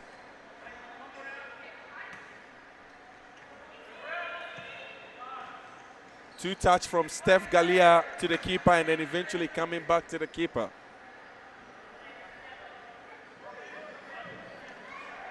Rebecca Davis. Oh, it's an own goal here by number 7, Stephanie Galia. A dangerous blow. Replay. Let's look at the replay here. It was Rebecca Davis, number 10, that struck the ball.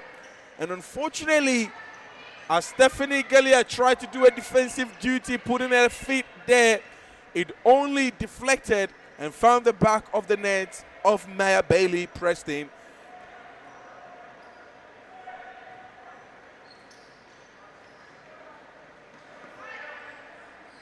(1-0) Melbourne Evolution. Rebecca Davis here once again with the ball.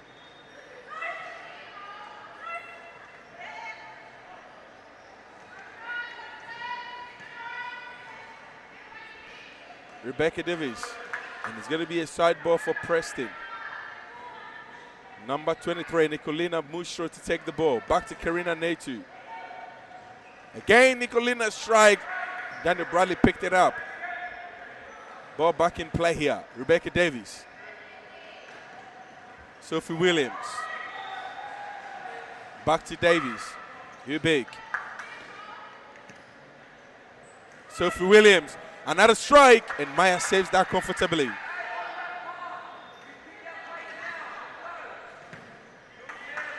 Ball back with Maya. A long pass, only found the feet of Rebecca Davis.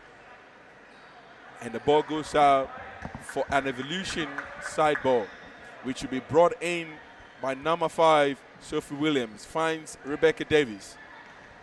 Trying to look for Mary Big, couldn't find him. Karina Netu strike. And I'm finally joined here by none other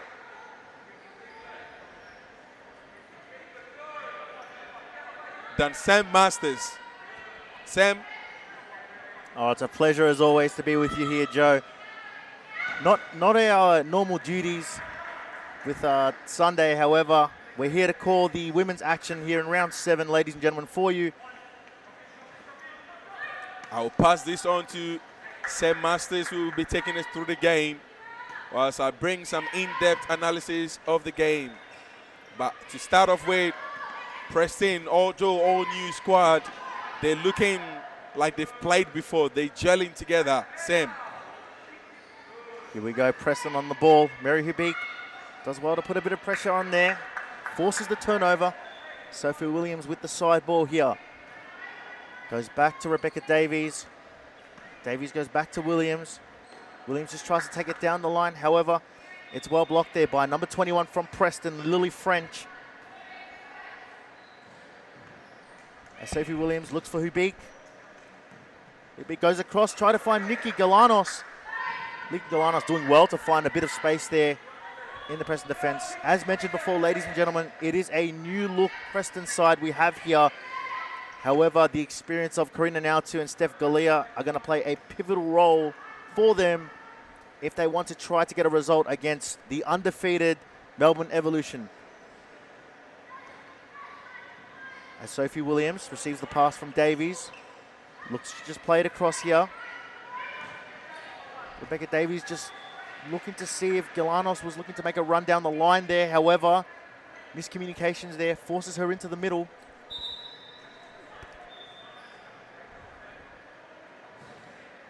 As the refs call for the ball back here for the new goalkeeper for Preston, number 1, Mia Bailey. French. Now to Mustro. Mustro back to Nautu. Oh, doesn't go back. Does so then. Nautu looking to just take it here. Back to Mustro. Mustro and Nautu just playing the ball with each other in the defensive half here, allowing Melbourne Evolution to just advance. Evolution looking much more composed for the first opening 7 minutes of the game. However, I'm very, very impressed by Preston's display. The new team, I haven't seen 99% of the girls here, but they're already playing as though they've been playing here before with each other. And they're looking very, very good so far. So Evolution should certainly not be more relaxed. A long throw here by Daniel Bradley only gives Preston a side ball. Galea takes the side ball, goes to French. French pass is blocked there by Hubig. Galanos with a strike, trying to go for that bottom right corner. French unable to get it under control, however, does so now. And now Galea gives it back to French. French to Steph Galea. Galea just trying to find Karina Autu in the middle. Sophie Williams does brilliantly there to take it past. The first touch pass there by Nikki Galanos, just stretched out further than Hubig could reach. And Mia Bailey just allowing Preston to just reset from the backhand. It's a poor pass there, Hubig. Preston under all sorts in their defensive half, struggling to get the ball out here. As Moostro's pass is again intercepted by Rebecca Davies. Tackled there by Naughty. Naughty with the ball on the inside. French tries to turn and shoot, however, well intercepted there by Davies. And a foul is given. A foul given by Moostro on Rebecca Davies. Now the last 30 seconds has really been quite intense as the ball keeps going from one end of the goal to another end of the goal. Unfortunately, there hasn't been a goal in that 30 seconds period of play, but all signs are looking very promising for Preston, and I have no doubt whatsoever that by the end of this half, there will be certainly another goal. Now the question is, who is this goal going for? We are yet to find out as Mary Big tries to score a goal. Unfortunately, the ball comes back to the goalkeeper, Mia Bailey. Now to just allowed a bit of space in the middle, looking for that first touch pass to find. Falls into the path of number 6, Carly Spiritus for Preston. And we have a timeout called here by Melbourne Evolution. Ladies and gentlemen, please join us after this break.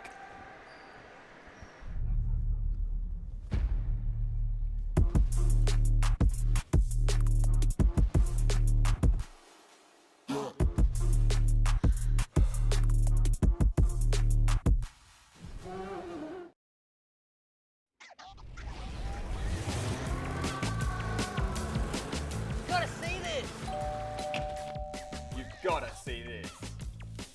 You've got to see this. You've got to see this.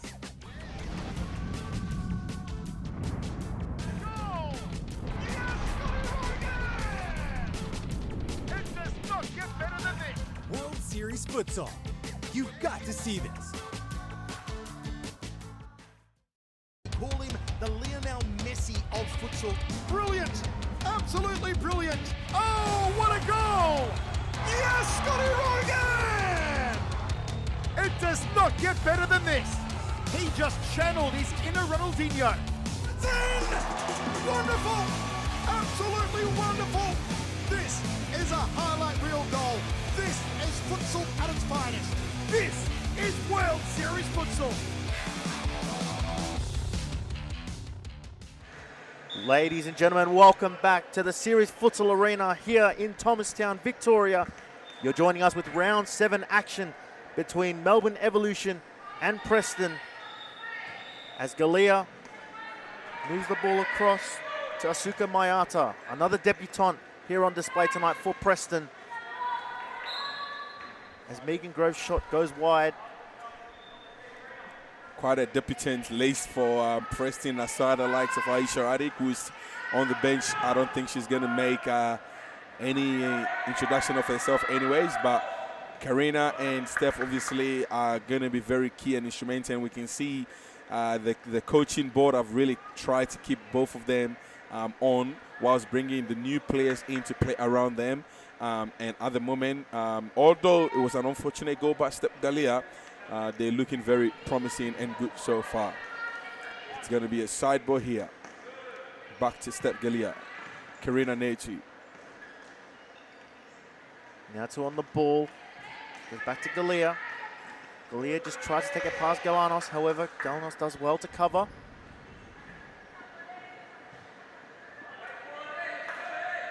When you're playing against a team as good as Melbourne Evolution, it helps to have some very familiar players. However, these new Preston girls holding themselves up very well here.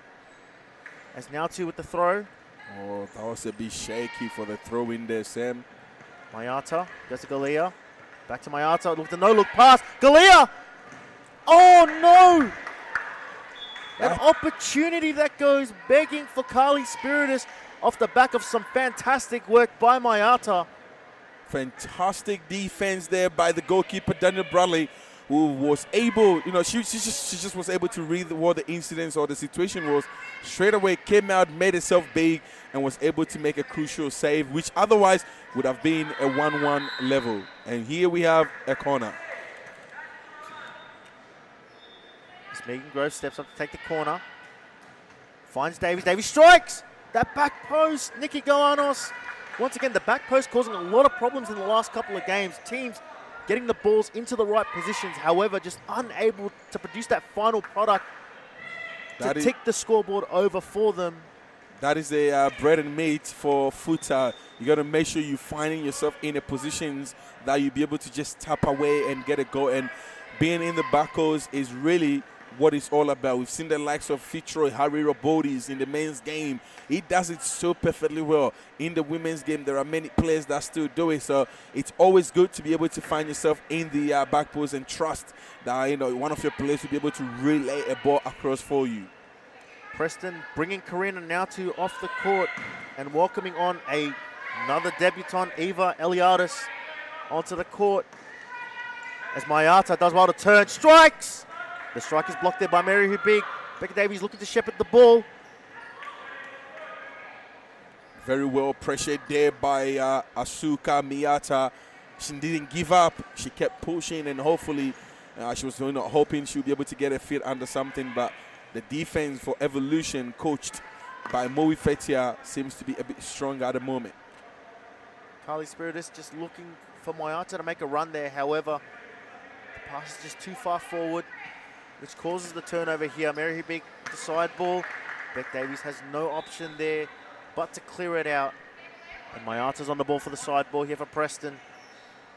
Spiritus looking to go back to Galea. Galea tries to take it through the middle and does so well. The touch is very heavy and loses possession of the ball. However, Preston showing some glimpses of attacking flair with all these new players. They definitely look like players that have played with each other before. I think that is exactly what it looks like. You don't usually get new players coming into the squad and playing for the first time, and already you see them gelling. But Preston, it looks like they've had chemistry before. It looks like they've played before, and that's what we can see on the pitch right now. Danielle Bradley here with the reset. Goes for the long option. Trying Hubig, however, she just loses it with a poor touch. Galea to Spiritus. Spiritus finds number 8, Eva Eliadis. However, the ball is turned over. It's a Preston side ball here. Mayata with a pass to Spiritus. However, it's going to get called back here by Michael Ciaris. Spiritus goes across, tries to find that through pass to Galea. However, Galea not making that run. So Sam looking over here at the Series Futsal Women's 2024.1 season ladder. Irrespective, so not taking this game into consideration at the moment, it's Melbourne Arcu who sits with 6 games played, 5 won, 1 loss on 15 points. Leveled with Fitzroy, who has also played 6 games, 1 5, also on 15 points. And it is Melbourne Evolution who is currently playing their 6th game, but in the 5 games they've played, they've won all 5 games and also sit on 15 points. Western United on 12 points, Preston on 9, leveled with Northern Phoenix on 9 points, and Cowton sits on 3 with Eastern Wanel and Hume yet to pick up a win, Sam. Beck Davies on the ball. Sophie Williams, well covered there by Galea, forces the turnover, and it's a Preston side ball. That is going to be a foul. Referee sees it. An advantage call was played on Sam. I thought it was a foul initially. I thought the ref was going to call it, but took a bit of time. I think they read and saw the advantage opportunity and allowed the ball to play. Beck Davies. Oh, well covered there. Eliadis with a golden opportunity. Oh, Nikki Galanos does well there. The composure. And here comes Beck Davies on the break. Davies on the break on that left foot. Well blocked there by Steph Galea. Melbourne Evolution really dangerous in these areas. Players are waiting for the 4 meters by the referee. As Rebecca was holding on to the ball, I think these new guys must know the rules. You cannot encroach the 4 meter when there's a side ball or any free kick dead ball play. Mushro has no option there, forced to kick it into Galanos. Retrieves the ball, goes for the throw-in option to Mayata. Danielle Bradley just happy to see that ball just treble over the line.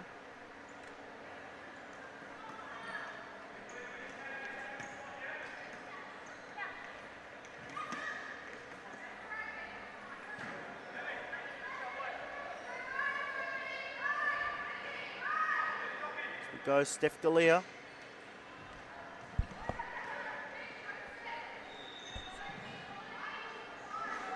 Mayata.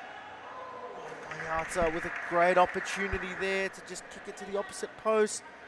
However, no one at the back post there. Bradley. Finds Malloy. Malloy goes to Galanos. Malloy. Galanos. Mayata very heavily involved here in Preston's game. Definitely has settled in. Probably a little bit better than some of the other players who are playing here for the first time. Providing absolute threat. Oh, and the back heel. Absolutely sensational there by Nicolina Mustra, scoring on her debut. Looking at the replay here, a long throw by Stephanie Galea finds Nicolina Mustro, and all she could do was try and play something, managed, to have that back heel kick, and I guess he caught Daniel Bradley off guard, and the ball goes in, making Preston leveled now with Evolution. Sam, you cannot rule out Preston. As we mentioned before, obviously Preston, with new girls playing in their team today, you could tell that they're very comfortable. They've settled in very well, especially playing against a top side like Melbourne Evolution, and just having those eyes at the back of your head to just be able to just back heel that and get it on target.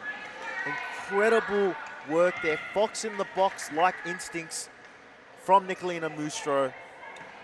Brings the game level, and what an entertaining second half we could potentially be in for. Tell you what, Sam, if the scores remain level by the end of this half, it is going to be a second half indeed, as you did say, one to watch for. The referee says ball one. Steph Galea, Mustro, Steph Galea. And if the ball had gone in there, it is possible would have been a challenge. But from where I'm sitting, Sam, I thought it was all ball one. As Mary Ubik stays on the ground. She looks like she's in a bit of trouble there. She's going to get forced to limp off. What a blow this would be to Melbourne Evolution should Mary Hubig find herself out of the game. However, the concern of the player's safety is top priority here at Series Futsal. Absolutely, Sam. It is indeed our top priority. Mary Ibik is a very energetic player that Evolution, I'm certain, do not want to lose or get a miss out on this game. So we'll see. Hopefully, nothing serious. Hopefully, she'll be able to come back. As Galea steps over the ball here. Now to find herself back on the court. Goes to now to.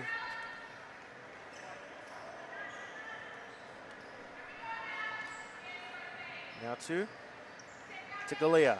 Galea in the middle to the goal scorer, Mustro. Mustro struck to the left. Comfortably saved there by Danielle Bradley, the New Zealand international superstar. Passing to an Australian Series Futsal superstar, Rebecca Davies, who recently competed in the World Series game against Team Europe A game which they unfortunately came away with no points with a defeat against the European All-Stars. World Series Futsal here at Series Arena. It is where you need to be. It's played once a month, showed live on Fight or Thriller TV, as it's known now.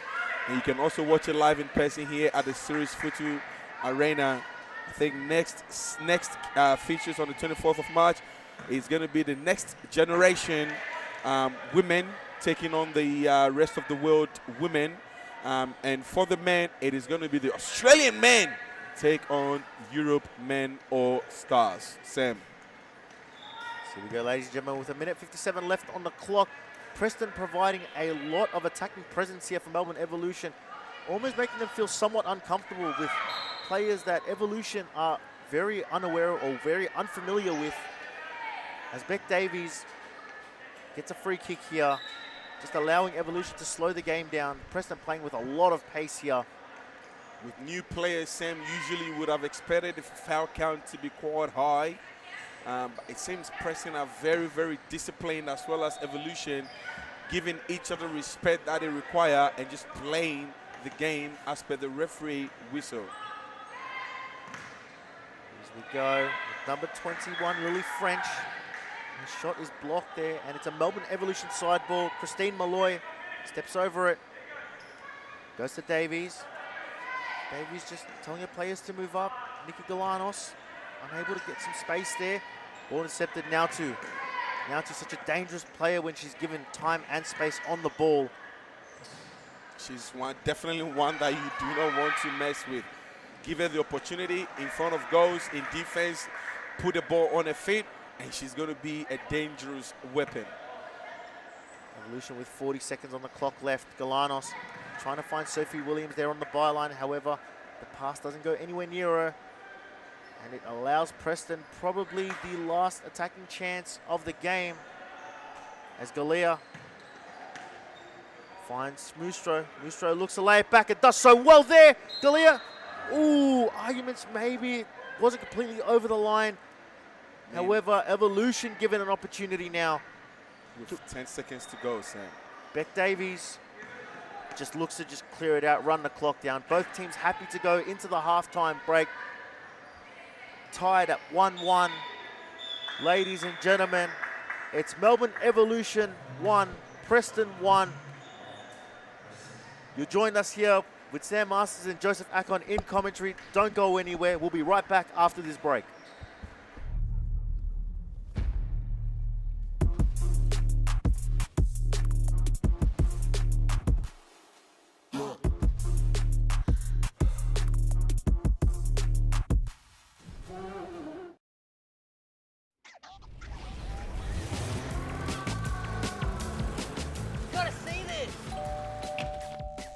Gotta see this. You've got to see this. You've got to see this. Goal! Yes! It does not get better than this. World Series Futsal. You've got to see this.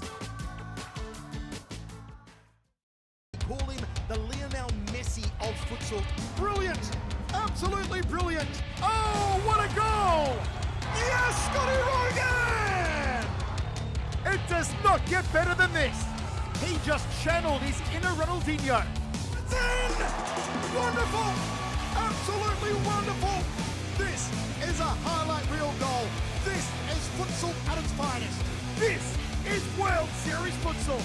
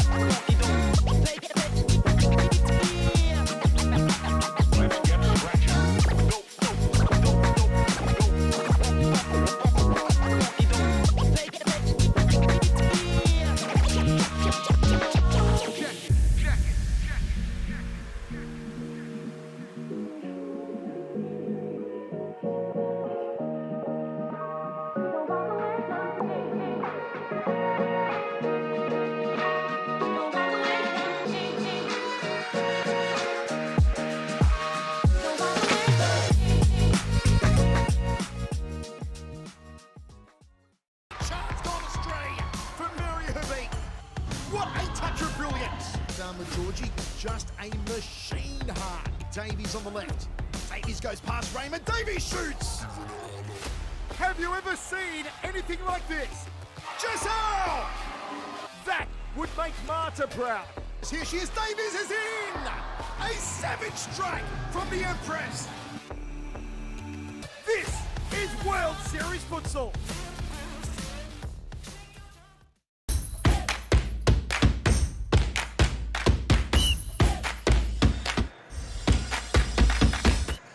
Ladies and gentlemen, welcome back to the Series Futsal Arena here for round 7 Series Futsal Women's action between Melbourne Evolution and Preston. You're joined here with your commentary team of Sam Masters and my co-partner here, Joseph Akon. Sam, I thought it was nearly going to be a goal after a beautiful display and a nutmeg here from the Preston squad. Sam, this game was called to be the match of the round. Is this shaping up to be the match of the round so far?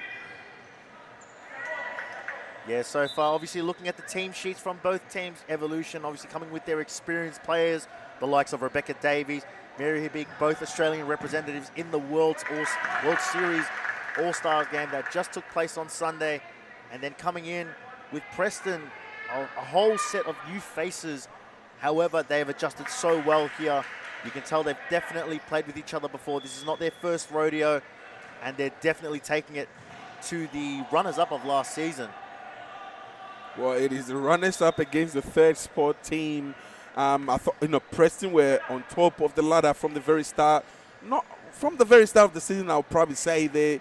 And then, unfortunately, towards the finishing line, they couldn't finish strong, and it was Fitzroy who came out to defeat and win the league, whilst Evolution finished second, and obviously Evolution won the season before as well. So I'm not sure if Preston has won a league game before. I don't think they've won the league before. I don't think so, actually. If I'm to think through issue, I think the likes of Evolution, Fitzroy, Carlton, Dan Moreland. Oh, what a sneaky goal here by number 7. Mary Ubik, Sam Masters. Yeah, look, this was an absolute ripper of a ball here from the experienced Sophie Williams, just finding Ubik, who just has the intelligence to just put a nice little touch of Preston keepers Mia Bailey and restores Melbourne Evolution's lead and brings the game to 2-1 in Melbourne Evolution's favour. This is what we were talking about, that Mary Big is such an influential and instrumental player for them. And going out injured in the last dying moments of the first half was going to be a bit of a worry. So it's good to see her back playing and manages to get a goal off her left foot, as we've got Benjamin Cullen stepping out a wall there for a Preston free kick. And we've got the legendary duo, Karina Netu and Steph Gelia there. Steph Gillia's strike, number 7 on number 7 came off Mary Ubik. Oh, it is going to be a retake. You might want to teach these new girls how to take a side ball here. She put the ball way behind the line. So for the record, the ball needs to be on the line during side ball. Yeah, once again, going back to just the end of that first half with Mary Ubik obviously taking a fall there and forced onto the bench for the last 2 minutes of that last half. And we spoke about her being an impactful player, obviously winning the Golden Boot from last season, coming on in the second half and scoring almost instantaneously with the cheeky touch of brilliance from a great ball by world-renowned star Sophie Williams. As Mustro, the goal scorer for Preston, turns, comfortably saved there by Bradley. Bradley happy to just watch it trickle over the line. Preston set up here.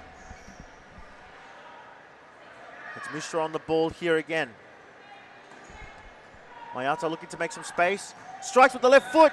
Saved once again by Bradley. Bradley being busy for the last minute or so, having to force out a couple of saves. Preston threatening very well here. They are threatening very well, Sam Masters, and I'm actually a bit surprised that after the save, Mary Ubik had the whole time in the world to turn around, and Preston were not even pressing. We've got a sideboard here, Sam, and it is going to be Mary Beak and Rebecca Davis standing behind the line there. Is there going to be a set play tactics here? Oh, that was still on? Oh, that was a bit too much here. Another foul there. Preston have done well to race out of the blocks after conceding that very early goal. Obviously causing a lot of defensive pressure on Melbourne Evolution. However, Melbourne just trying to regain control of the game. Just trying to shift the momentum back in their direction after scoring that second goal to put them ahead. I was about to say Rebecca Davis is known for a high-speed shot. So if you standing in a wall while she's taking a shot, you have to be very careful. Oh, a little chicken here. Opportunity here. Great. Daniel Bradley.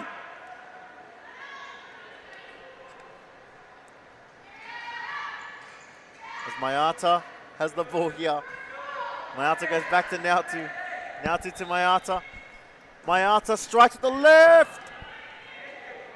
Comfortably saved there by Danielle Bradley. Once again, Preston just providing a lot of attacking presence here as Nautu receives the ball. Tries to go past Habib. They're starting to take some woeful shots now. However, Danielle Bradley just had to ensure the safety of her net.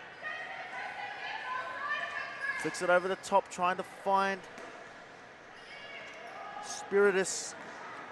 Malloy just put under heavy pressure there by Steph Galea, unable to get a proper shot off there, and instead has to settle for a Preston ball. Spiritus to Mayata, Mayata to Galea. Galea back to Mustro. Mustro to Galea. Galea just trying to find Spiritus, however, ends up clearing the ball out, and it's a Melbourne Evolution restart here through Danielle Bradley. Danielle Bradley goes long here, finds Mary Big. I think that is something that Evolution, I don't know if it's a training tactics. When Danielle Bradley has the ball, Mary Big just uses a pace very well, goes all the way, and Bradley's got such a very good distribution and is able to find the feet of Mary Big. Unfortunately, this time there was nothing in. Now Mustro here with the ball.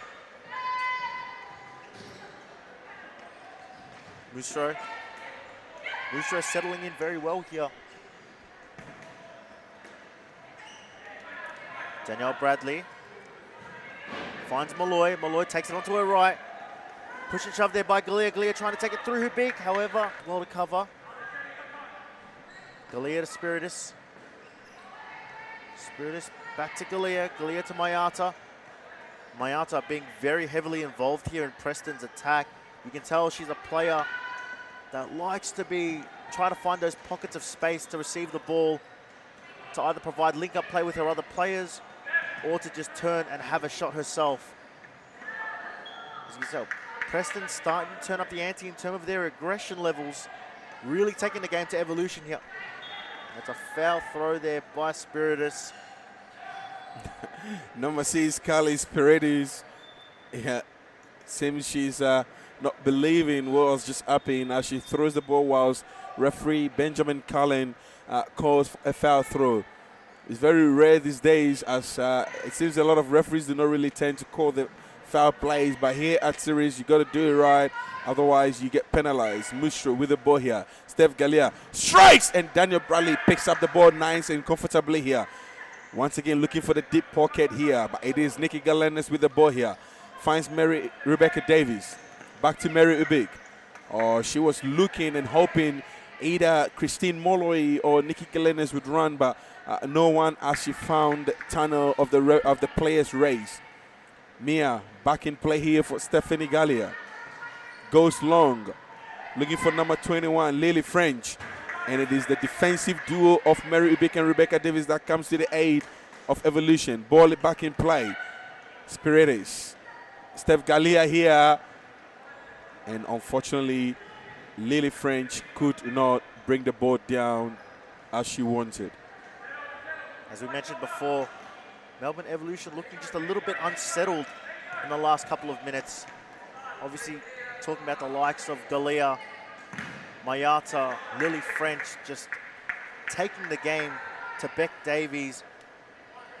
Obviously, as we mentioned in the first half, these are new faces, unfamiliar faces that we've seen grace the Series Futsal Arena. However, coming up against title contenders in Melbourne Evolution, you can't deny that they have settled in very well here, and they're definitely in for a shout to maybe scalp 3 points.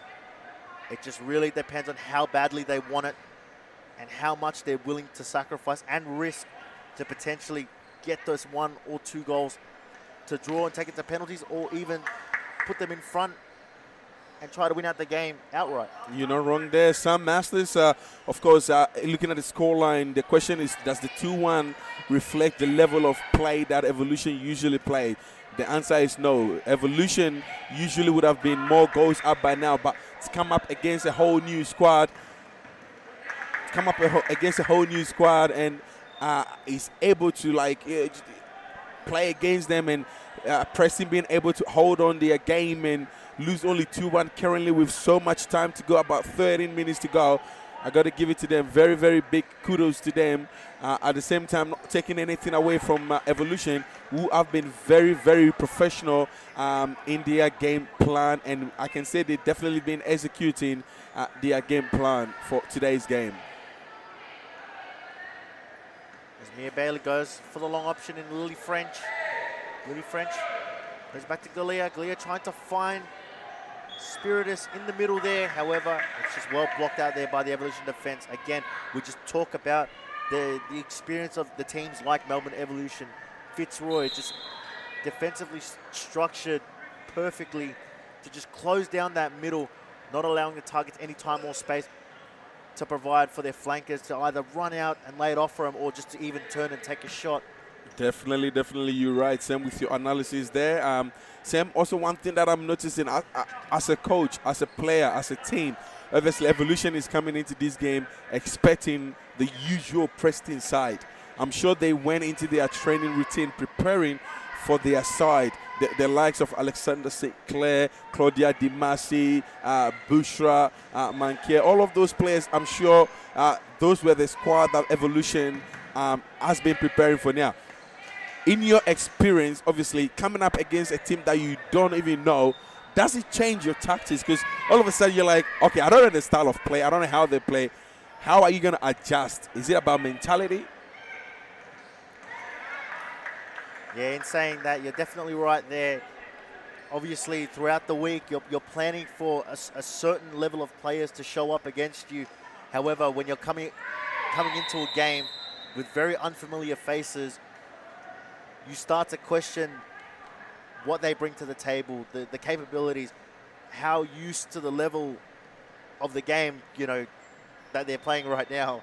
I'll tell you what, Evolution has definitely done a bit of a good job. Obviously, in the first half, I'm sure they used the first half to study their opponent, and I'm sure they've managed to somehow find certain weak points, and now they're trying to explore. Rebecca Davis here on the free kick. She can shoot at any given day, 100 kilometers per hour with a shot. So it is something that I'm going to look forward to. It's a set piece. Unfortunately, she didn't go for the shot, which I think she would have done a lot of damage there. But she played that 1-2 with Mary Ubek. Unfortunately, the ball goes out for another corner kick. Oh, a cheeky play here by Mary Ubik. She finds number 15, Megan Grove, as she steps the ball into the goals of Mia Bailey for Preston Sam. As we look at that, it's just that level of experience from the likes of Mary Ubik, just able to spot that split-second gap that Megan Grove provided for herself, and then Megan Grove, just the composure to just put her foot out there, just position it correctly, and just for the ball to just trickle in to Mia Bailey, and then giving them a 2-goal buffer. A bit of breathing space now. Melbourne Evolution could potentially either put more goals in or just opt to just let time take its toll on the game and just let the game flow like that.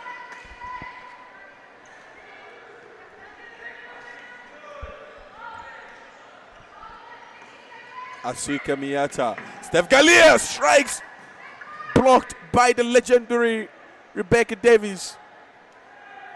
It's going to be a Preston side ball. Spiretis takes the ball but could only find number 7 of the white team. And Mary Big does very well to win a team and herself a side ball. It is going to be the long throw as she changes her mind, plays Nikki Galenas, and she could not find the pass back to Mary Ibig. And it is going to be a timeout call there by Preston as they go into this timeout call with 8 minutes and 54 seconds left on the clock and losing 3-1 on Melbourne Evolution. We'll be right back.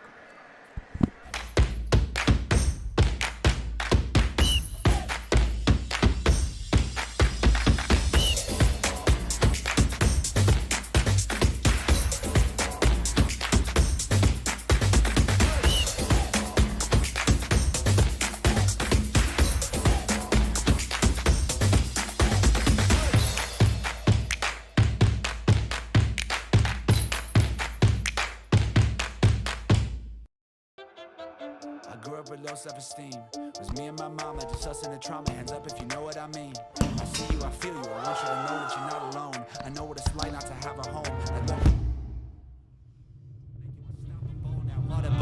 Feel like I live in the end zone.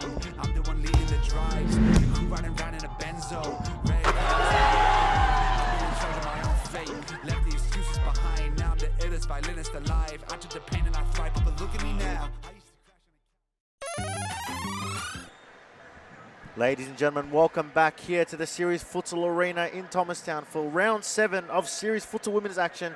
We're bringing you our featured fixture between Melbourne Evolution and Preston. You're here with your co-commentators Sam Masters and Joseph Akon.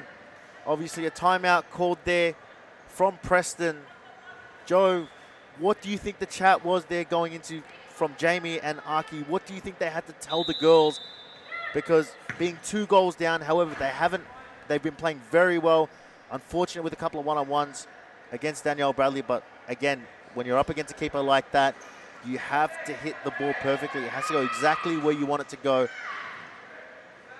I'm sure Jamie and Aki Ritolis was probably on the bench letting the girls know, listen, girls, it's fair and it's understandable because this is your first time playing Series Futsal or Futsal probably in general. This is your first time coming up against a team like Melbourne Evolution. Now, he's probably telling them, you know what you can bring to the table. You know what your capabilities are.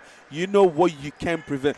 Don't stress too much. Let's go out there and execute the game plan, and the goals will come. Perhaps saying you need to take the shots a bit quicker because Daniel Bradley is coming out. So it would be nice for you to take the shot quicker. So hopefully we'll be able to see some of these, changes in Preston as the games, obviously kicks off. Still with 3-1 with 7 minutes and 50 seconds left on the clock.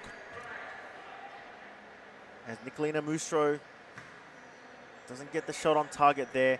And Danielle Bradley forced to go for the long throw here to Sophie Williams. Sophie Williams just looking to first time that across to Megan Grove. However, doesn't get the connection she wants. Beck Davies does well there. The Mustro. Mayata does want to take it around Davies. Causes a foul, and this is possibly the opportunity Preston have been waiting on. There's a couple of people you would put on this to potentially take a shot. Steph Galea, Karina Nautu. Joe, who are you going with? Look, if it's left with me alone, I'll probably give it to the legendary Steph Galea, but it looks as if there is possibly going to be a set-piece tactics here as Rebecca Davis picks up a yellow card for a foul. Oh, see, nearly worked, but the execution wasn't too bad, Sam. It wasn't too far off what they intended to do as they were able to, I guess, deceive Evolution, but the finishing wasn't on. Yeah, they opened up that space on the bottom right-hand side. Obviously, Daniel Bradley being sold to that fake shot from Karina Nautu.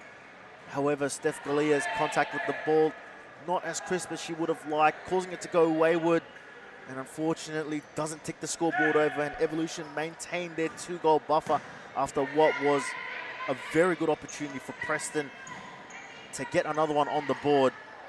The thought process was there. It was the right move to make. Oh! As we speak, Samuel Masters, it is number 23, Nicolina Mustro.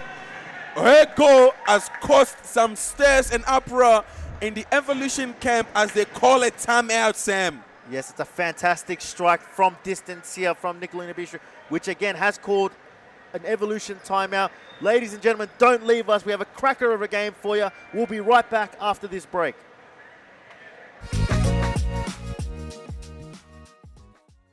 Chance gone astray for Mary Habib. What a touch of brilliance. Dharma Georgie, just a machine heart. Davies on the left. Davies goes past Raymond. Davies shoots. Have you ever seen anything like this? Giselle! That would make Marta proud. Here she is. Davies is in. A savage strike from the Empress. This is World Series Futsal.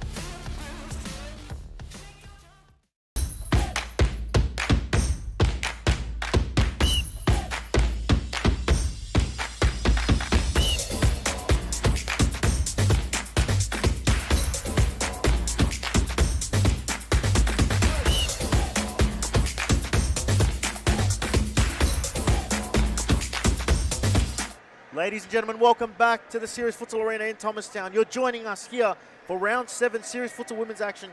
You've just joined us from a goal scored by Preston's talisman front player, Nicolina Mustro, who's now gotten herself a brace to bring the game to 1 goal.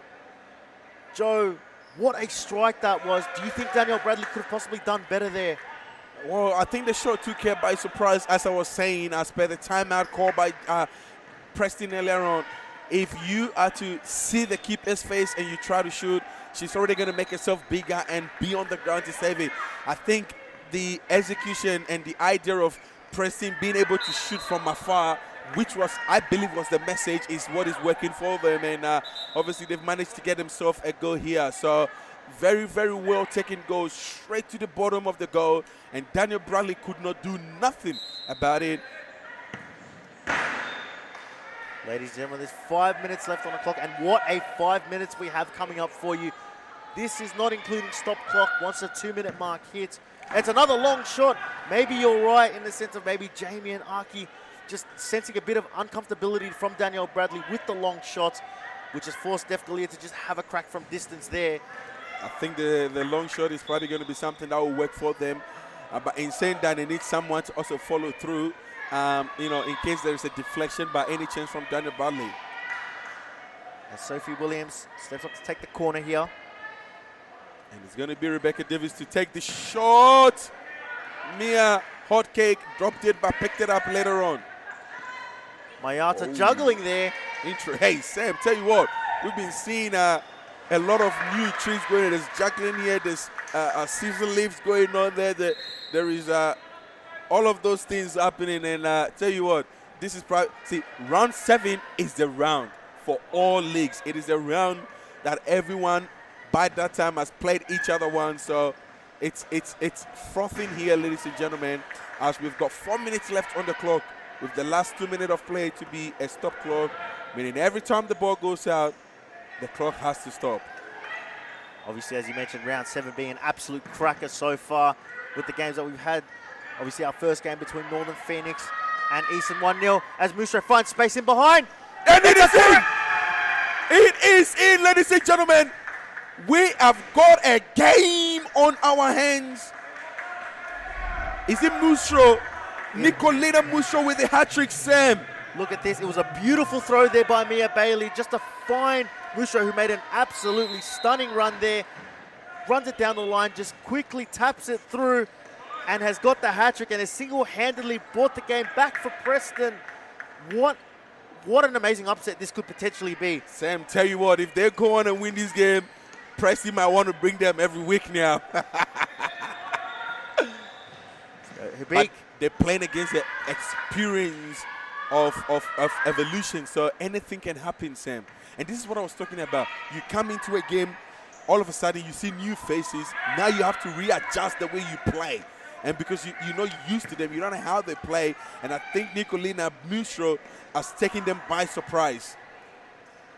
Nicolina Mustro has been an absolute machine in this game. As Davies takes the pass, 1-2, lays it, Malloy! Malloy strikes there and restores Melbourne Evolution's lead. Joe, walk us through that.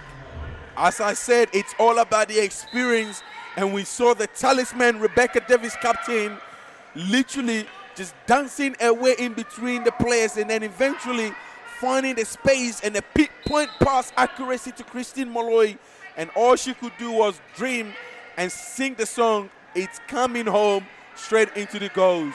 And it is Evolution that leads 4 goals to 3. Here we go. Mayata. Great long ball there to Galeglia, just trying to turn Hubika. Oh. It's got to be a foul, as I don't think Mary Big had intent for the ball at all. She fully had a hand stretched out, going for Stephen. You can see Sam, they are not happy in the bench. Oh. Karina now too, that's a bit of a harsh tackle there from her. Obviously no intention for the ball. It's 5 fouls for Preston.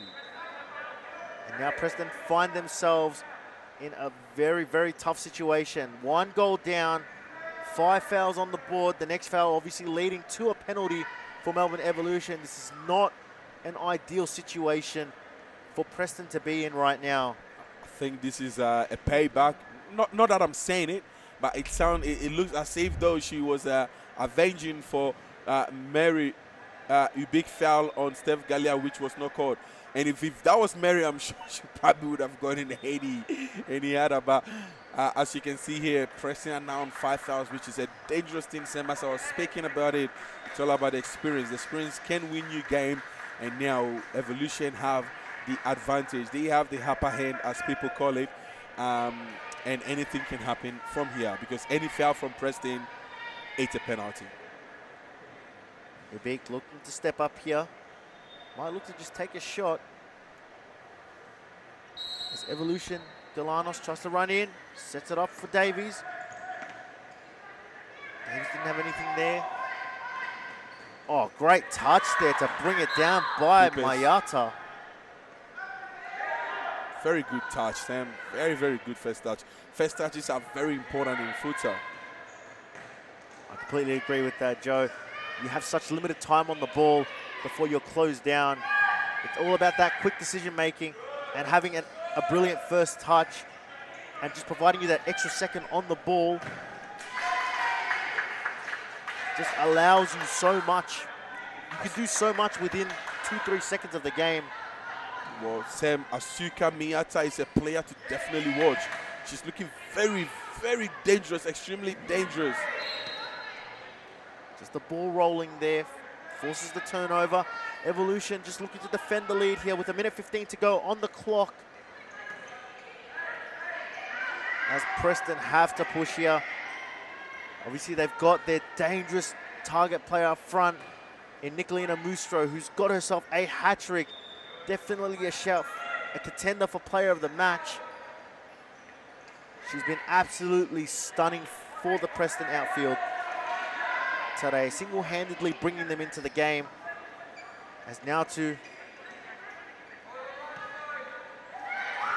Oh! Once again, Daniel Bradley making himself big on the ground.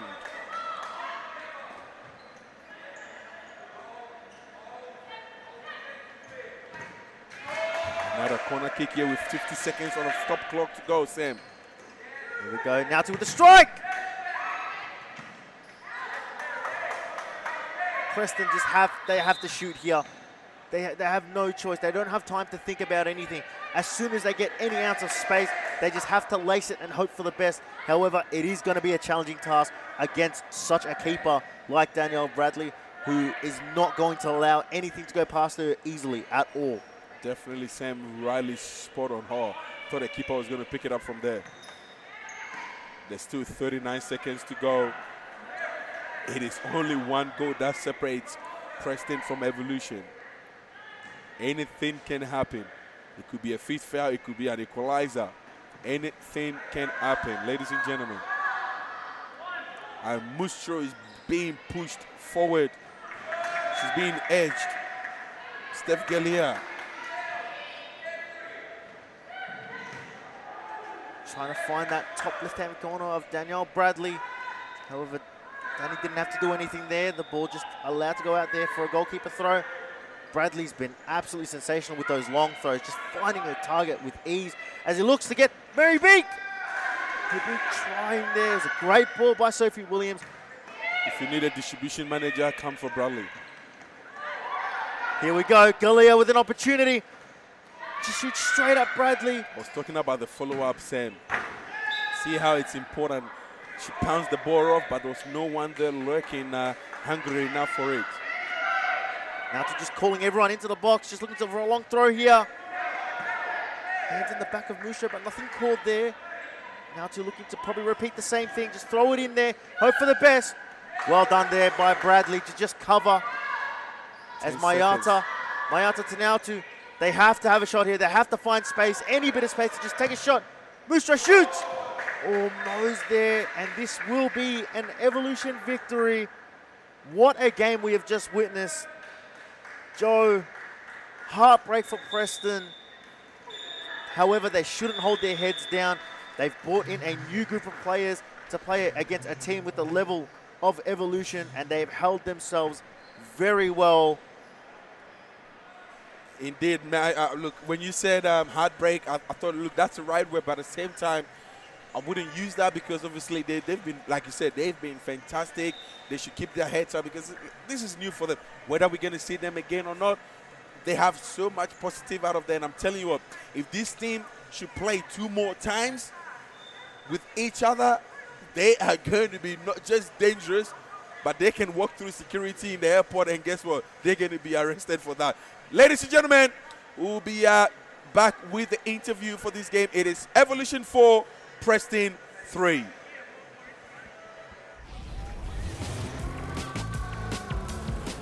Gotta see this. You've gotta see this. You've got to see this. You've got to see this.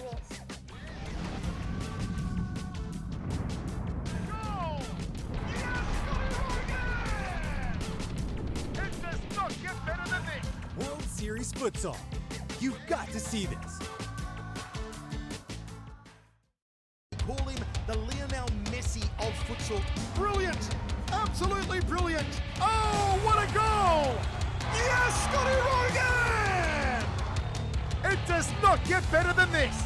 He just channeled his inner Ronaldinho. It's in! Wonderful!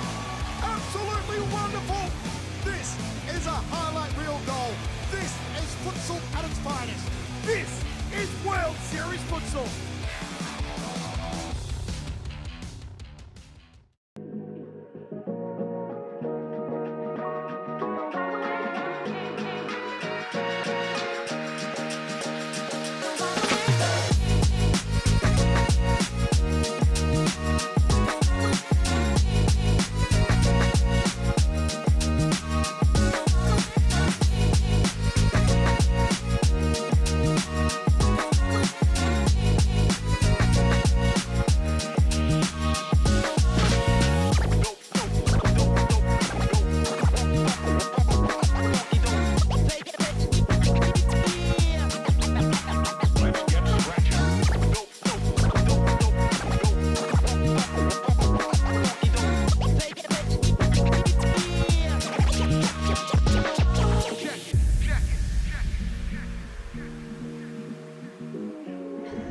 Ladies and gentlemen, I'm joined here by none other than one of the superstar. And I'm not just talking about superstar, we're talking about the 2 times MVP of the Series Futsal Women's League. It is Mary Ubik. Mary Ubik, thanks for joining us. How are you doing? I'm good, thank you, Joseph. Thank you. Thank you for the shout out as well. Yeah, feeling good. I promised you I was going to commentate your game. Yeah, Here you I did. am Here calling you are. it, and obviously it wasn't an easy win. Obviously, eventually you ended up winning 4-3. What was going through your mind at that moment when they equalized that 3rd goal with few minutes left on the clock? I was thinking, oh my God, is it Fitzroy? They always come back with us. But no, it was a bit of a tight moment. We seem to do really well, carry and hold the game, and then like the last few minutes we get a bit complacent, and then we allow teams in by our own mistakes. But it was really good that we picked our energy up and we worked for each other and we got the win today. So that last goal was, it was excellent, but good team effort. Absolutely, thank you. And one thing that I was telling one thing that I was telling Sam whilst I was doing my commentary, obviously throughout the week, you knew you were coming up against the like of Alexandra Sinclair, the usual Preston face. So I'm sure the mentality was there for those type of players. Out of nowhere, you get on the pitch, you see different players. What goes through your mind? What are the changes in terms of mentality? We did know that Alex wasn't playing. We didn't know that the whole team wasn't playing. So good on them for bringing in some fill-ins for tonight. But when we saw their lineup and they were introducing themselves in the back change room, we thought, there may be some good players there, absolute quality, but they haven't played futsal together. So it was expected that we step up and we get the win today because we've been playing together, we trained together. So the girls showed training performance and we got the win for that. So it was good. Yep, definitely. And just a couple of questions to finish off. Yep. You spoke about the quality of some of the players they have. Number 23 for them, Nicolina Mucho, seems she was given a bit of trouble. She scored all the 3 goals for Preston. Yep. She was very dominant in front of Daniel Barley and also giving a bit of trouble to Rebecca Davis. What was the tactics in being able to handle a player like that? Oh, it's similar to anyone else that's a good pivot, just getting in front of the player and winning those 50-50 balls, giving him no opportunity. 23 was a great player, but so was that little the little girl with the headbands. Asuka Miyata. Yeah, she may not be getting goals, but she was phenomenal tonight as well, so she deserves a shout out because she actually carried it throughout that second half as well. She was just really trickster. So, it was just getting in front, winning those 50-50 challenges and winning second balls. At times we didn't, but the girls worked hard. Definitely. Well, a GOAT absolutely recognizes a GOAT.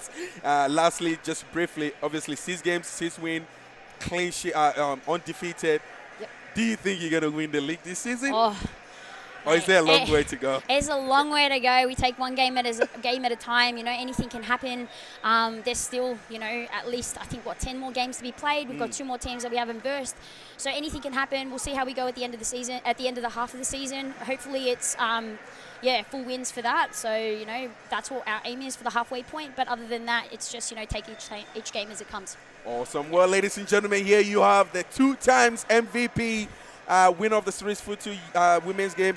Catch them live next week at 10:30 as they face off against one of the youngest team, Northern Phoenix.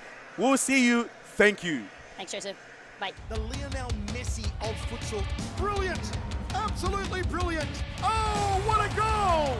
Yes, Scotty Rogan. It does not get better than this. He just channeled his inner Ronaldinho. It's in. Wonderful. Absolutely wonderful. This is a highlight reel goal. This is futsal at its finest. This is World Series futsal.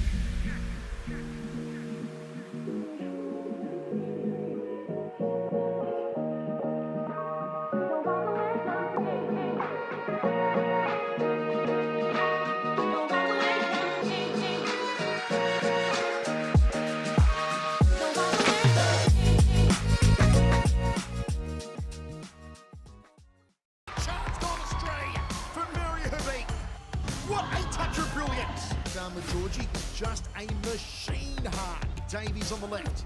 Davies goes past Raymond. Davies shoots.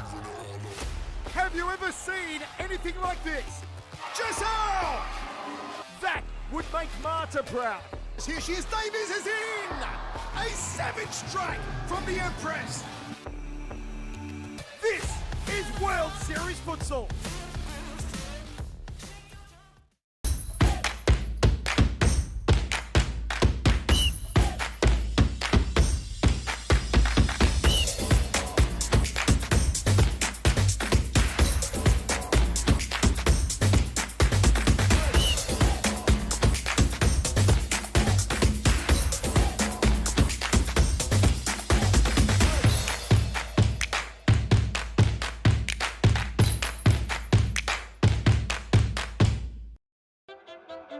grew up with low self-esteem.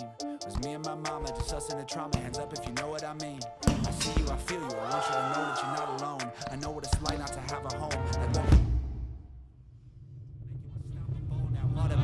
Feel like I live in the end zone. I'm the one leading the drives. The crew riding round in a Benzo.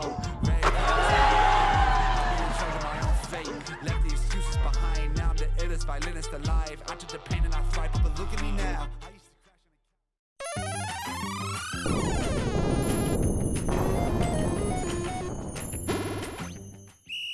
Another famous win. Will it be over here? Oh, here we go. Last one of the bunch. Heartbreaker, heartbreaker, heartbreaker. Oh! That is sensational! Unbelievable scenes. Ridiculous. The stadium has come alive. Mate, I'm going to headache take over. There's 1.5 seconds to go. It's broken loose, Grant. Oh, no! Oh, that would have been That's amazing. it. We are going to penalties. Thomas Love Griggage. We about to change the game. We out here taking names. Let our voices rise. Let them reach the skies. We about to change the game. We out here taking names. Let our voices rise. Let them reach the skies. We about to change the game.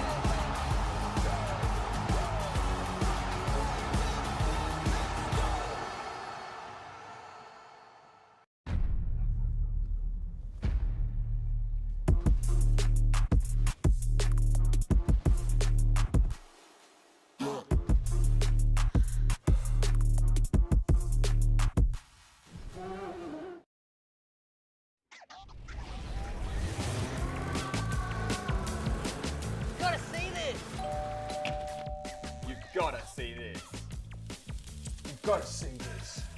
You've got to see this.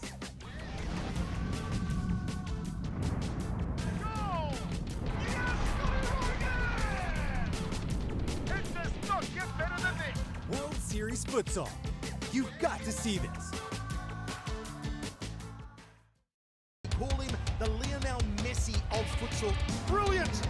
Absolutely brilliant! Oh, what a goal! Yes, Scotty Rogan! It does not get better than this. He just channeled his inner Ronaldinho. It's in! Wonderful! Absolutely wonderful! This is a highlight reel goal.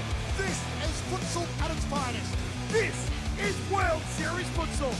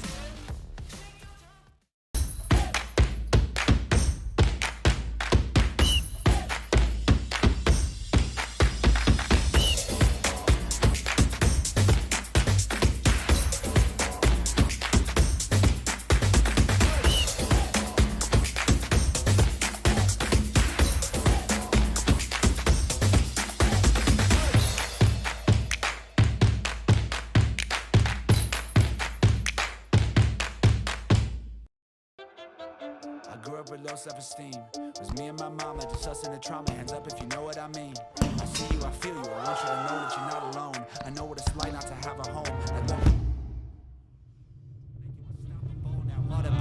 Feel like I live in the end zone. I'm the one leading the drives. The crew riding around in a Benzo. Red I've been in charge of my own fate. Left the excuses behind. Now I'm the illest violinist alive. I took the pain and I thrive, but look at me now.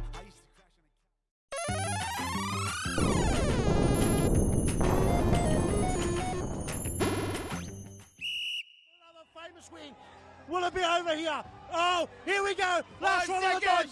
Heartbreaker, heartbreaker, heartbreaker. Oh! That is sensational! Unbelievable scenes. Ridiculous.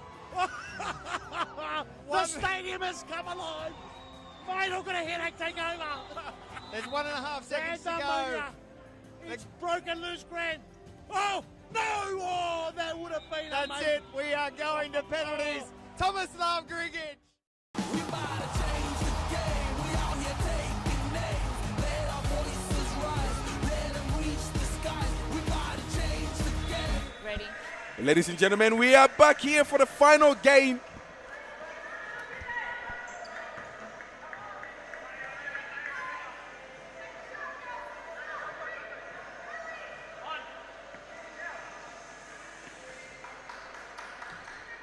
The final game of the evening between Carlton Heart and Hume FC. Fatima Ali with the ball here. So Hume wearing black and white, with Carlton Heart wearing white and blue shorts. It is the first side ball of the game. A strike here by none other than Mariela Begeng. And it is going to be a corner kick for Carlton Heart. Number 11, Beck Catterwell to take it. Danny Galena, dummy set. And it is an own goal here. A quick deflection, which came off number 12, Maurice Fekopoulos.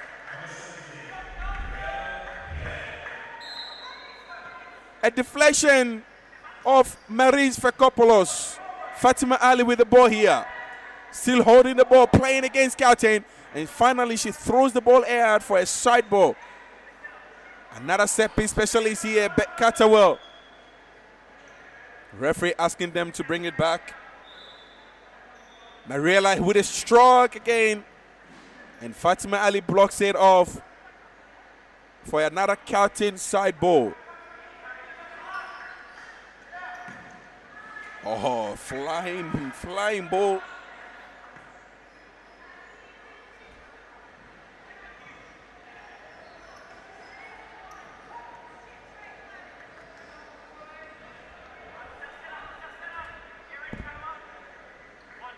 Jana Vasilevska takes the ball. Finally with Fatima Ali. Mariela Begeng wins the ball. Left foot strike again. And Beck Catterwell, very important, crucial save here by Dijana of Hume. As she manages to get a last touch, which takes the ball for a Carlton corner kick. Ladies and gentlemen, once again, this is Series Futsal Women's Victoria Round 7. Your commentary team, Joseph Akon, and my brother, Samuel Masters. As the name sounds, he is a master in all that he does. Sam. Thanks for having me once again, Joe, to bring you coverage of this game between Hume and Carlton Heart. Obviously, that first goal coming from a thunderous strike by Mariela Begeng. Beck Catterwell calling for a dummy run from Danielle Galena, who understood the assignment. Gave a perfect layoff for Mariela, who just laced it and put it through the legs of Hume's goalkeeper to give them this 1-goal lead. As Hume with the side ball here. Vasilevska trying to find the number 11, Emmy Nezra. Back to Vasilevska. Vasilevska tries to take it across Catterwell, doesn't do so. Catterwell strikes. Great save there by Saville Kolick.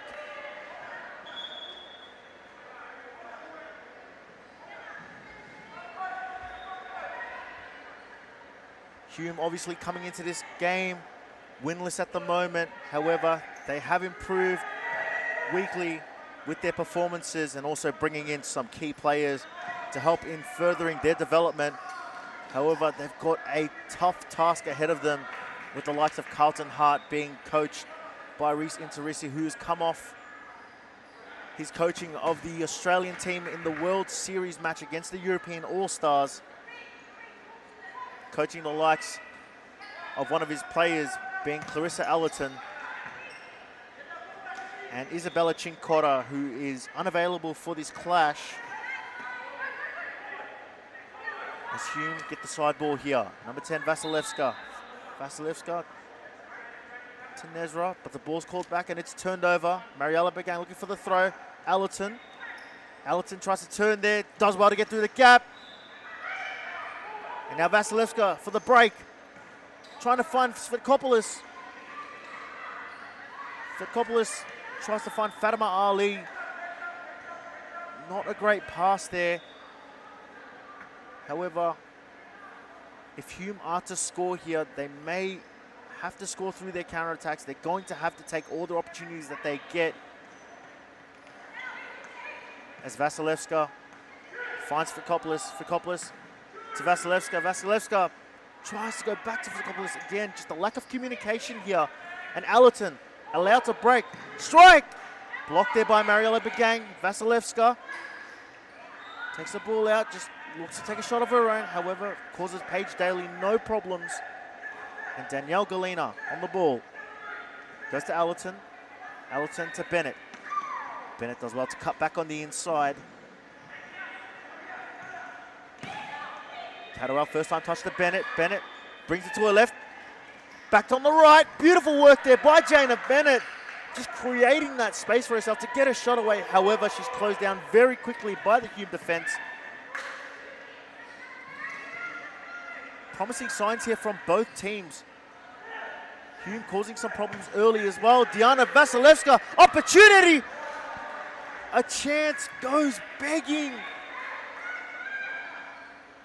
And Beck Hadaway finds herself on her own, just trying to lay it off there for Clarissa Allerton. And it's a Carlton Hart corner. This is where they scored their first goal. Could we see a repeat here? Finds Bennett. Bennett blocked by Fatima Ali. Ali takes it around. Galina does well there. However, the pass doesn't find Nezra.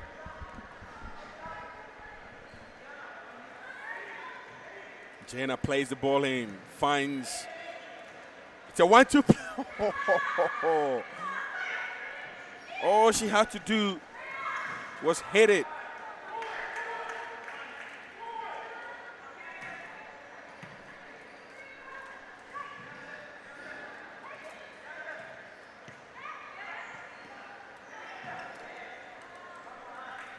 The score still remains 1-0.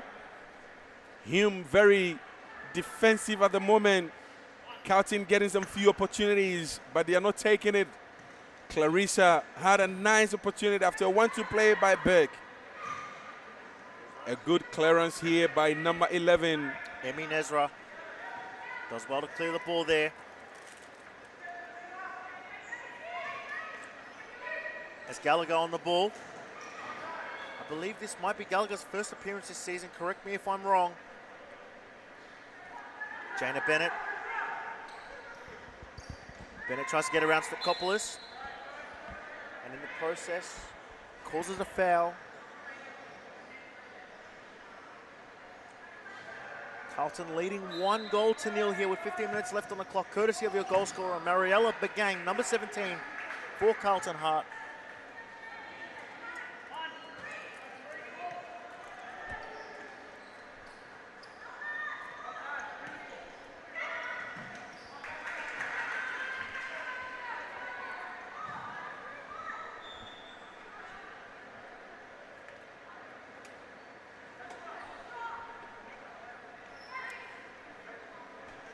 Bennett finds Allerton. Allerton strikes. Back to Bennett. Bennett tries to get a shot off there. Well blocked there by Emi Nazra.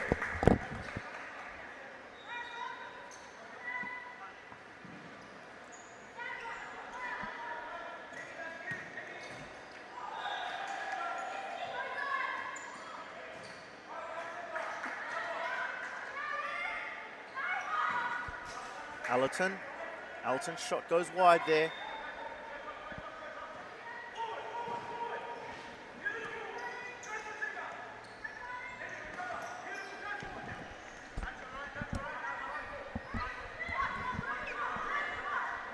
Emi Nashra, number 11 for Hume. Sam has been very, very good in defense. Jane Bennett still driving through. Decided to pass the ball. Number 10 here, Dijana. Allerton. Allerton finds Gallagher with space. Gallagher strikes, and it's a beautiful finish there. The outside of the foot, just curling it on the outside of the goalkeeper, Sivan Kolik. Joe, great interception there. Ali team manages to find number 6, Lara Gallagher, who puts herself on the score sheet, giving and doubling Carlton Hart's lead in this game. Great turn there by Fatima Ali. Fatima Ali known for her dribbling skills. Very good technically. Adds a sense of flair to this Hume lineup. However, Hume for the first 10 minutes of this game have defensively done very well to hold Carlton to only 2 goals. Carlton obviously not having the season that they would have liked so far. I think they've only had, is it 1 win for the season? They lost they had the first round as a bye, and then they've lost, I think, 3 games or so in a row. Won 1 game or so. Oh, what a strike! Oh, Hume nearly getting a goal off there. And unfortunately, a beautiful pass by Alitin, and Lara Gallagher could not find her feet.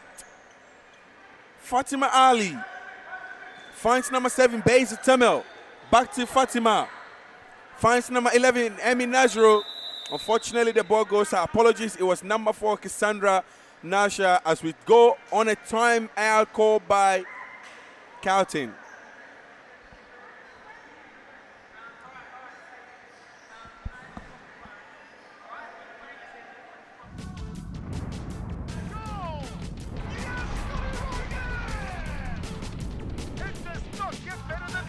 World Series Futsal. You've got to see this. Call him the Lionel Messi of futsal. Brilliant! Absolutely brilliant! Oh, what a goal! Yes, Scotty Rogan! It does not get better than this. He just channeled his inner Ronaldinho. It's in! Wonderful! Absolutely wonderful! This is a highlight reel goal. This is futsal at its finest. This is World Series Futsal.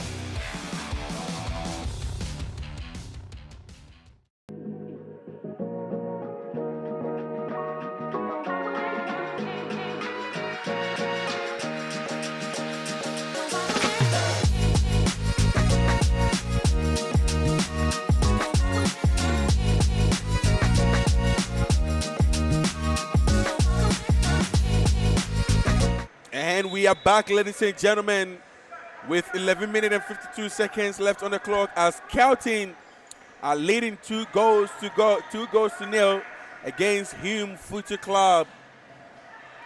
It is side ball here, a long throw here by a thinking Mariela Begeng, but could not find a player. And the ball is played out by number 20.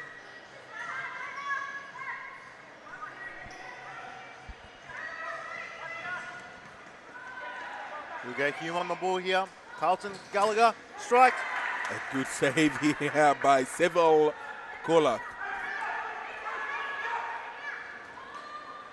Mariela Begang trying to look for a second there. Yeah, that's fair. That was in a back pass. That's fair. Cassandra here with the ball. Finds Fatima Ali. Looking for a number 23, Amika. Sam, how do you pronounce that name? Shulthis? Shulthis, I believe it's Shulthis. pronounced. Obviously, Hume without their star player, Tanzila Sarati, copping a suspension from last week for a challenge. However, with her experience, it's a massive out for them. But they definitely have the players to cover in her absence with the likes of Fatima Ali, Maurice Fitkopolis, players with previous series futsal experience. Once again, obviously this team very new to the competition. Obviously it's not easy. It's not easy building a club from the bottom up. However, so long as they stick to the process, they'll be just fine. As we have Hume on the ball, Fatima Ali trying to find the run of number 21. Doesn't do so. And now Lara Gallagher trying to find the target of Archibald. Doesn't get there. And it's a Hume ball. Fatima Ali to Temel. Temel tries to find Nazra.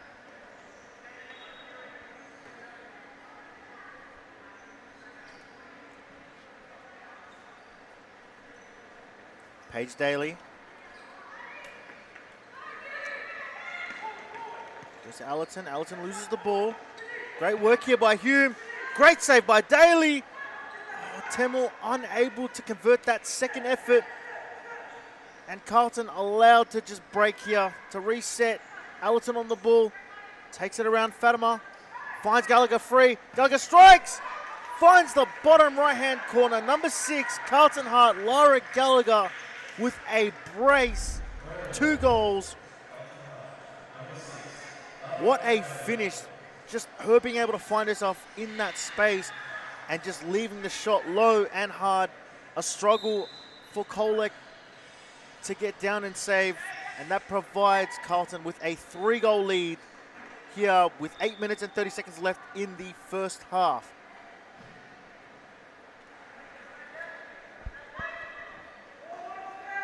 Page looks for the run of Bagang. Bagang goes across to Archibald. Archibald, first time strike! What a goal that would have been. Potentially goal of the week. The ball did not touch the ground. Maz's brilliant first touch pass, and Carla connecting well there, however, just doesn't get the direction she needs in order for it to hit the back of the net. As Fitkopolis, who we know is super dangerous from distance, has a thunderous strike on that right boot of hers. Yeah, Sam, it's very, very difficult technique to master, which is the volley I'm talking about, as we saw before. Oh, Clarissa Alitin! Clarissa, for a standard, it is a miss. And it's cleared there by Temel. Temel just holding that position that normally is covered by Tanzila. Archibald. There we go, Temel. Finds Vasilevska. Vasilevska has no option, decides to just clear it out, allowing Hume to just reset themselves, get into their defensive shape. Bagang, well done there by Allerton to take it around Fitkopolis, trying to find Mariella Bagang down the line. Clarissa Allerton recently played for the Australian All-Stars World Series Futsal. Fortunately, they lost to Europe 3-2. Sam, you were here. What do you think of her performance in World Series Futsal? Obviously, when you recruit someone with the talents of and the experience of Clarissa Allerton, you know what you're going to get. Just her ability on the ball, her ability to communicate with players, played a big role in potentially how they ended up with their 2-goal lead. However, obviously couldn't maintain it with the European All-Stars equalising and then going for the winner. But having a player with Clarissa's experience is massive, especially for any team that's lucky enough to have her. For their experience, some are saying it is a very poor start for Carlton.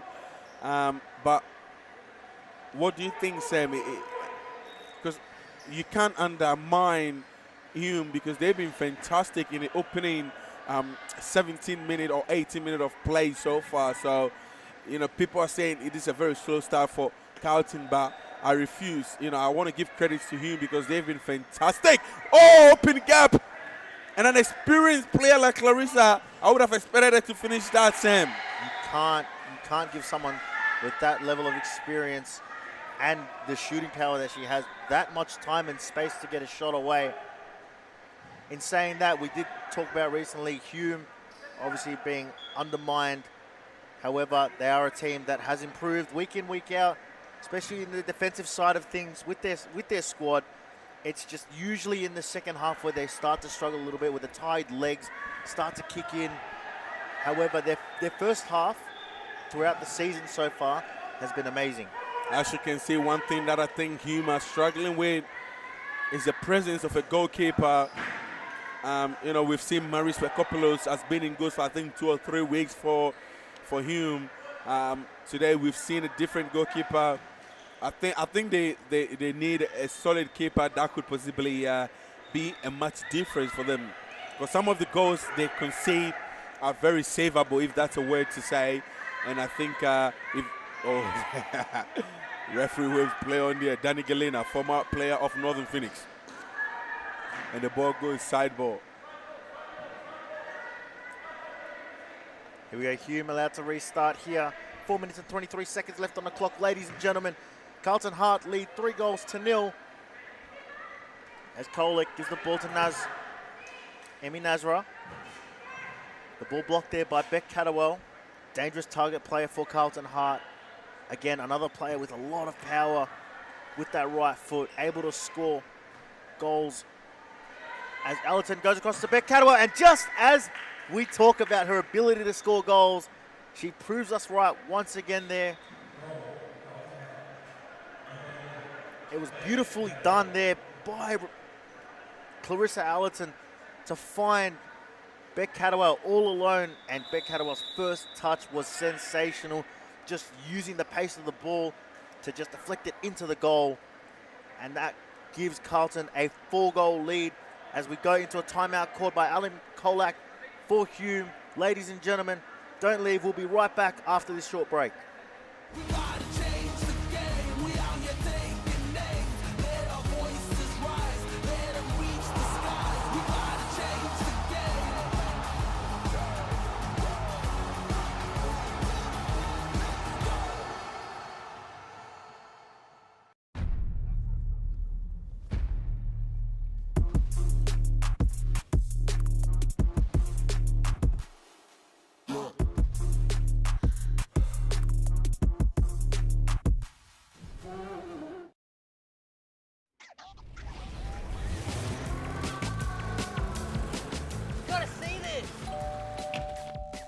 Gotta see this.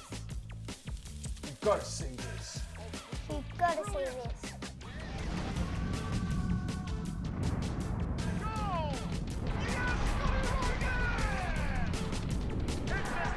Ladies and gentlemen, you're joining us here live at the Series Futsal Arena for round 7 of Women's Series Futsal.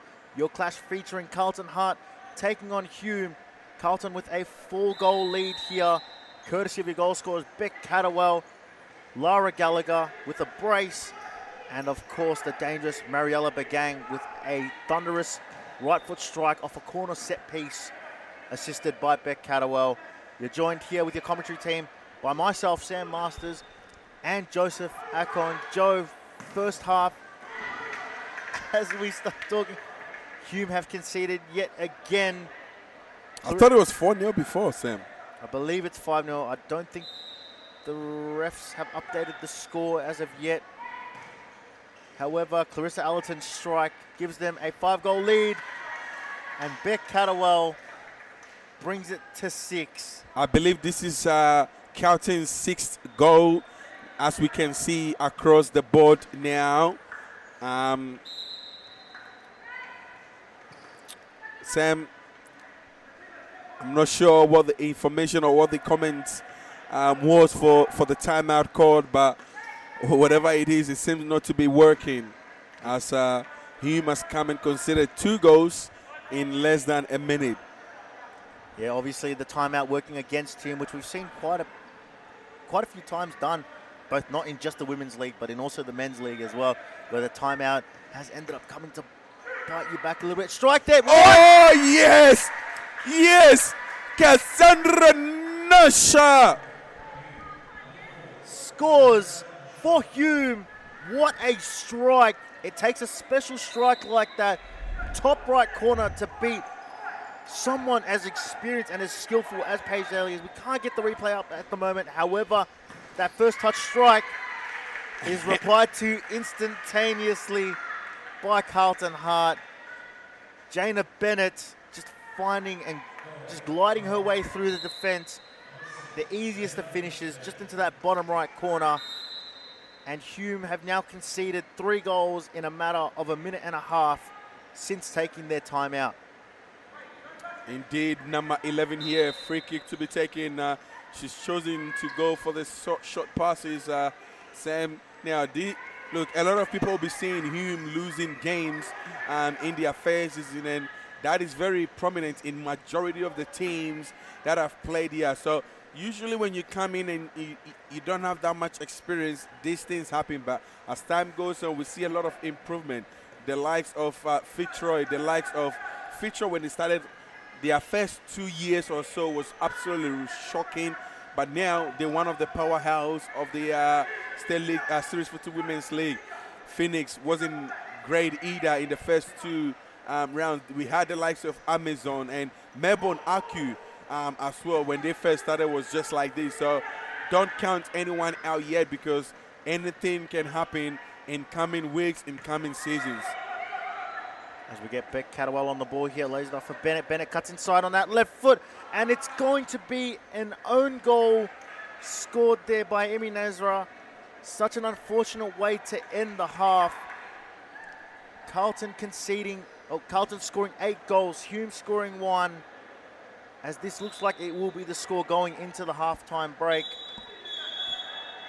Ladies and gentlemen, here from the Series Futsal Arena, you have Carlton Hart leading Hume at halftime, 8 goals to 1. Don't go anywhere. We'll be right back with the second half action of this game. Final got a headache, take over. There's 1.5 seconds to go. It's broken loose, Grant. Oh, no! Oh, that would have been amazing. That's it. We are going to penalties. Thomas Lavgrigic.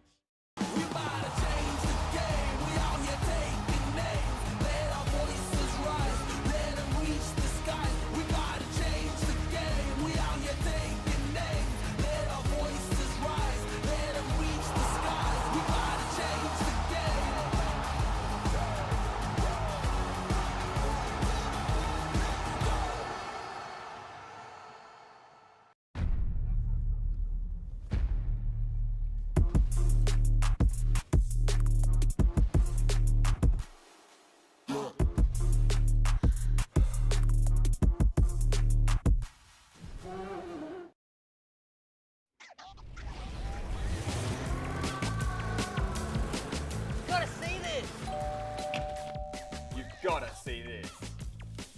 You've got to see this. You've got to see this.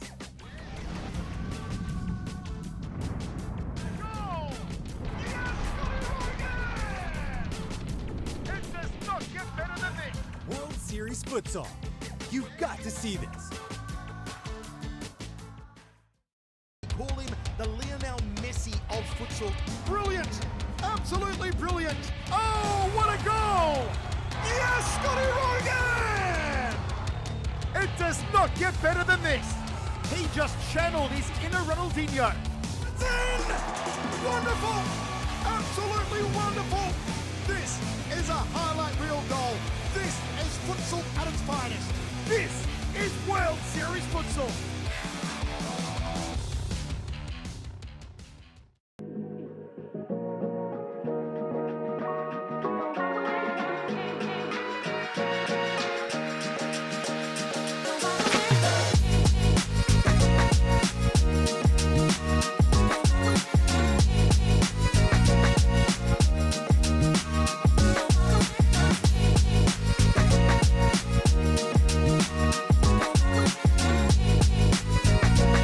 Ladies and gentlemen, welcome back to the Series Futsal Arena here in Thomastown for round 7 of Series Futsal action.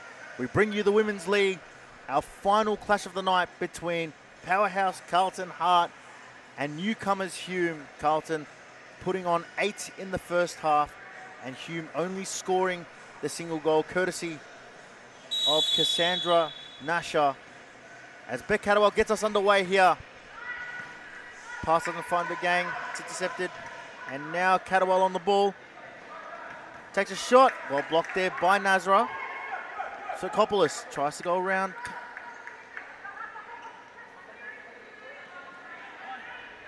Nazra trying to find Sokopoulos.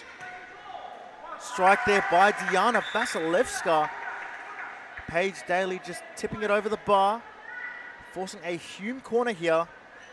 Hume with the first potential threatening attack in the second half. As Marie loads up, strikes, and it's blocked there by Lara Gallagher. Goes again, tries to get it on her favoured right foot. Strikes and blocked by her own teammate. Friendly fire there. As Marie just looks to just safely clear it out. Gallagher to Begang, back to Gallagher. Gallagher brings it onto that left foot. Ooh, that's a poor effort there from there. However, Vasilevska trying to go down the line to find Svetkopoulos, doesn't do so, instead blocked by Allerton.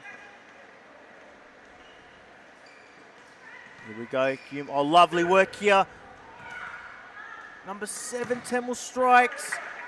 And Nazar's shot is blocked there. Hume showing a lot of presence here. Really taking the game to Carlton here early in the second half. The team talk from Adam Kolak probably saying to just take some risks in this game. Here's now Svetkopoulos. Has Diana. Decides to go on her own. Not the right option there and allows them to break. And we have Gallagher. Gallagher's touch. It's not good enough there. And it will be Kolak to get us restarted here. Nazra finds Svetkopoulos. Just trying to go over the top to Diana. Diana not reading that play there. As Gallagher receives it from Daly. Back to Begang. Across the Begang. Great ball there from Clarissa Allerton. Good vision to spot the run of Begang on the side there. Beck Cadwell just opening up the space, allowing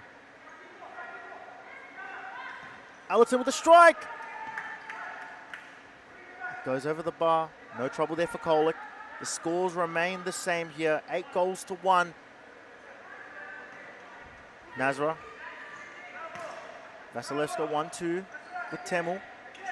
Temel, a bit of confusion there. Temel now on the break. Temel! Covered by 3 Carlton players there. Very hard to get past. Allerton goes to Cadwell. Finds Cadwell with a great ball there. Gallagher! Gallagher almost capitalised on the poor touch there by Nashra. The lone goal scorer for Hume. And Vasilevska takes a strike. Comfortably saved there by Paige Daly.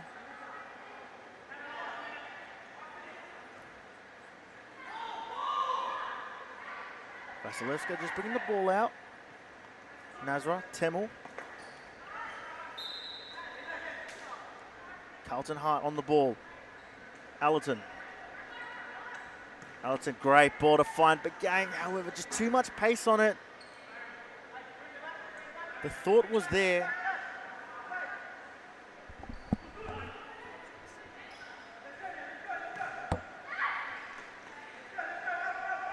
Begang.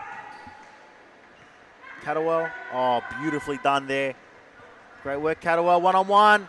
And just a calm finish. Cool, calm, and as collected as can be. Just slotting it into that bottom left corner. Providing Carlton with their 9th goal of the game. And this could be a potential onslaught. Hume really need to step it up here. They were very good in the first part of the first half, causing Carlton a lot of troubles, and then once again starting with a lot of attacking flair in the second half. However, it started to dwindle down a little bit,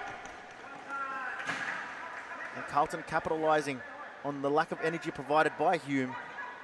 However, there's still plenty of time in this game, ladies and gentlemen.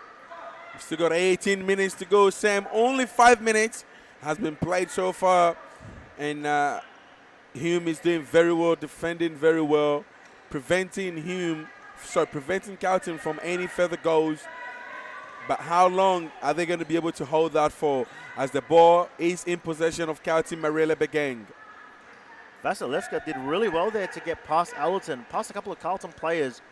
Just there's no one up top there, and lack of communication has caused another opportunity for Carlton Hart.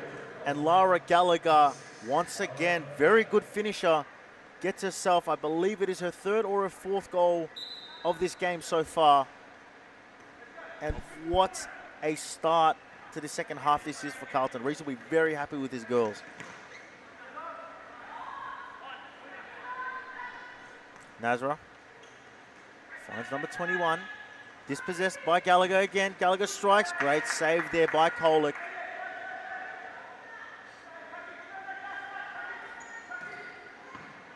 Ooh, trying to find the back post there. A couple of players out for Carlton Hart, Joe. The likes of Isabella Cincotta, who recently competed in the World Series futsal game against the European All-Stars for Australia. The likes of her. Amy Whiting missing from the lineup as well. Any other notable names that you notice missing? From the Carlton side? Well, we're missing Anna Duke, a very strong defender for Carlton who unfortunately is not here. Apart from that, I think Katerina Chalikidis, I'm not sure if she's still playing with them, but I haven't seen her for a while. So whatever it is, I hope she's still playing. But the players that are here playing for Carlton are doing their absolute best. That is correct indeed. As Fatima Ali's ball finds nothing but the byline. And it's Paige Daly. Let's just get us restarted here. Opts for the long option. Beck Catterwell just hoping for a mistake there by Nazra. However, Amy Nazra does well to just clear it. Clear it into safety. Gets it out of immediate danger. Ciara's calling for the ball back here.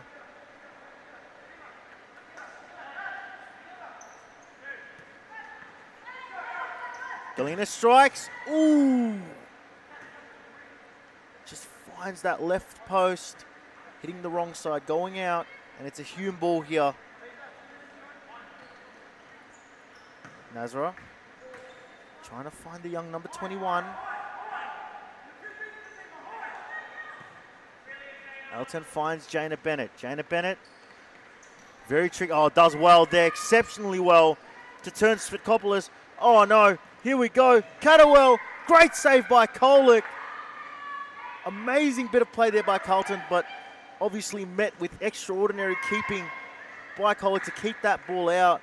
The Hume players absolutely dumbfounded, unsure who to defend, where the ball was going. However, Kolick on its own and forced into action once again with another brilliant save. Bennett brings it on her right. And now the Hume players starting to mobilize here. 14 and 30 minutes to go. Hume are holding on to their dear life as the scores remain 10-1. Oh, beautiful play, but unfortunately it was taken. Oh, ladies and gentlemen, Samuel Masters. It is once again Amika, I believe it's Amika Shorties, if I'm right, as there seems to be change of numbers on what we've been given.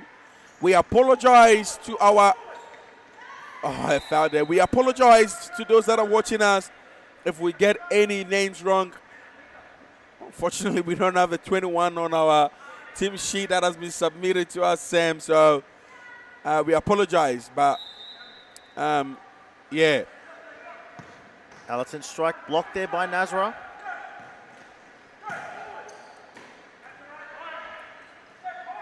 Page with a comfortable save there. And Jaina Bennett released, right-footed strike, and it goes in. Once again, Hume get on the board. However, Carlton just allowed to instantly respond there with a goal of their own through Jaina Bennett, number 7 for Carlton Hart. It is something that I'm sure Hume are eventually going to learn. There's nothing wrong with losing. There's nothing wrong with failing. But it is what you make out of what you've lost or the failure. So I'm sure Hume will be going home, eventually studying the games that they've been losing, picking up some few positives, and eventually they will come up strong. And I have very strong faith and believe in them as we see a long shot here ticking.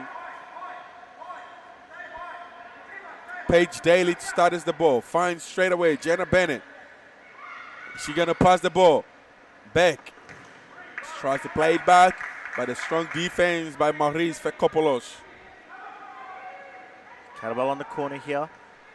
Dummy there. Galena strikes. Doesn't connect very well with it. Forces a side ball here for Hume.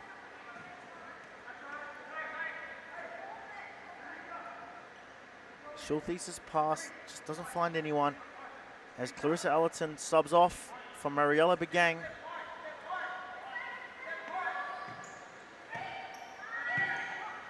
Oh, lovely bit of ball movement there. Just no one to connect on that last pass there by Mariella Begang. The right idea.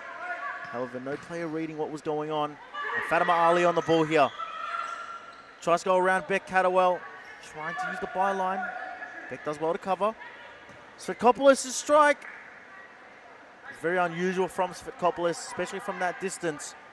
Usually she has an absolutely thunderbolt shot. That one just didn't connect as well as she normally would like. But if he does, you would definitely see Paige Daly being tested.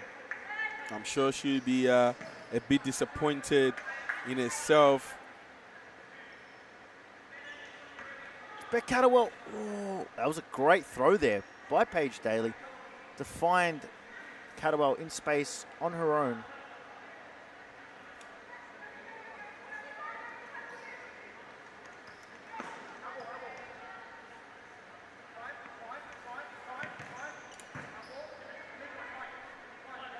As Fatima Ali, side ball here.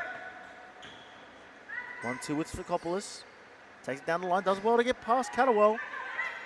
And Bennett just physically gets her off the ball. And now Beck Cadwell with the pass, trying to find Galena.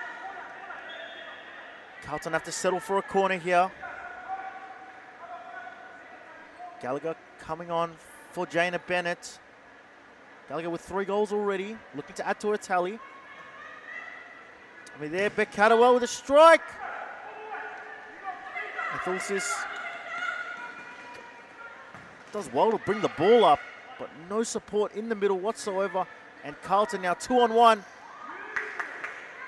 Good covering there by Fatima Ali, being applauded there by the coach, Adam Kolak. Did perfectly there, just to provide enough hesitation for Maz's pass to go a little off course.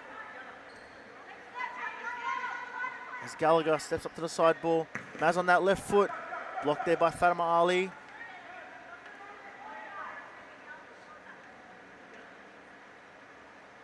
As we get a Carlton side ball here.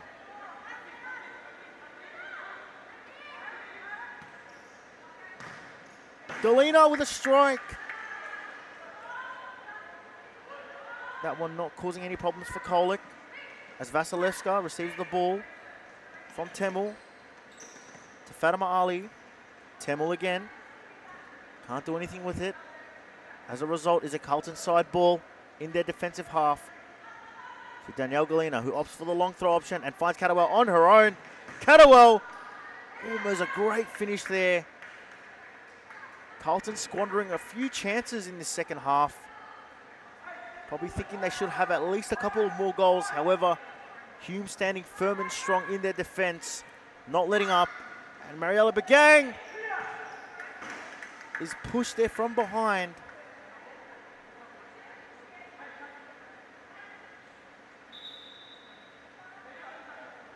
And it will be a Carlton Hart corner here for Beck Cadwell to step up. As she looks to set up Mariella Begang on that left foot, trying to look for the toe poke. Gallagher. The ball just in Hume's defensive half.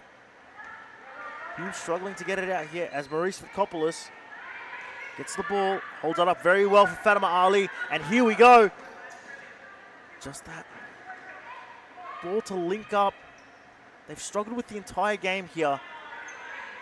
Fekopoulos on her right, dangerous right foot. It's blocked there by the Carlton defense, and Beck Cadwell just allowed to reset, and Gallagher with space here. Strikes it! Comfortably saved by Kolick, just ensuring that it doesn't put her net in any danger. Good coverage there by Fatima Ali. Takes it around 2. Beautiful work, and Marie's all alone. Marie Svakopoulos strikes. Oh, what a save by Paige Daly, Sam. Usually when Marie Svakopoulos has the ball, we all know it's usually hands up in goals because she's got a powerful shot, I reckon 120 kilometers per hour.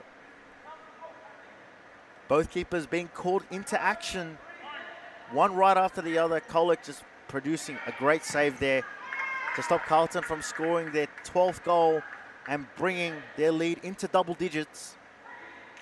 As Galena steps up, finds Gallagher. Gallagher just looking for the back post. Beck Hadawell strikes, and it is a 12th goal for Carlton Hart. And Hume will call a timeout with Carlton Hart leading Hume 12 goals, 2-2. Don't go anywhere. We're calling the last 10 minutes of action right after this break.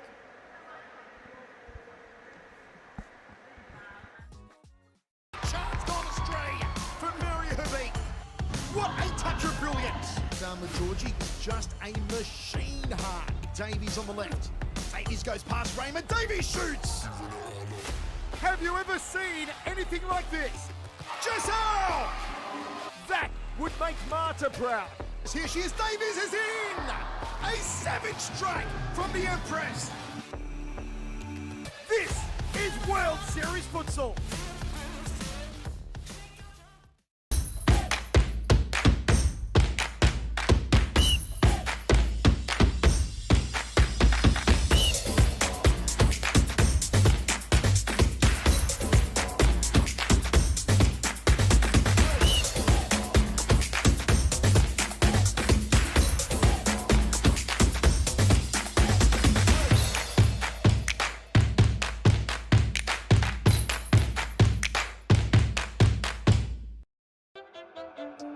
Low self-esteem was me and my mama, just us in the trauma. Hands up if you know what I mean. I see you, I feel you. I want you to know that you're not alone. I know what it's like not to have a home. Ladies and gentlemen, welcome back to the Series Futsal Arena in Thomastown. We have live round 7 women's action for you. Our clash featuring Carlton Hart taking on Hume. If you've just joined us, back from a Hume timeout right after a goal that was scored by Carlton to bring the lead into double digits. Joe, a dominant display by Carlton Hart. A very, very strong dominant display indeed. As we can see on the scoreline, it is 12 goals to a 2 of Hume. Carlton really coming out strong, I guess, being able to execute all the tactics that their coach, Racing Teresi, have told them. But I still got to give it to a Hume side that has not still given up, managed to find themselves 2 goals up. Which is not usually easy when you come up against Paige Daly, who is very, very formidable and strong in goals, Sam. Yeah, obviously Paige Daly coming off a stellar performance on Sunday for the European All-Stars. Obviously them coming out victorious, courtesy of some of her amazing shot-stopping ability being on display today. And as you mentioned, Hume should be very proud of themselves, being able to get 2 goals past her, as she is an exceptional keeper, elite class within the Series Futsal Women's League, one of the best keepers in the league, and has been for quite a few seasons. Indeed, definitely. So it's a shame she hasn't won goalkeeper of the season for a bit now, but I think she's one of the outstanding goalkeepers to ever grace the occasion or to grace the Series Futsal Arena in every day of the week. Paige is going to be one of the keepers that, if I'm to call keepers up, I'll mention her name because she's up there with everyone. The likes of Elizabeth, the likes of, we saw Jessica McLean, the likes of Jessica Giovinazzo. So, you know, these are the keepers I would usually call. And in fact, she's in the Europe All-Stars team with Giovinazzo. So it's a very, dangerous game plan for the coach, Jimmy Sufis, because the question is, are you being forced to now play them 1 half each, or were you going to pick? Anyways, back onto the game as we've got 4 minutes and 45 seconds left on the clock. Once again, my name is Joseph Akon, and I'm here with Samuel Masters. Carlton, Danielle Galena Just happy to just kick it straight into Vasilevska, just allowing Carlton to just reset here. Just refresh. As we all know the troubles with obviously playing the late games here, the 10:30 clashes, some tired eyes, some tired legs start to kick in. However, it's about how you manage during this time. As we go, Allerton on the left foot, and that is a cool, calm, collected finish by Clarissa Allerton. Beck Cadwell doing very well there to hold the ball up. Apologies, Carla Archibald doing very well to hold the ball up, waiting for the run of Allerton to come across and lays it off beautifully. Allerton noticing the keeper coming out and just decides to just kick it across with her opposite foot and trickles into the bottom right-hand side of the goal, providing Carlton their 13th goal and just adding to the onslaught that's happening at this point in time. Fatima Ali here, coming off the better player against Daniel Galena. Fortunately, Paige was the last defender or the last line of defense, and she didn't allow the goal to go in. Jana Bennett with the side ball here. Finds Allerton. Back to Bennett. Bennett finds Archibald. And Carlton score goal number 14. Carla Archibald, number 2. Great assist there by Jana Bennett. Unselfish. Definitely had an opportunity to maybe toe poke it into that right corner. However, saw Carla with a lot of space in front of her. And Carla capitalized on that space with a first-time finish and does well to get past Sevan Kolek. In a season where, for the first time in the Women's League, it is not based on head-to-head, rather it's based on goal difference. It is very crucial for teams to be able to pick up goals as much as they can whenever they can. So Sam, goal number 15, it's very crucial for Carlton to capitalize on this opportunity, because at the end of the day, for you to win the league, it could be a matter of just one goal difference between you and the team that is either above or below you. Yeah, that's correct there, Joe. Obviously, last season, the title being decided as Carlton get their 16th goal through Clarissa Allerton. But in saying that, last season being decided via head-to-head, so goals weren't really a factor in determining who walks away with the title. However, this season, as you mentioned, it has changed, and now teams are just forced to be absolutely relentless. They're forced to put these massive scorelines onto the scoreboard. As you said, at the end of the day, the title could be decided by 1-2 goals. And there's 1-2 goals you decided not to kick because the game was already in your hands, might come to actually bite you in the end. Definitely right. As we've entered into the official stop clock moment, 1 minute and 26 seconds left on the clock. Hume still keeping their head up, and they haven't given up. Absolutely fantastic to see. It is Futsal. Yes, it's a far-fetched stretch from. Oh, what a beautiful game here. Samuel Masters, as I was just saying, they've not given up.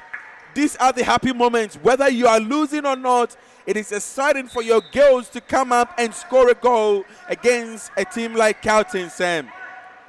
That was an absolutely sublime finish there by Cassandra Nashar, should I say. Getting her brace for Hume. Exciting signs that her just being able to just find space alone, and then just that pinpoint perfect pass to make her job just that much easier with the finish and allowing Hume to get their third on the board. It's like you mentioned, Joe, it's these things you get excited about. It's the progression levels of just being able to know you can score goals. Because if at the end of the day, the game is won based on the scorecard. So the more goals you score, the better you are. And just the fact that Hume are getting excited, overscoring that goal as well, just shows that the club culture that they have and knows that they're all buying into this plan of a long-term goal here. As Bennett goes back outside trying to find Galena. Cleared there by Thusis. Oh, Schulthes, I should say. And there's 46 seconds left on the clock. Carlton Hart leads 16 goals, 2-3. But Gang on the left foot, blocked there and cleared by Emi Nazra. Danielle Galena finds Daly. Daly going back to Galena. Galena trying to find Bennett behind her. However, Bennett doesn't read it well.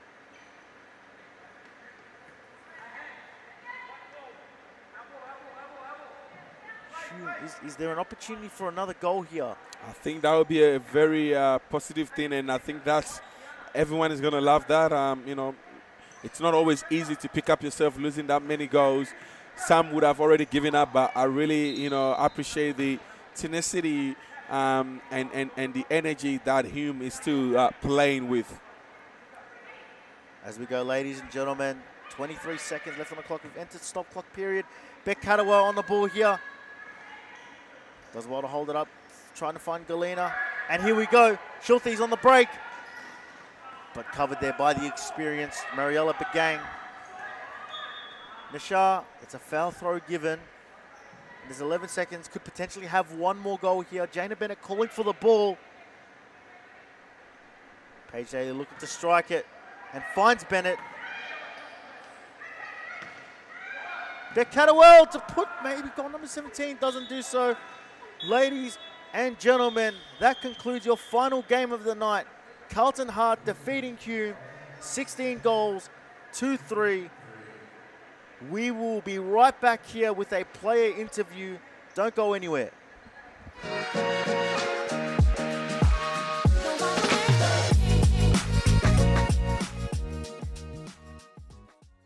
Chance gone astray from Mary Habib. What a touch of brilliance. Georgie, just a machine heart. Davies on the left. Davies goes past Raymond. Davies shoots. Have you ever seen anything like this? Giselle! That would make Marta proud. Here she is. Davies is in. A savage strike from the Empress. This is World Series Futsal.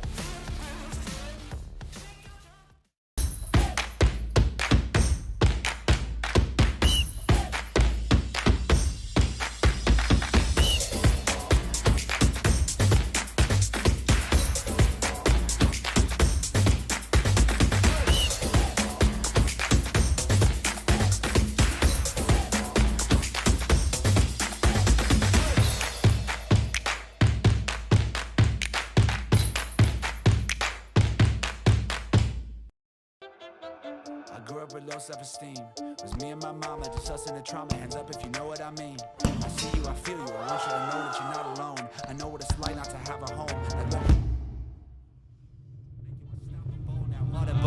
Feel like I live in the end zone. I'm the one leading the drives. The crew riding around in a Benzo.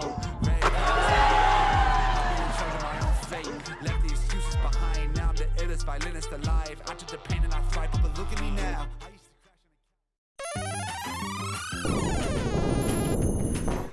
Ladies and gentlemen, here we are with the match winner for tonight's last final game of the round. It's Jana Bennett. How are you doing this evening? Yeah, no, good. It's a bit of a late game, but it was a good match, so feeling pretty good. That's exciting to hear. Now, first off, before we even talk about this game, prior to this game, you guys haven't had, I believe, the start that you guys were looking for. Your first game was a bye, and then you lost, I believe, 3 games in a row. For your season expectation, how much of that losing of 3 games, you know, have on your mentality into the following games? Yeah, look, I think we had a few players away. Took us a little bit to get into the groove. A few training sessions down and whatnot, but I don't think it really matters in the end. It's only 3 games. It's a long season. We've come back stronger and we'll just keep getting stronger, so we're not too worried at all. What was the message, obviously, from the coaching team coming into today's game? Was it a matter of, don't worry, we're going to easily get a win, or was it a matter of they might be dangerous, so we'll play our game?